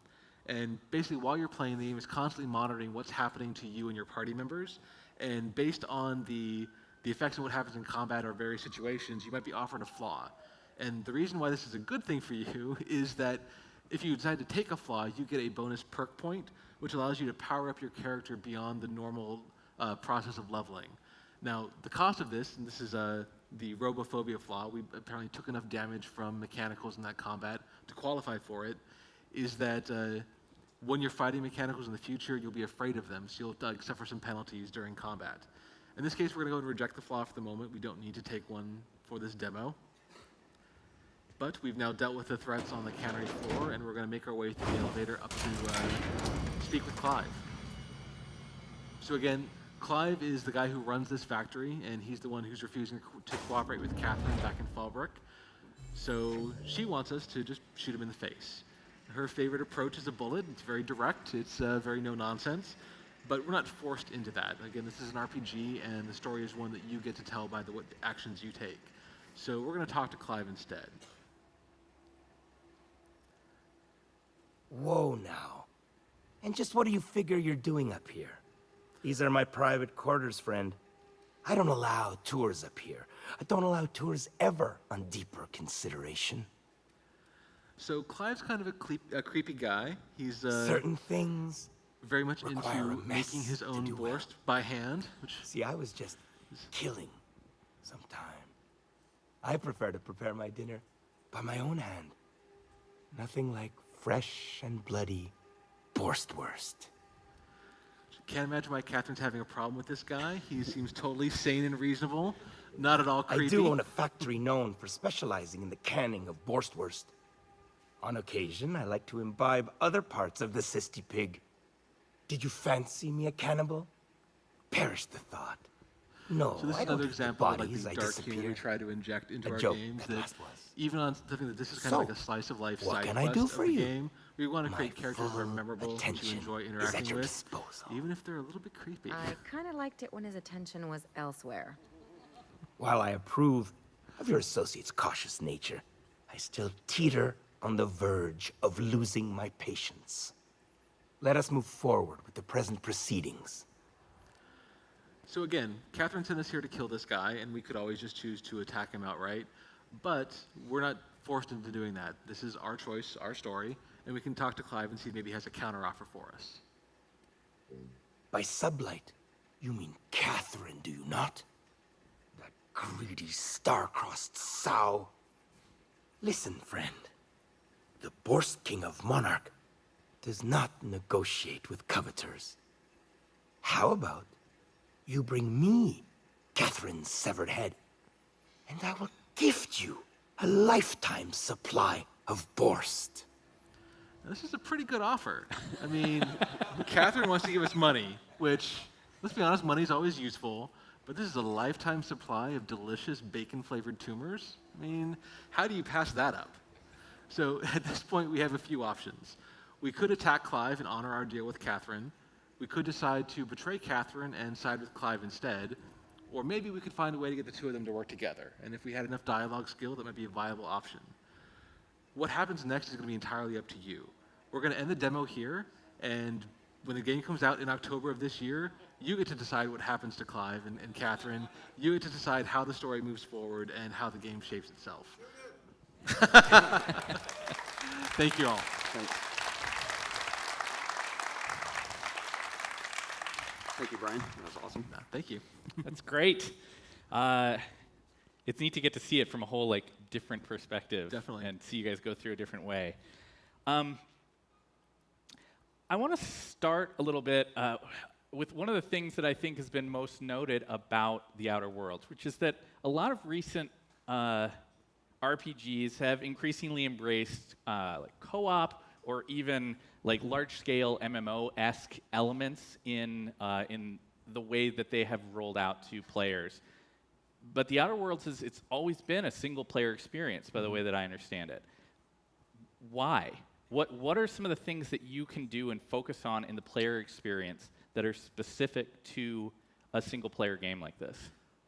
We really like the fact that you can get really deep and have a lot of complexity and texture to your story. A lot of times when you have a co-op or even a competitive multiplayer experience, it gets very frantic. You have to find people to play with who really want to experience the game the same way you do. And plus it's all about, I think at the core of it, it's really about your character and how your character is going to affect this world, and you're the hero, the space hero, if you will. So that's very important, and for you to be the center of this thing, it's better for you to be by yourself and telling your story. And also we wanted the companions to also feel like a part of your crew. So it would be just kind of water the whole thing down if there was multiple people playing at the same time. One of our focuses at Obsidian has always been deep story, and this just continues that tradition. Sure. I think that following up on that, there's this idea that you have a certain tonal register that The Outer Worlds is going for in terms of the mix of humor and sort of dark ideas that are coming in here, but there's also some sort of pulp sci-fi, there's some commentary on capitalism maybe going on here, and I have to imagine that at least some of that has to be tricky when you're throwing it all to a single player to shape how it all comes out. I mean, how do you maintain that tonal consistency in the face of a player who can literally come in and shoot everybody? Well, it's in the design itself. It's baked into it. As we're designing quests, as we're designing the main story, or all the stories in the game, we're always asking ourselves, what can the player do at these points? A lot of games, when they're being designed, the designers will want some very specific things to happen, very emotional beats to happen in a certain way. because any story you're telling is linear. It has to be by nature of storytelling. So it has to have a beginning, middle, and end, and you have to have specific points every player is going to go through. But when we design these things, we really craft those moments to be emotionally impactful regardless of how you approach them or your choices that you make. And that's just always, it's kind of like almost second nature to us now. That's always kind of how we've developed these games. Tim and I have this weird symbiosis between, like, I have this very dark worldview and he has kind of like a more silly worldview, and we put those things together and really come up with this kind of tone that Brian was referencing, this very dark humor. Yeah, yeah. I recall from our conversations when I came down and visited the studio that player choice is something that's super important for everybody at the studio. But equally important is that those choices feel like they have like real consequences within the world. And I'd like to hear you speak a little bit about how you communicate and reinforce that sense of consequence and meaning for the players, so that it's not just, I do this thing and I made that call, but that you're actually thinking about, like, I made that call and this happened. Well, the whole game changes how things play out depending on things that you do. From smaller choices, choosing to kill somebody like Clive. Yeah. Catherine's going to react to that. If you go back to Catherine and try to get her to deal with Clive, that's going to change the outcome of it. So there's that kind of thing, but there's also the major issue of the game, or the major choice in the game is, are you going to side with the scientist who rescued you, or are you going to join with the corporate board against him? So you have all along the spectrum choices to make in the game, and the game reacts accordingly. Whether it's through dialogue choices or people who attack you or your reputation changes. And then we have the companions who also interact with that whole system as well and give you kind of feedback on what you're doing. Do your companions get ticked off at you? In specific instances, it won't be a surprise to you. They're very, they have their own likes and dislikes and their passions and things that they care about. They all have their own side quest for you to do. But there's one of our characters who's very much anti the board or against the board. And so it's very obvious that if you side with the board, he's going to be very upset. And Brian was talking about the leadership abilities. If you put points into that, you can convince him, no, it's okay. We're gonna side with the board, and it's really a good idea. If you haven't put your points into leadership, he might get really upset with you and leave. Yeah. At certain points, those things happen. Sure. The Outer Worlds is rooted in a sense of something that feels, from the outside, like absurdism. But a lot of the characters in this world don't feel it's absurd at all, right? Like, they've lived their entire lives under this system. And I'm curious about how you're thinking that will play to a person playing the game, right? Like, as you run into these individuals that just seem to believe what, especially to us, as not sci-fi futuristic people, just reads as total nonsense, right? Right.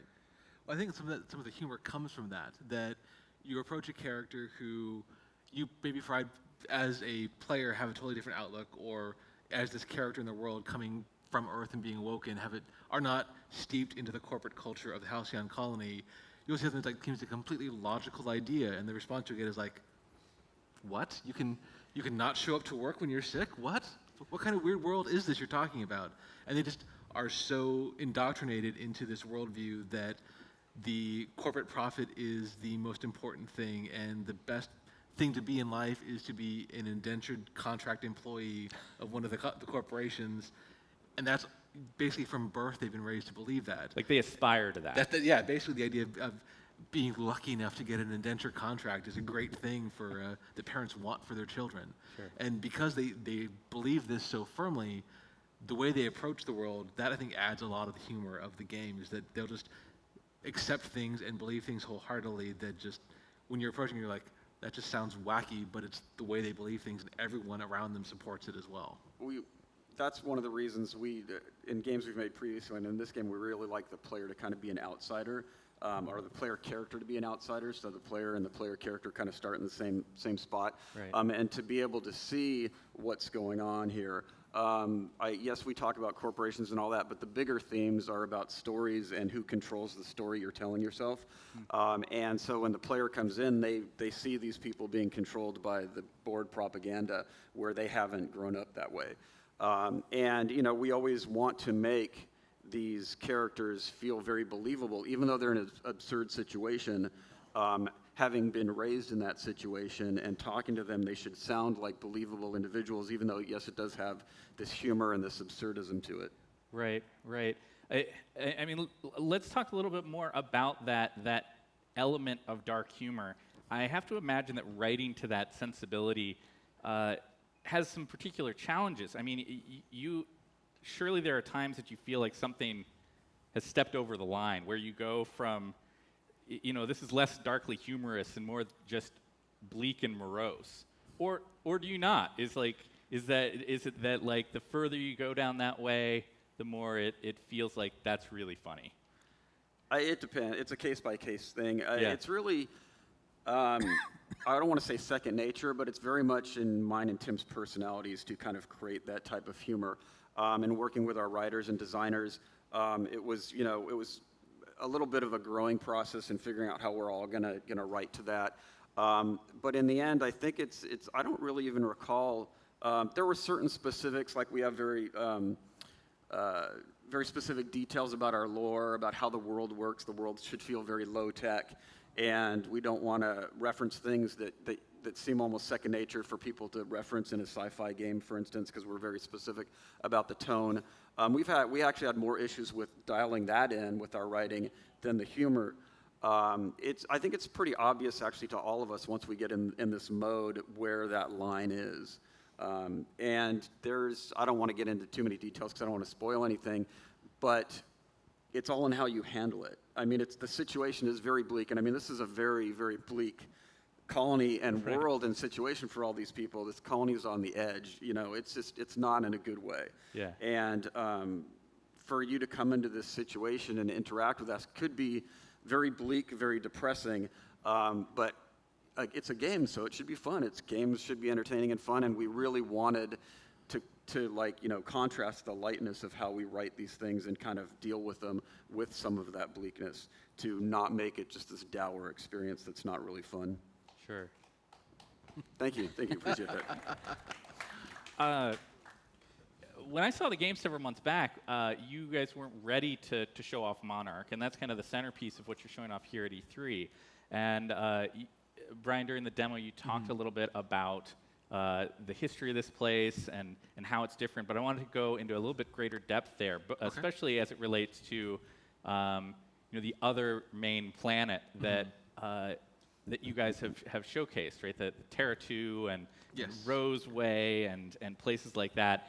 How are these places different in terms of the people that you're encountering there, the overall sense of gameplay space, all that kind of good stuff? Well, I think the primary visual difference between the two planets is that Terra 2, which is the main corporate planet in the system, that's where the terraforming was more successful than it was on Monarch. So it does look a bit more Earth-like, although there are still various, not all of the plants and animals are entirely from Earth. They're maybe evolved through the terraforming process to look a little bit different, versus Monarch, where it failed, where it's much more like the native Halcyon life. So visually, they are very distinct between the two locations. I think because Terra 2 is the corporate homeworld, and the corporations are very much in control, everyone has very much indoctrinated into the idea that the corporate model is the best and the brightest, and that's what everyone aspires to. Whereas Monarch, people are more disillusioned after being abandoned by the board and kind of betrayed in a way by the people who run the colony. They're much more willing to find other options and to try and break free of the corporate model, even though in some cases you have Monarch Stellar Industries, which is the main corporation that runs the planet, is trying to find a gentler, happier version of corporate control that they can impose on things. But even then, there's people who are saying, no, screw that. We're not going to go with that approach. And that's some of the tension you feel on Monarch. So I think the quests you'll find on Terra 2 are much more about being within the corporate structure and the corporate model and its successes and failures versus being on Monarch, which is much more the counterpoint of, no, let's screw the man. Let's go a different way. Yeah. are the play spaces themselves different in meaningful ways? I mean, I remember what I saw of Terra 2, and some of those individual spaces were were kind of contained spaces, and my understanding is that Monarch has a little bit more kind of more open. Yeah, Monarch is our to it. largest area that we've created for the game, so there's a lot more space to roam around and find. It's like unique locations. Like Fallbrook is just one of the townships on Monarch. It's not even the main one. It's one we kind of centered on for this demo because it has a great visual look. But within there's also like Stellar Bay is actually like the main city on the planet of Monarch, and others that have been. Like when the board abandoned, were kind of like left to their own and are now inhabited by wildlife or marauders or various other factions on the planet that you can explore. So it's definitely like the much larger area to explore around. On Terra 2, because it is more controlled by the corporate board, your ability as a freelancer captain to travel around is a bit more restricted. So we have areas that are a bit more contained around whatever a specific corporation is controlling and what your ability to access those points are. Awesome.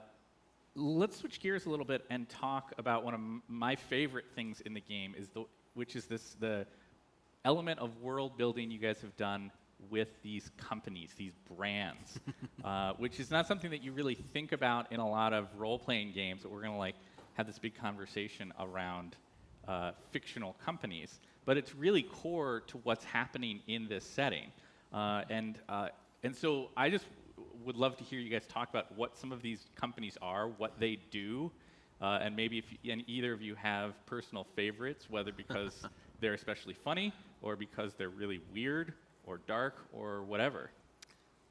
I like Spacer's Choice because they're just crappy. They make just stuff that falls apart, and they're everywhere. And the funnier thing about them is you would think in terms of the corporate board and the corporate pecking order that they'd be at the bottom, but they're actually a wholly owned subsidiary of this company called Universal Defense Logistics, who runs the whole colony. They're at the head of the board, and also they run the prison. So the fact that one of their main slogans is "Taste the Freedom" is a little bit ironic. And then there's Auntie Cleo's, who makes antibiotics. Tim just loves puns like that. And then there's a whole bunch of armor companies and weapon companies, and there's the different weapon companies and armor companies each have their own specifics about how their armor is made. There's a company called T&L that makes really high-end things. It's more expensive. They break down a lot less, but they're more expensive to repair, whereas you can find Spacer's Choice weapons everywhere, and they're very easy to repair. Spacer's Choice kind of makes everything. Most of the other companies are kind of like very specialized. There was an old Rizzo's place on Monarch. CNP owned that factory before Clive took it over. Yeah. Is there any other ones you want I think Rizzo's is my favorite corporation. They're like the more candy-themed company. They're much like brighter colors and more like colorful as far as overall presentation. And like, some of the products, like they have Tim comes up with these like just crazy drinks for them they produce, like lemon slap and purple berry punch. Yeah, and a few others that I really don't healthy say stuff. Yes. Yes, totally healthy for you. Yeah. Not at all rotting your teeth, that kind of thing. But basically, one of the things I think is great is like the various corporations. They all have a personality. They all have kind of an identity and feel that through the various products and consumables you can find in the game help reinforce that. Yeah. And so recently we had to go through and we were doing descriptions for all the items, and Tim just went through and like wrote these wacky descriptions for a lot of our consumables. And half the fun was like going through and like just reading out what the various like little slogans and brands for them are. Right. I like that aspect of it, that it's not just that because you're right, they're almost like characters in the game, these different brands. But it's also that as a character in that universe, you're forced to interact with this stuff. I mean, these are the items that exist in this universe for you to heal or to eat, right? Yes. And so, well, I think it's also like one of the things that with the corporations, they all sponsor their own tossball teams, which is like the main sport in the colony. Right. So you have various, like one of your companions is like a huge tossball fan and a very specific team fan. Okay. And you actually, one of the ways you acquire him is because he got into a fight, basically a brawl, because of someone being disrespectful towards his favorite team. So. Yeah.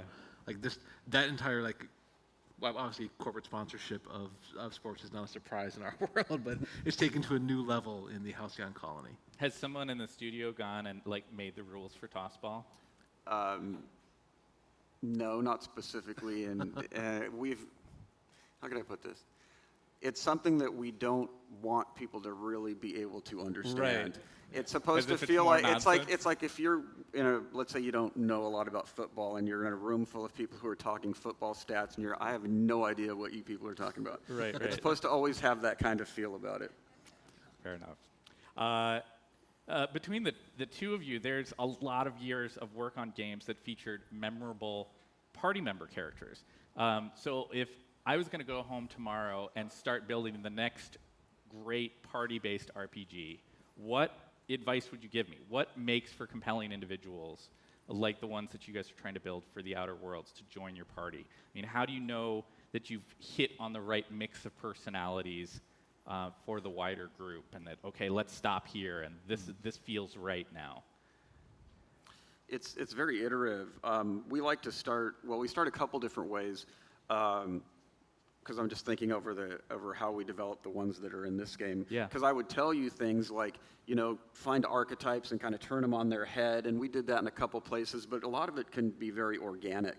Like we started coming up with, for the very original announcement, demo that we showed off had Felix and Ellie.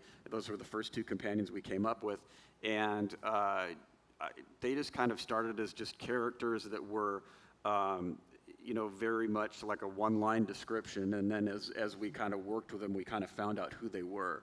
And then once you start getting more characters, you kind of balance and refine each of the characters in not opposition, but to work together, to feel really good together, to be complementary to each other, and to make sure, when we're saying that we have to have a good spread of skills for each of the companions. So what would it make sense for this companion's skills to be?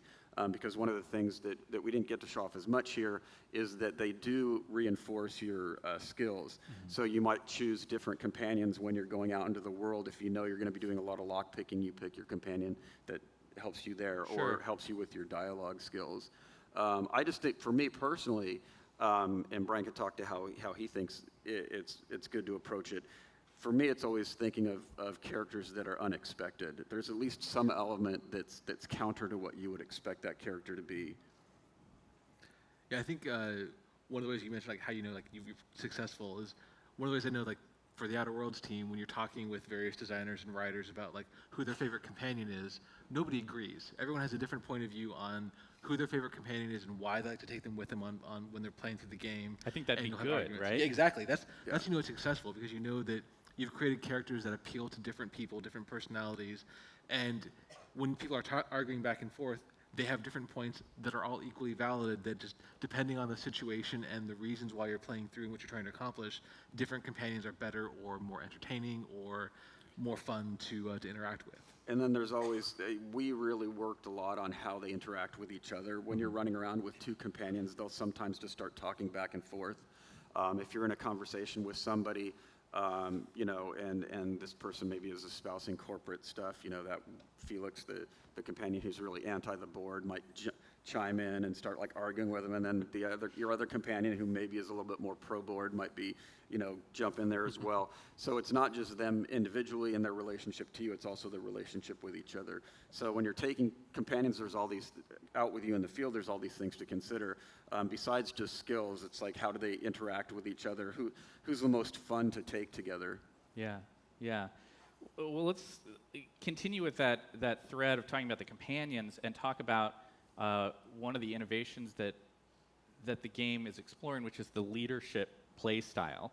I'm curious if you could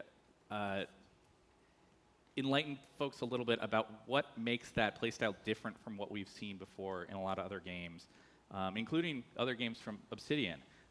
If I'm a player that's focusing on leadership to the exclusion of, say, some of the more traditional role-playing game skills, tell me how that's going to play out in the game. What is that going to do in terms of what I do with my companions and how the actual gameplay unfolds? I'm trying to think what we can actually talk about. Well, just in a general sense, when you play a leadership-focused character, it's almost like you're in command of a squad. You don't tell them specific actions to do, but you really use them as weapons in and of themselves. You'll send them in to clear out areas. You perk up being able to have their companion abilities recharge faster. They can be a little bit overpowered sometimes. It feels really different when you're playing with them as kind of your front line. Right. Which is it's kind of a different feel for a game like this as opposed to you always being the hero out front. This is more of a different personality to your character type. I know I was talking to Tim. He'd recently played the game as a leadership character just to see what the full experience was like. Yeah. He was kind of trying to do like a leadership pacifist route through the game. Okay. And he was saying he felt like he was a conflicted pacifist because he was not shooting anybody himself, but sending his companions in to do it. And it's like, technically I'm ordering them to kill people, but I'm not getting my hands dirty, so everything's fine. That sounds more like a mob boss approach. Exactly. Be He is sublight. friendly with Catherine.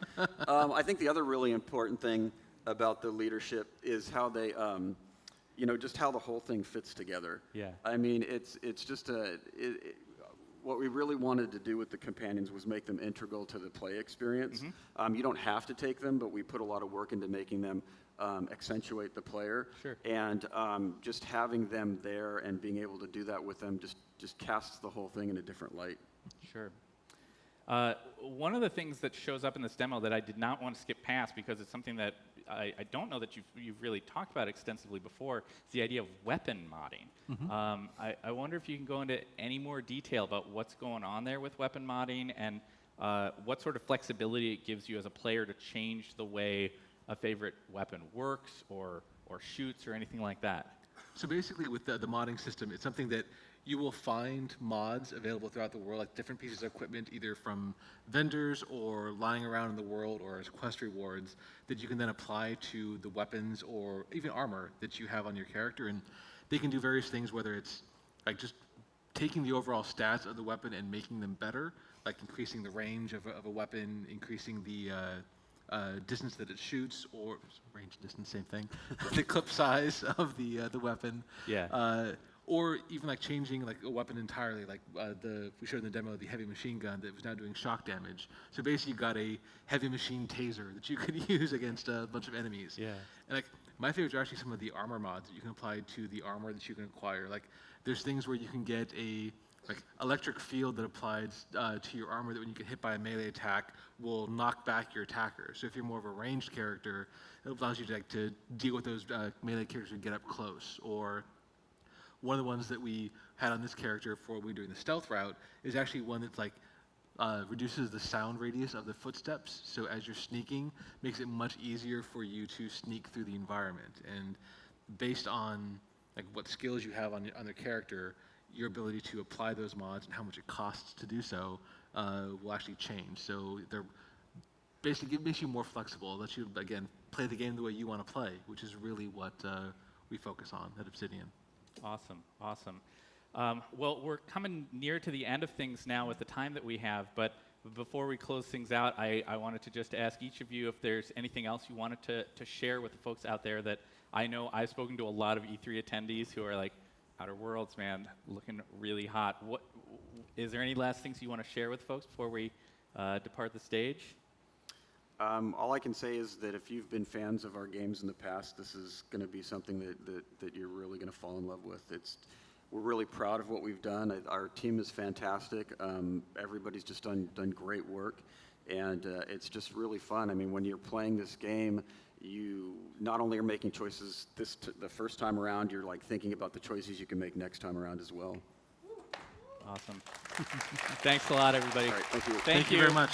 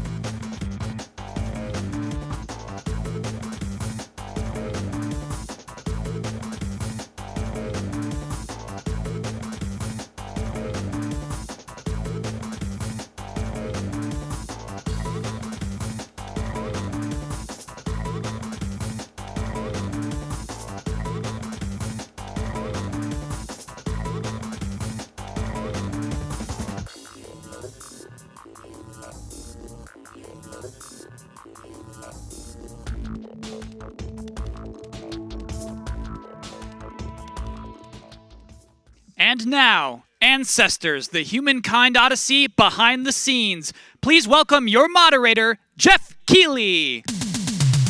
Hey. Thank you to Kyle Bosman, by the way, doing all the voiceovers. Well, welcome to day 3 of the E3 Coliseum, some of our final sessions. And this is a special panel because we're going to get an in-depth look at an exciting game coming later this year, Ancestors, the Humankind Odyssey, from a good friend of mine. He hails from Canada like me, like Ophira's agent. He's up in Montreal. Please welcome to the stage Patrice Désilets. Patrice.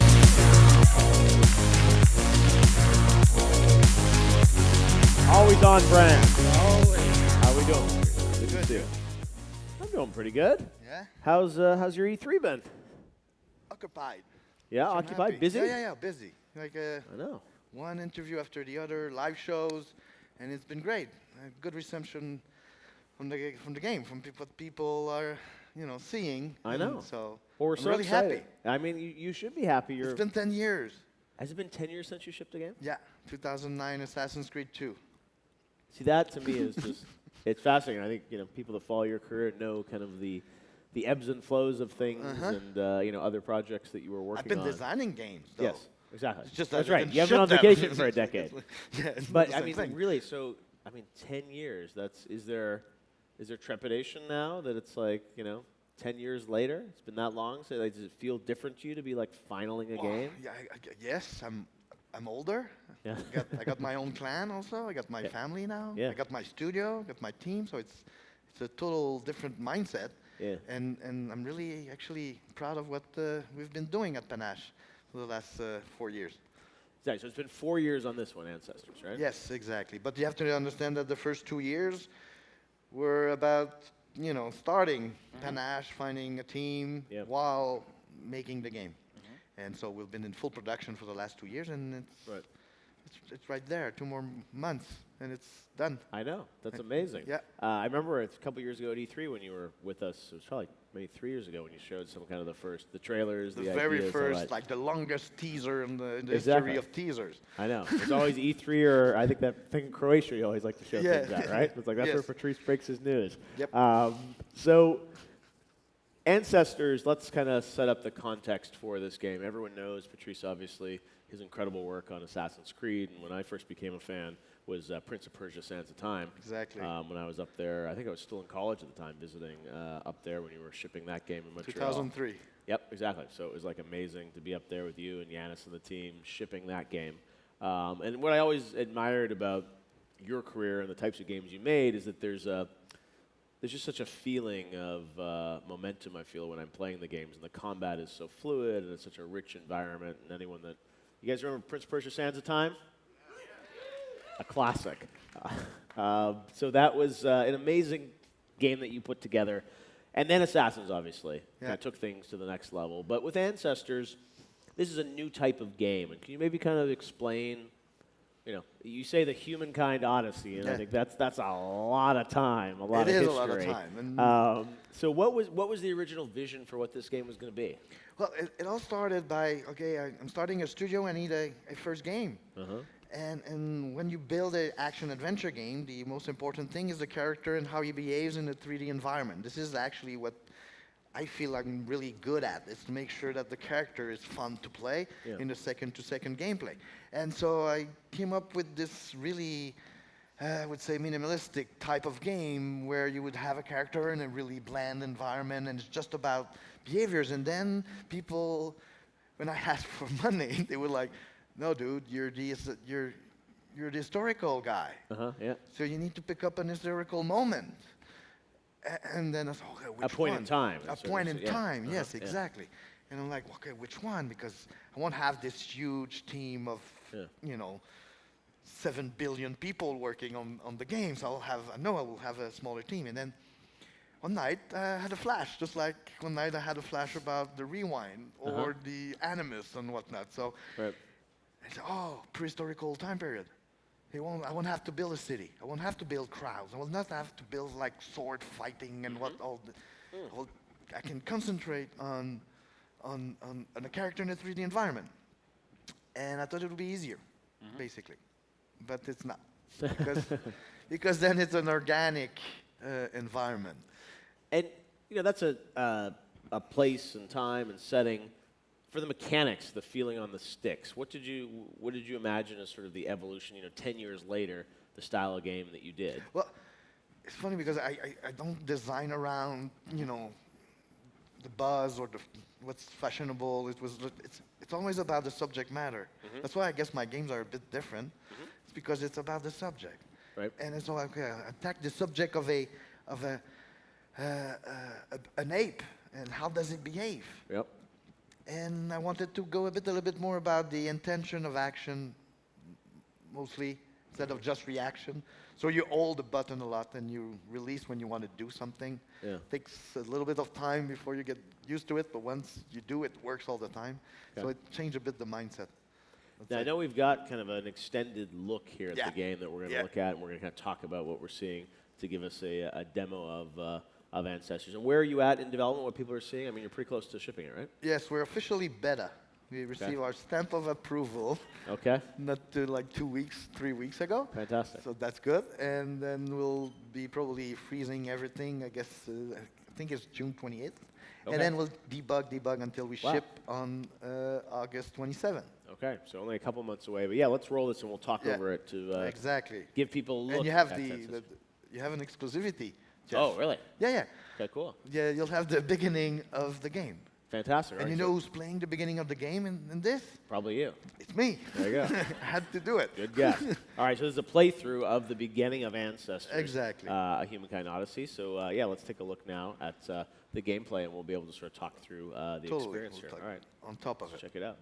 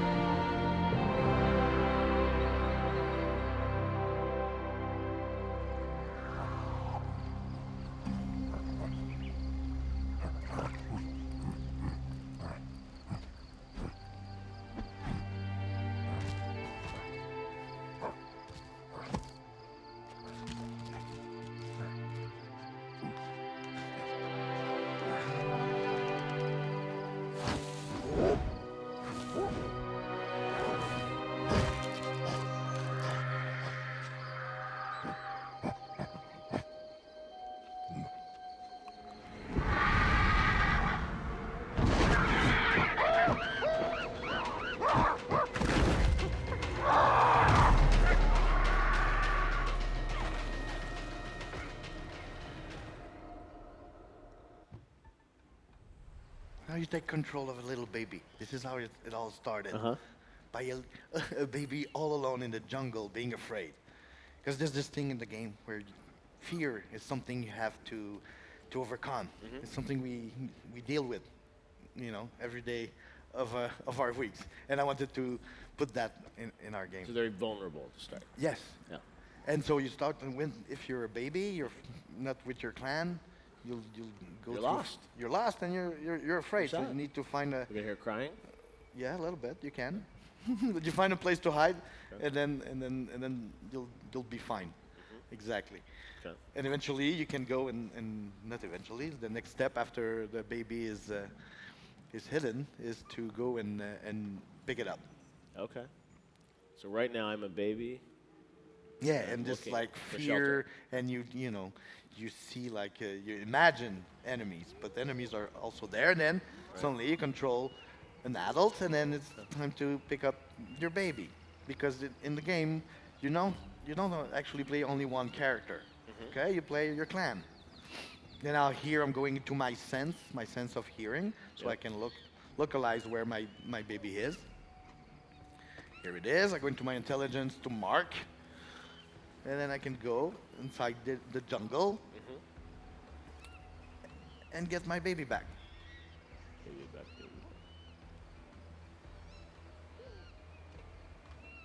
And babies, they represent your experience. So you need babies, and you'll make some babies. Yeah, it's part of it. I mean, you were asking about the time scale of the game, right? So each time you do a baby, you'll move 15 months in the future. And then eventually you'll have to do a generation, and that's 15 years. And so your baby will become adult, and the adult will become elders. And eventually you'll go into the evolution system, in which we're tracking what you're doing. You're doing all those mission or feats. And then eventually you'll really go forward into time, because if you've like managed to discover or a type of snake or avoid an attack, you say, oh, you're good. And so you did that in a certain period of time, and then we'll move forward thousands of years in the future. And this is how eventually you evolve into a different species. So when you saw it in the intro cinematic, the game starts 10 million years ago. Right. Somewhere in Africa. And it ends 2 million years ago. Still in Africa, but it'll be a different But it's species. an 8 million year story. It is. But it's your story, Jeff. Well, I was going to ask you about sort of the player agency in the game. Talk about sort of like the goals or the tasks when you first start off in this game. What, obviously the baby you talked about, but as we get into this world, I mean, what can I do? What am I supposed to do? Oh yeah, that's the beauty of it. I feel like I don't care. Right. What would you do? Like, would you go and just run away and explore the jungle, or you could, you have clan members. Maybe you could kill some interact animals or something like that. Yeah. if you can. But you have to know that the story arc, if there's one, it is from a prey to a predator. I see. So at first you're. So no one would kill. I'd be running, hiding. At first, hiding. Stealth. Stealth a little bit. A little Stealth, bit. okay. But eventually, if you're like, because Jeff, I'm asking that question. Yes. What would I do? No, you Homo sapiens. Yes. You think you can survive like your ancestors did? No. Everybody's telling me no. It was like no. You know what? No. I don't It's have like, any no, I don't think I can. But whatever, that's still what I'm asking. So I cannot help you out too much. Yes. Okay. But you can go into, like I said, you can go and have fun with your, with your clan and try to communicate with them, and eventually create a couple that will help you out to make that baby that you need, because the babies represent all the. So not really combat at the beginning. It's more about survival and sort of. Right. Yeah. But you can if you find a way. That's the thing. It's not about Find a path. going from, there's no map in the game. There's no mini maps. Oh. So it's not about going from dots to dots, going to see someone telling you go over there and go hunt. But if you want to hunt, It's self-directed.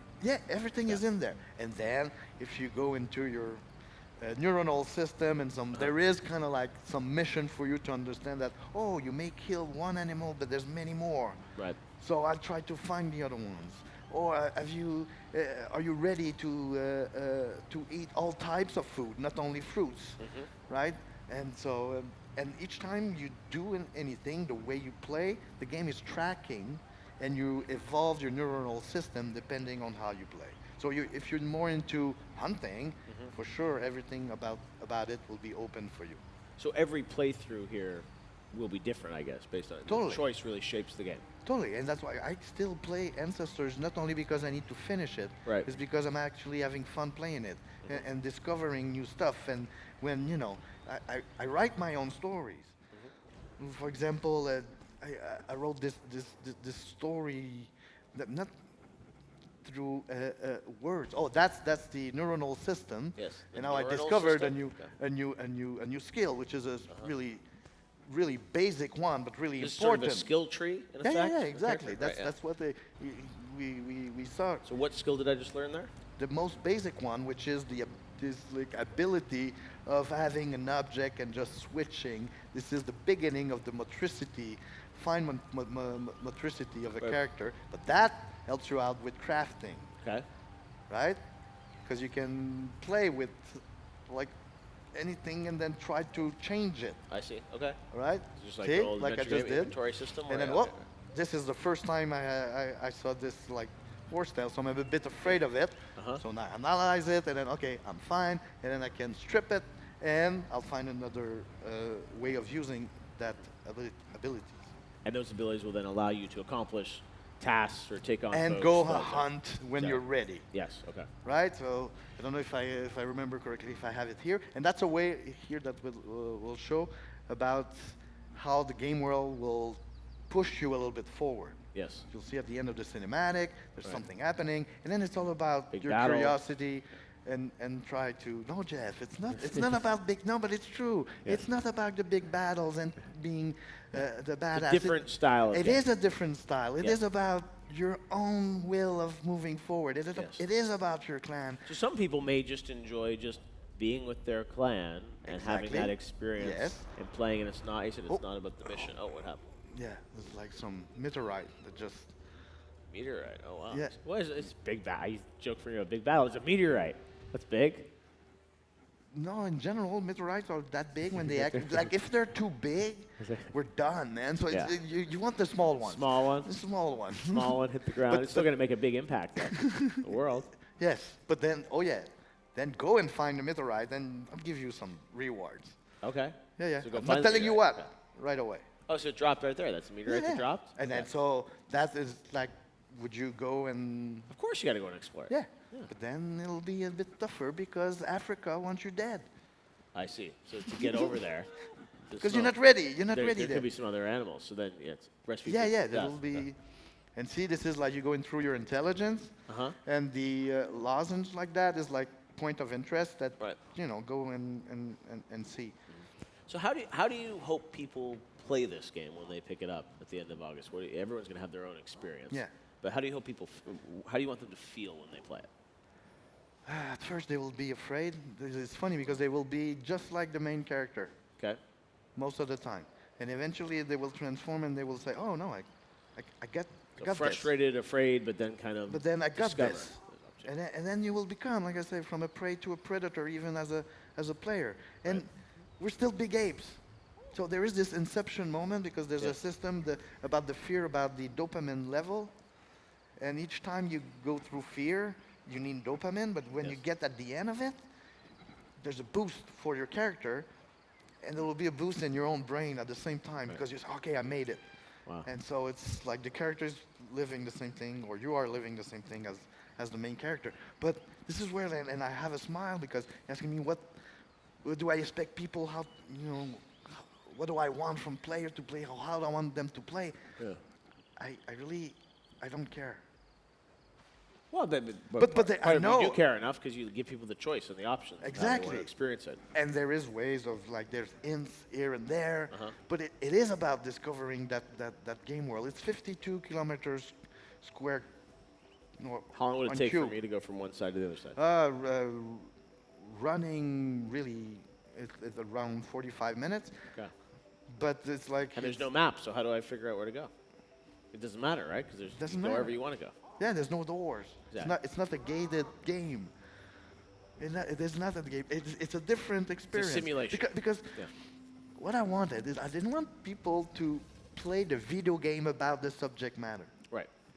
I want the people to be in Africa 10 million years To ago. be in that simulation, to And have to the world be, react. yeah, yeah, exactly. And then there is a little bit of gamey stuff around it, but I want them to be that character and have an experience and be elsewhere for real for a period of time and write their own stories for real. Like the other day, I decided that I would be the elder, just getting away alone to die. And I explored for 2 hours and a half, like a portion of the map that I don't go often, and I had a blast. Because it's kind of like a living and breathing world.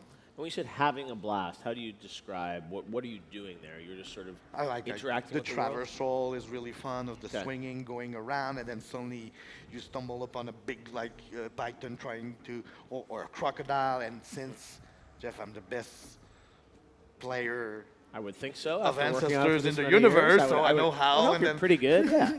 And so I managed to, but eventually I died anyway. Uh-huh. Because that's what I was trying to tell myself of that story of that, because it happened. When you die, what happens in this game? Respawn into a new, like a character from the clan. You can switch. Do you lose your progress? You have to Oh start yeah, no, that character is gone forever. the skill tree, the neural net, that still have that? That's okay. Okay, yeah. It's when you do a generation, when you spend time, if you have enough, you lock your progression through the babies you got. Yeah. But sometimes you may have a bigger progression than the amount of baby, so you will lose anything you cannot lock. Okay. Some babies will be born with special abilities. Yeah. So you need them to survive. And then eventually you evolve. And when you evolve, you'll spend thousands of years, and then you respawn elsewhere, and it's like, okay, where am I? How do I get? And eventually you'll be somebody else. You'll be a different species. So as the generations leap, you say 8 million years. Yeah. How are my abilities going to be different at the end of the game compared to where you began? How am I? Sorry, I Your missed it. abilities, like the things Oh, you you can work do. for sure. You'll be walking on 2 legs with 2 sticks. And then it'll be easier to defend, and then you'll be able to eat some meat, and you'll have a bigger clan and whatnot. Wow. Well, it's such a. And something I didn't say, yeah, Jeff. please. It's 35 people. 35 people built this game in Montreal. Yeah. Yeah. Incredible. So not like really. It's a small. Yeah. It's a small indie team of really talented people Yeah. who are building this game world. No, and you said I know it long been a passion project of yours to do something that's different, Yeah. that is really, as you said, more of a simulation of this environment and reacting to the player's choices, but not forcing them down a certain direction. Yeah, and it's not a game that it's not here that much. I say that often to my team member. Don't forget that it's a game about the sex chakra. Okay. It's there. It's about sensation. It's not. Yeah. And I'm asking them the question: can you survive Homo sapiens? You think you're the best, and Right. No, but you'll see that you got it in you, somehow. It's like it's You in think so? your. You got it in Oh, there? yeah. Everyone has it inside themselves? Yes, it's really. I feel like it's like in your memory, your DNA memory. Like when you're in the savannah with your clan, and like your clan walking on 2 legs and the sticks, and it's like the sun rising in the horizon, right in the morning. You feel it. And then there's the elephants passing by. You go like, I've been there somewhere. Really? Somehow, I'm telling you. Like the Animus? A little bit. Yeah. It's like maybe it's the real Animus that I created. Wow. There is this like moment of like, whoa! It's I understand, even though it's not real. Do you and jump into the present day and you're just not telling us? No. Yeah. Not this time. No big No? twist. No big twist? No big twist. Not all of And a it's sudden- true. And it's true. I'm not all and of a it's- sudden in Cyberpunk or something? No. Well, it looks incredible. I got to say, I really admire the thrust of sort of your vision to sort of present games in kind of a different way. And I think what our industry needs is more creators like you who sort thank of you, want to Jeff. do things that are different and maybe uncomfortable. I think even for people that try and understand. And it's one of the things where I think you have to kind of play it and experience it Exactly. to fully grasp what you're building. But it's not going to be much longer 2 more now. months. 2 more months. 2 more months. End of August, right? And it's coming out. Where's it coming out? Epic Game Store. Yes. So August 27, and then on console in December. All right, so Epic Games Store, end of August, consoles in December. Patrice, it's great to have you back shipping games. We hope it's the first of many. Many, yep. Give it up for Patrice. Thank you. Thank you, Patrice. All right.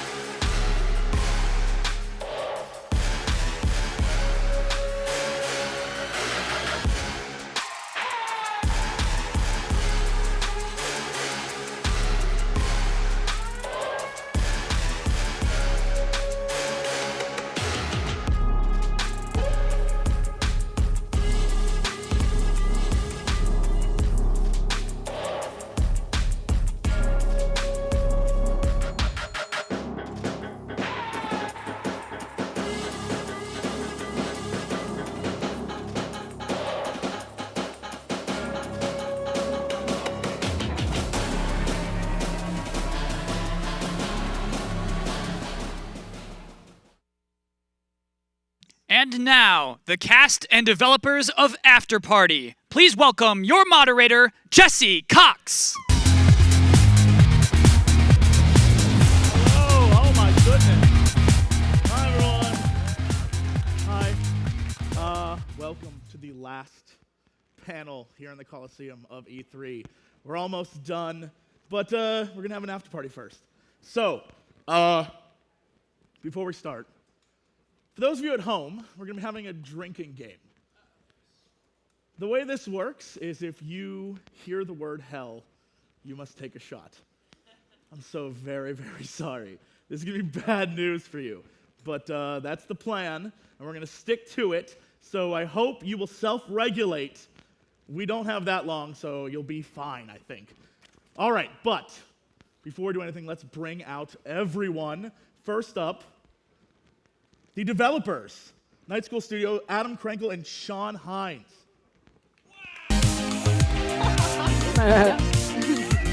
Look at these guys. Where are we sitting? Oh, let's keep it going. Here. Let's keep it going. Next up.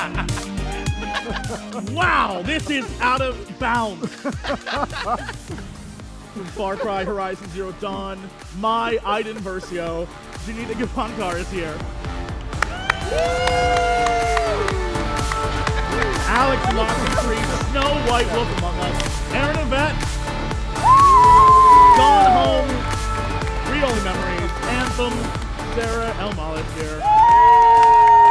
And yes, Darksiders, of course, in Firewatch, Sissy Jones is here as well. All right, we have got a trailer for you. So let's see this thing.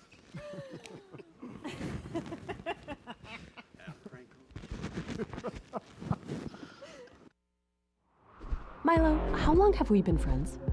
Our entire lives. Our whole entire lives. And so I want you to understand that I'm not blaming you for getting us killed and sent to hell. What do you want? 2 dead orphans. And I'm not even saying how drinking Satan to get back home is the worst idea you've ever had. Okay, well, Lola, what are you saying?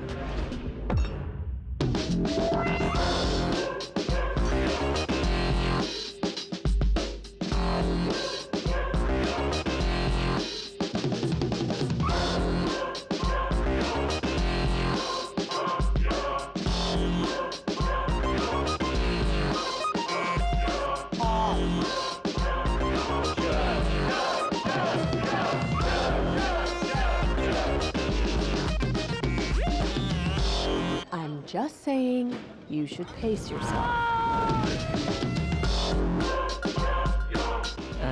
Lola, can you get alcohol poisoning in hell? Drink? Hey! Have we established rules for if it's written? I think it counts. Same. Probably the only time it's gonna. Accessibility, baby. That was 3 and 4. Oh boy. We're starting off hot. Well, okay, let's get down to business. We have got lots to talk about. Okay, gentlemen. What the hell inspired this game? Get it? You didn't even think. Wait, are there actual?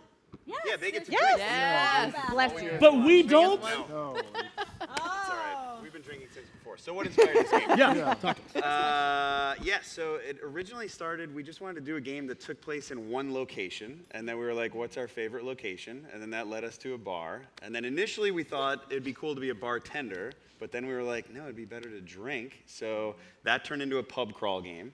And then we kept kind of working on that for months and months, and then we went, who would be the worst person to go up against as an antagonist?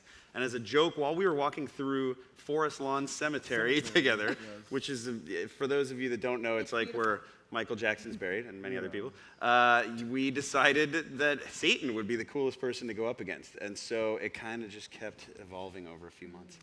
Yeah. You're not wrong. No.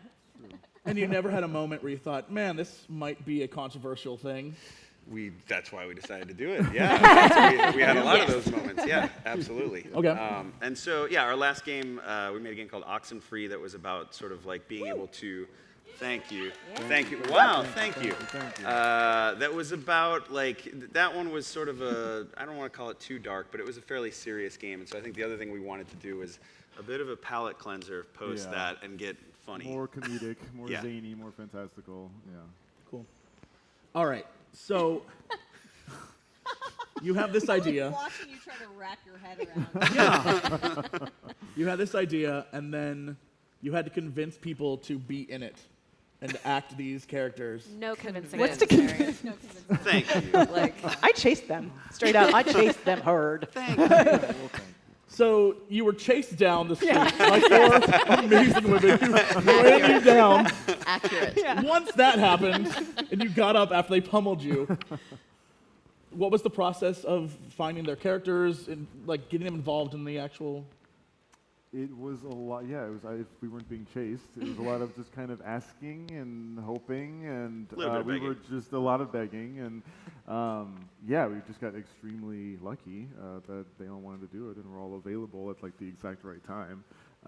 But yeah, I mean, it was a huge boon and a massive gift to be able to write for people who can really act and really act in the way that you want them to and need them to, and because they all play, I think, multiple characters, even if it's uncredited, because the speaking role list is huge. You meet 100 different demons, 100 different crazy guys and girls. So yeah, we needed people who could do a lot of different voices, and we're really good. So we really lucked out.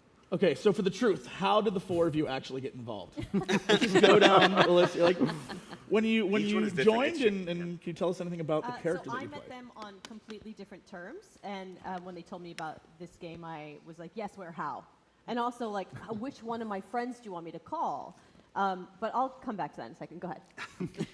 Yeah, having worked with them on Oxenfree, that experience was definitely like a please call me whatever you're doing next. And thank Aaron was God the they lead in did. Oxenfree. Aaron was the lead. Aaron was the in lead in Oxenfree. Oxenfree. She killed it. Yeah. She made It's people cry. one of my favorite games. You know this. It's one of my favorite games. No, Incredible. I mean, that ties directly into how I kind of got involved, or why I started chasing them, because I think I was playing it for IGF, Oxenfree, and I was blown away. I was like, this is some of the best voiceover I've ever heard in an indie game. I was immediately a huge fan of hers. And so, I mean, I met you later, and I was like, hi, I'm like obsessed with you. But I think I had also known one of their programmers, and I was like, hey, Brian, hey. But I think it was actually your referral that finally got me in the door. So it was a lot of hard work and campaigning. Sheer dumb luck? I don't know. No, I think I worked with you guys for a little bit on The Walking Dead, maybe? Yeah, definitely, yeah. And then, then I got the call, and I was like, hell yeah, drink. All of you drink. Drink. Yes. You know, the indie world is as we all know at this point, the games industry is mainstream, but it is just as robust as the film world at this point. And it is like parallel in that there are AAA games, which are just like big budget studio films, and there's the indie world, which is just like indie films. And just in the same exact way, it really is who you know, who is interested in making the culture of art that you want to make. And that means you call everybody that you know, and it is actually really organic instead of like hiring a casting director who then goes and mines the town to find the right person for you. It's really just like... I just called you when I was walking past a parking lot of a abandoned church. Like that's how it came to be. Yeah, and it's like roughly the same way.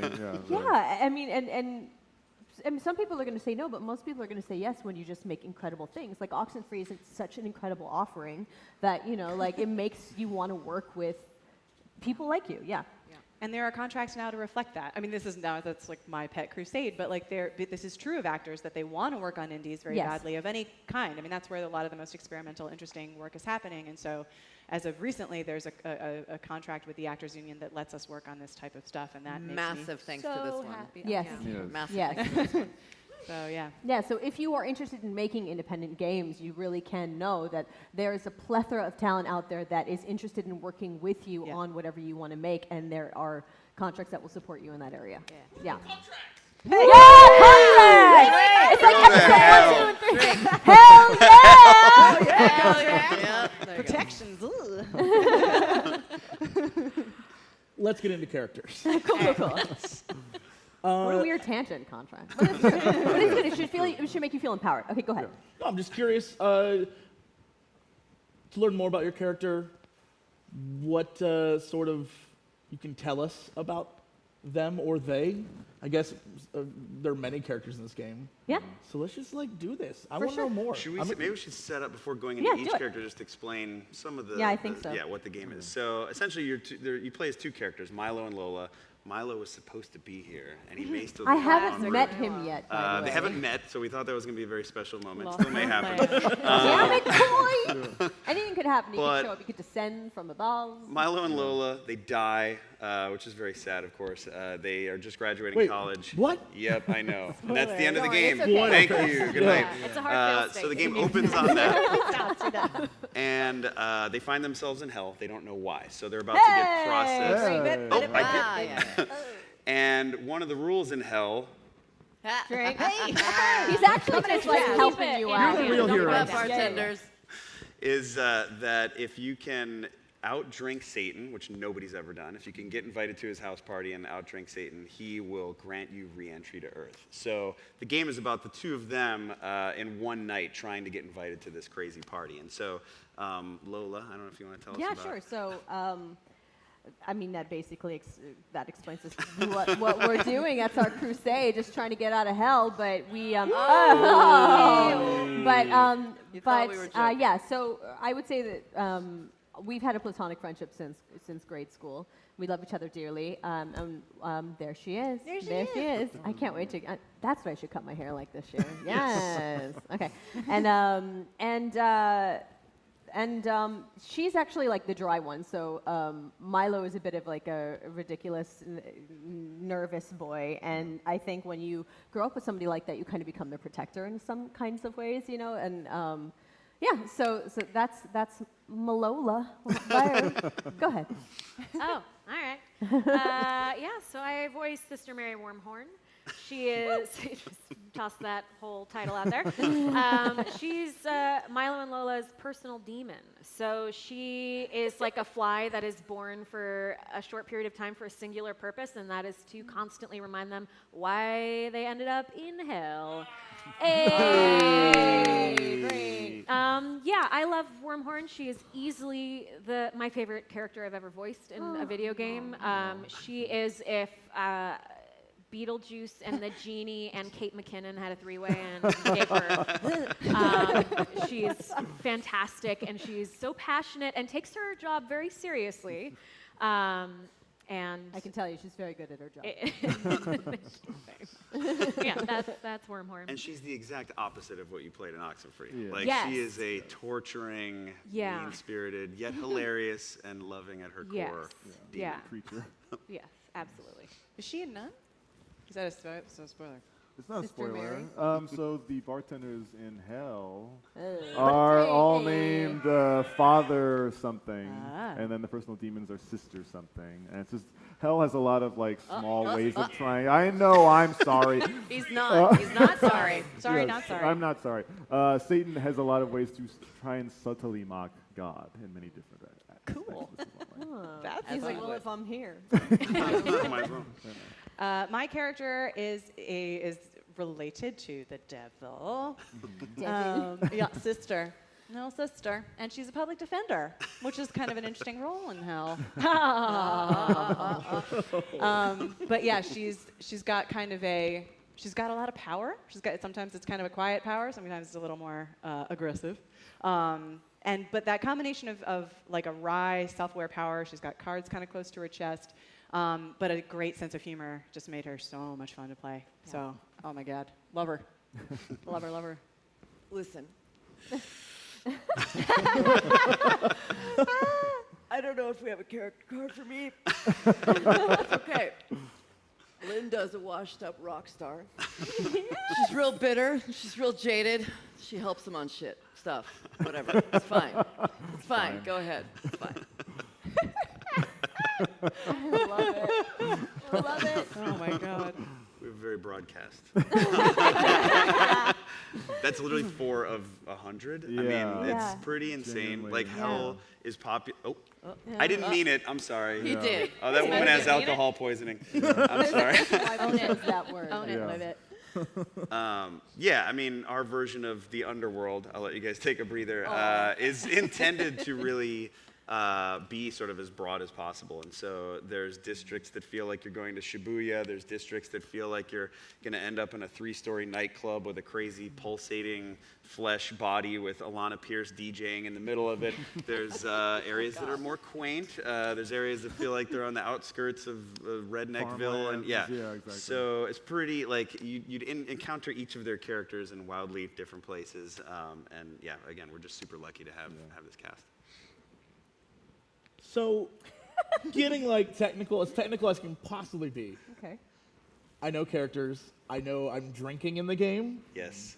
What's like the core loop of this game? What am I actually doing? The core loop, yes. You know, He's got that game design speak. I like it. That's pretty technical. You're welcome. No, thank When you. you go to No, Hades, it's- what is Hades. Well, you climb towers, and then Here's the thing. It's a tower defense game. Yeah. You have to unlock the map. Yep, you unlock Right. the map, you look around, and then you have like a new area. Right, Just right. kidding, no. You find more towers No, and you this climb is those an indie towers. game, baby. There's none of that. Yeah, what are you doing in Like, this game? For us, the core experience is to make sure that the player feels like what they can say is like an ability. And so, you know, in the case of After Party, you have some sort of core lines that you'll be fed at any time that you can go ahead and say in any moment. But when you go into a bar, you can order any number of drinks, and those drinks will wildly augment what you will say. So if you want to go into a bar and talk like a pirate, you get that drink, and that might be the way that you get through it. And so in terms of what you're doing, it is a lengthy, very modular narrative that is like an actual pub crawl.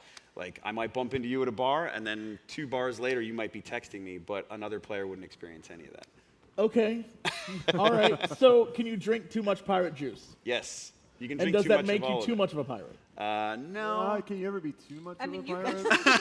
Explode into a drink rough so out of much nowhere. that you lose your conscience. Yes, there is. Your conscience can exit your body and run away because you've drunk so much. That's actually true. And then then you have to capture your conscience. Or What if not. what if you just don't? If you You're wanna an go that asshole. way, If you want to go that way, then you are truly an asshole. Sort of like Dark Soulsy, huh?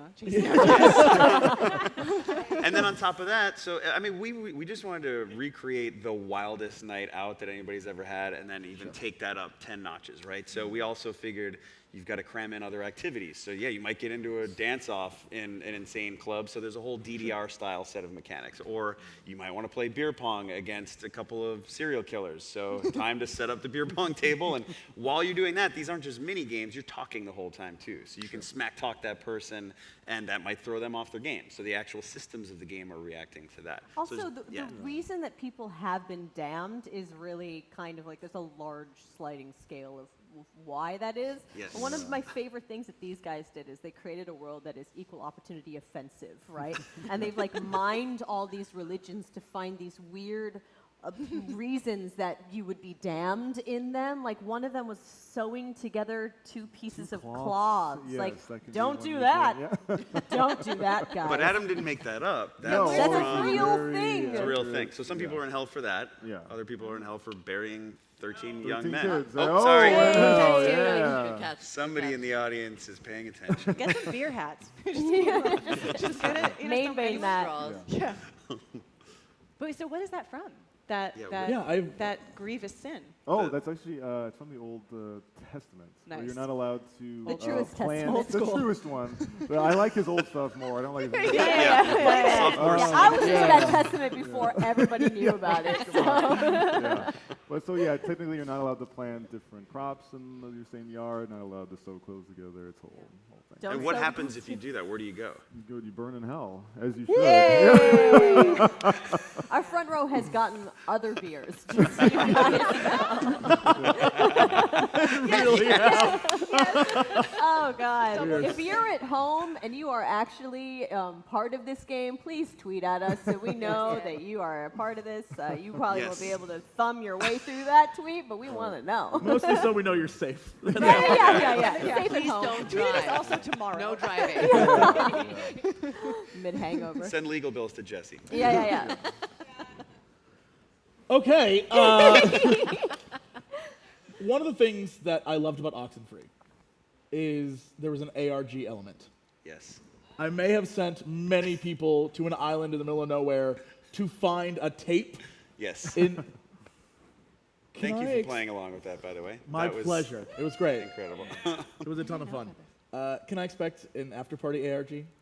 We're Can I playing it expect you right to now. send We me- just drink all the time. I think that's Does the it never ARG. end? Is Right, it that's never pretty ending? much It starts now and Yeah, it's ends 9 when you o'clock. die. This is the loop. Yeah, this is the loop. No. You talk, you drink, The you loop, talk, the you drinking drink. and the talking. You're experiencing it all right now. Absolutely. anybody We have beer are seeding some early ideas for something like that, but we can't talk much more about that yet. But yeah, I mean, that was something that it's funny, like with Oxenfree, it was something that we started to tease. We're like, let's set up a weird fake phone number. Oh, wow, thousands of people called it. Oh, wow, maybe we should do some more with this. And then we created a full narrative with it. And our sound designer and composer, Andy Rohrman, who's doing all the amazing music Also for this known as? game. Scientific, way cooler than Andy. He was really sort of at the center of that. And he's acted kind of like a game designer with us on both of these games as well. Yay. Well, Yeah, he's Oxenfree awesome. really inspired people to go out and explore creepy islands. So After Party is just gonna encourage people to be dicks in bars, I guess. Hopefully. Many have that already down. Right. So we're good. Be free. It gives you permission. Yes. To be your worst. I did have a question about just when it comes to not only playing these roles, but just in general. What is sort of... I feel like it's weird to be like, okay, you are now a drunk person at a bar. Go. That's not weird It's at all. not weird at all. That is That's a our Tuesday. job. Yeah, that's Is where it weird? That's No. the best part, right? So these guys, I don't know how many characters you each played. I only played one, but even just in my experience, there was such a diversity of what was asked of me, and that's really why I was attracted to the project in the first place. When you drink alcohol, it gives you, it's almost like a superpower. I don't know if it's like a weapon, it's a super, I don't know what you want to call it, but it basically gives you these other modes that you think in, like in real life. Like I'm And- a great dancer. Yeah. Go on. Yeah, Yes. obviously. But like one is like being vaudevillian. So here I am in a booth and I have this giant monologue that this weirdo wrote that is like, I'm supposed to now say this as a vaudevillian actor from the days of yore. Yes! Like you just are, you want to bite your teeth into it. And that's, Yeah, that's the thing is the writing. Like, I mean, it's funny, like you get in there and it's all written in drunk. I mean, it's like there's like a conlang of drunkenness, and so you get in there and it's just all on the page, and then you just sort of fill it with life and hesitations and surprises. But it's all right there to play. There's nothing weird or kind of like a struggle to find about it at all. It's a long day. No, just the writing was so brilliant. I mean, it is to date the funniest script I've ever read. It's amazing. So I fun. can't wait for Which people is so to sink exciting. into 'Cause, I it. mean, okay, my question to you is, reading this after doing Oxenfree with them, were you like, oh, I didn't know you could drive in that mode? Or were you like, obviously? It was obvious. Yeah. I've also known Adam for a long time. But Yeah. I mean, going from Oxenfree was like a training for a marathon in terms of Adam likes to write. And the characters like to talk. And so it would be like, normally when you're going through a script line by line, sometimes you don't have time before you do a take to even read through the line. So you're just kind of going at it cold. And with Alex, that was fine because she was very smart. She was very like stream of consciousness. And then we get to this script, and it's just, at least for Wormhorn, was I had no idea what words were going to come out of my mouth, and I felt like I'd been training for it, just to run with it. And like everyone said, your writing is so good at feeling grounded and natural. And yeah. like someone would actually, All right. No, but it's like that. It's like that. So please, everybody, play this game so it'll So just funny. make this tiny studio have enough money to make another game after that. Yes. I Yes, need, please. as a fan Yes. of my What the hell, right? Yes. And other games like it from other Also, people too. Everybody. hell. Oh. Ooh, that felt good. Just to say it randomly. The power, the sheer power. Yeah. Do it again. Hell. Okay, I'll stop. Okay. We only we have get a time, third round? I think, for one more question. Okay. It's going to be the most important one. Okay. Fall. You're... All right, well, we have our winner. You're in hell. You've all done just enough to go to hell. Yeah. And while in hell, you have to outdrink Satan for, I'm going to say, ownership of hell. Sure. And everyone in hell is in attendance. Oh my God. What is the one drink you choose that you know you can defeat the devil with? This is real life or in our game? No, this is real life. This is 'Cause not in a our game. we This have, is we have a you drink called personally. the Bloody Stool, so that might be able to do Yeah. it. But in All of the every bar has 5 unique drinks, and one of them is called Bloody Stool. it's disgusting. But in real life, sissy, go. Look, IRL, Irish car bombs. Yeah, the devil notoriously Listen, cannot I'm handle not that. saying I would live after it. I'm just, whatever. But you're already dead, so it's fine. I'm already Going dead. hard. When else I'm are you gonna gonna- own hell. I think for me, honestly, it would be LaCroix. Yeah. But maybe Scotch. Good Scotch. Well, Scotch, 2 seconds. You can get whatever Good you want. Scotch. All night. Yeah, I'm so much of a lightweight. I think I would just cave and just accept that I'm fucked and I'm going to be in hell forever and drink whatever's given to me. Great. I don't drink at all, so I'm going to say cake. Can I change my If you answer? slurped on cake. Yeah. In a Yeah. blender. For me, probably Jack and Coke. Okay. Yeah, I'd probably go with those for a while. Yeah. I was gonna say Jack and Coke. Yeah. Thank God you started with Sissy. By the way, these guys Fight, are cousins. fight, They hell. share bloodlines, so Yeah, that makes that's sense. why. I said what the hell, everybody. By the way. I'm Yeah, I surprised guess no one said holy water something or. with I was mescal. expecting. Oh, he's So not a many options, vampire. man. Yeah, You're right. No, something with mescal. I actually, somebody in the Mezcal, audience, yes, I please. split a half a bottle of mescal with a couple months ago. There he is. I'm looking right at him, and he's pretending. Yeah. Everybody's so drunk now. Yeah. All right. They're saying wrap it the Wrap hell it up. up. Wrap it up. So, Bring out the hook. What the hell? gents, when can we expect this game, and where can we expect it? We can expect it. I mean, we're expecting everybody. Hey, congratulations! You're barely showing. Coming, I know. Later this year, fall is appropriate, and you'll see it on PS4, Xbox One, PC, Switch a little bit thereafter, Xbox Game Pass day and date, and Right now, you can get it. You can pre-order on the Epic Game Store. on the Epic Game Store. Yes. All right. Nice. Well, that's it for After Party. Thank you all for watching, and remember, Thanks for drinking. be safe and don't do anything we wouldn't do In hell. in hell.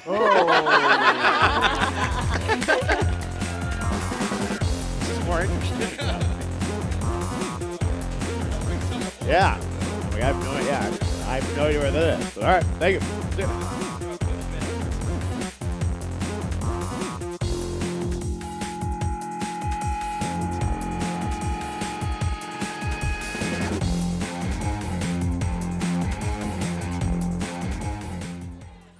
Thanks to all the guys from After Party. Thank you for joining us for E3 Coliseum 2018. Hope you guys had a good time.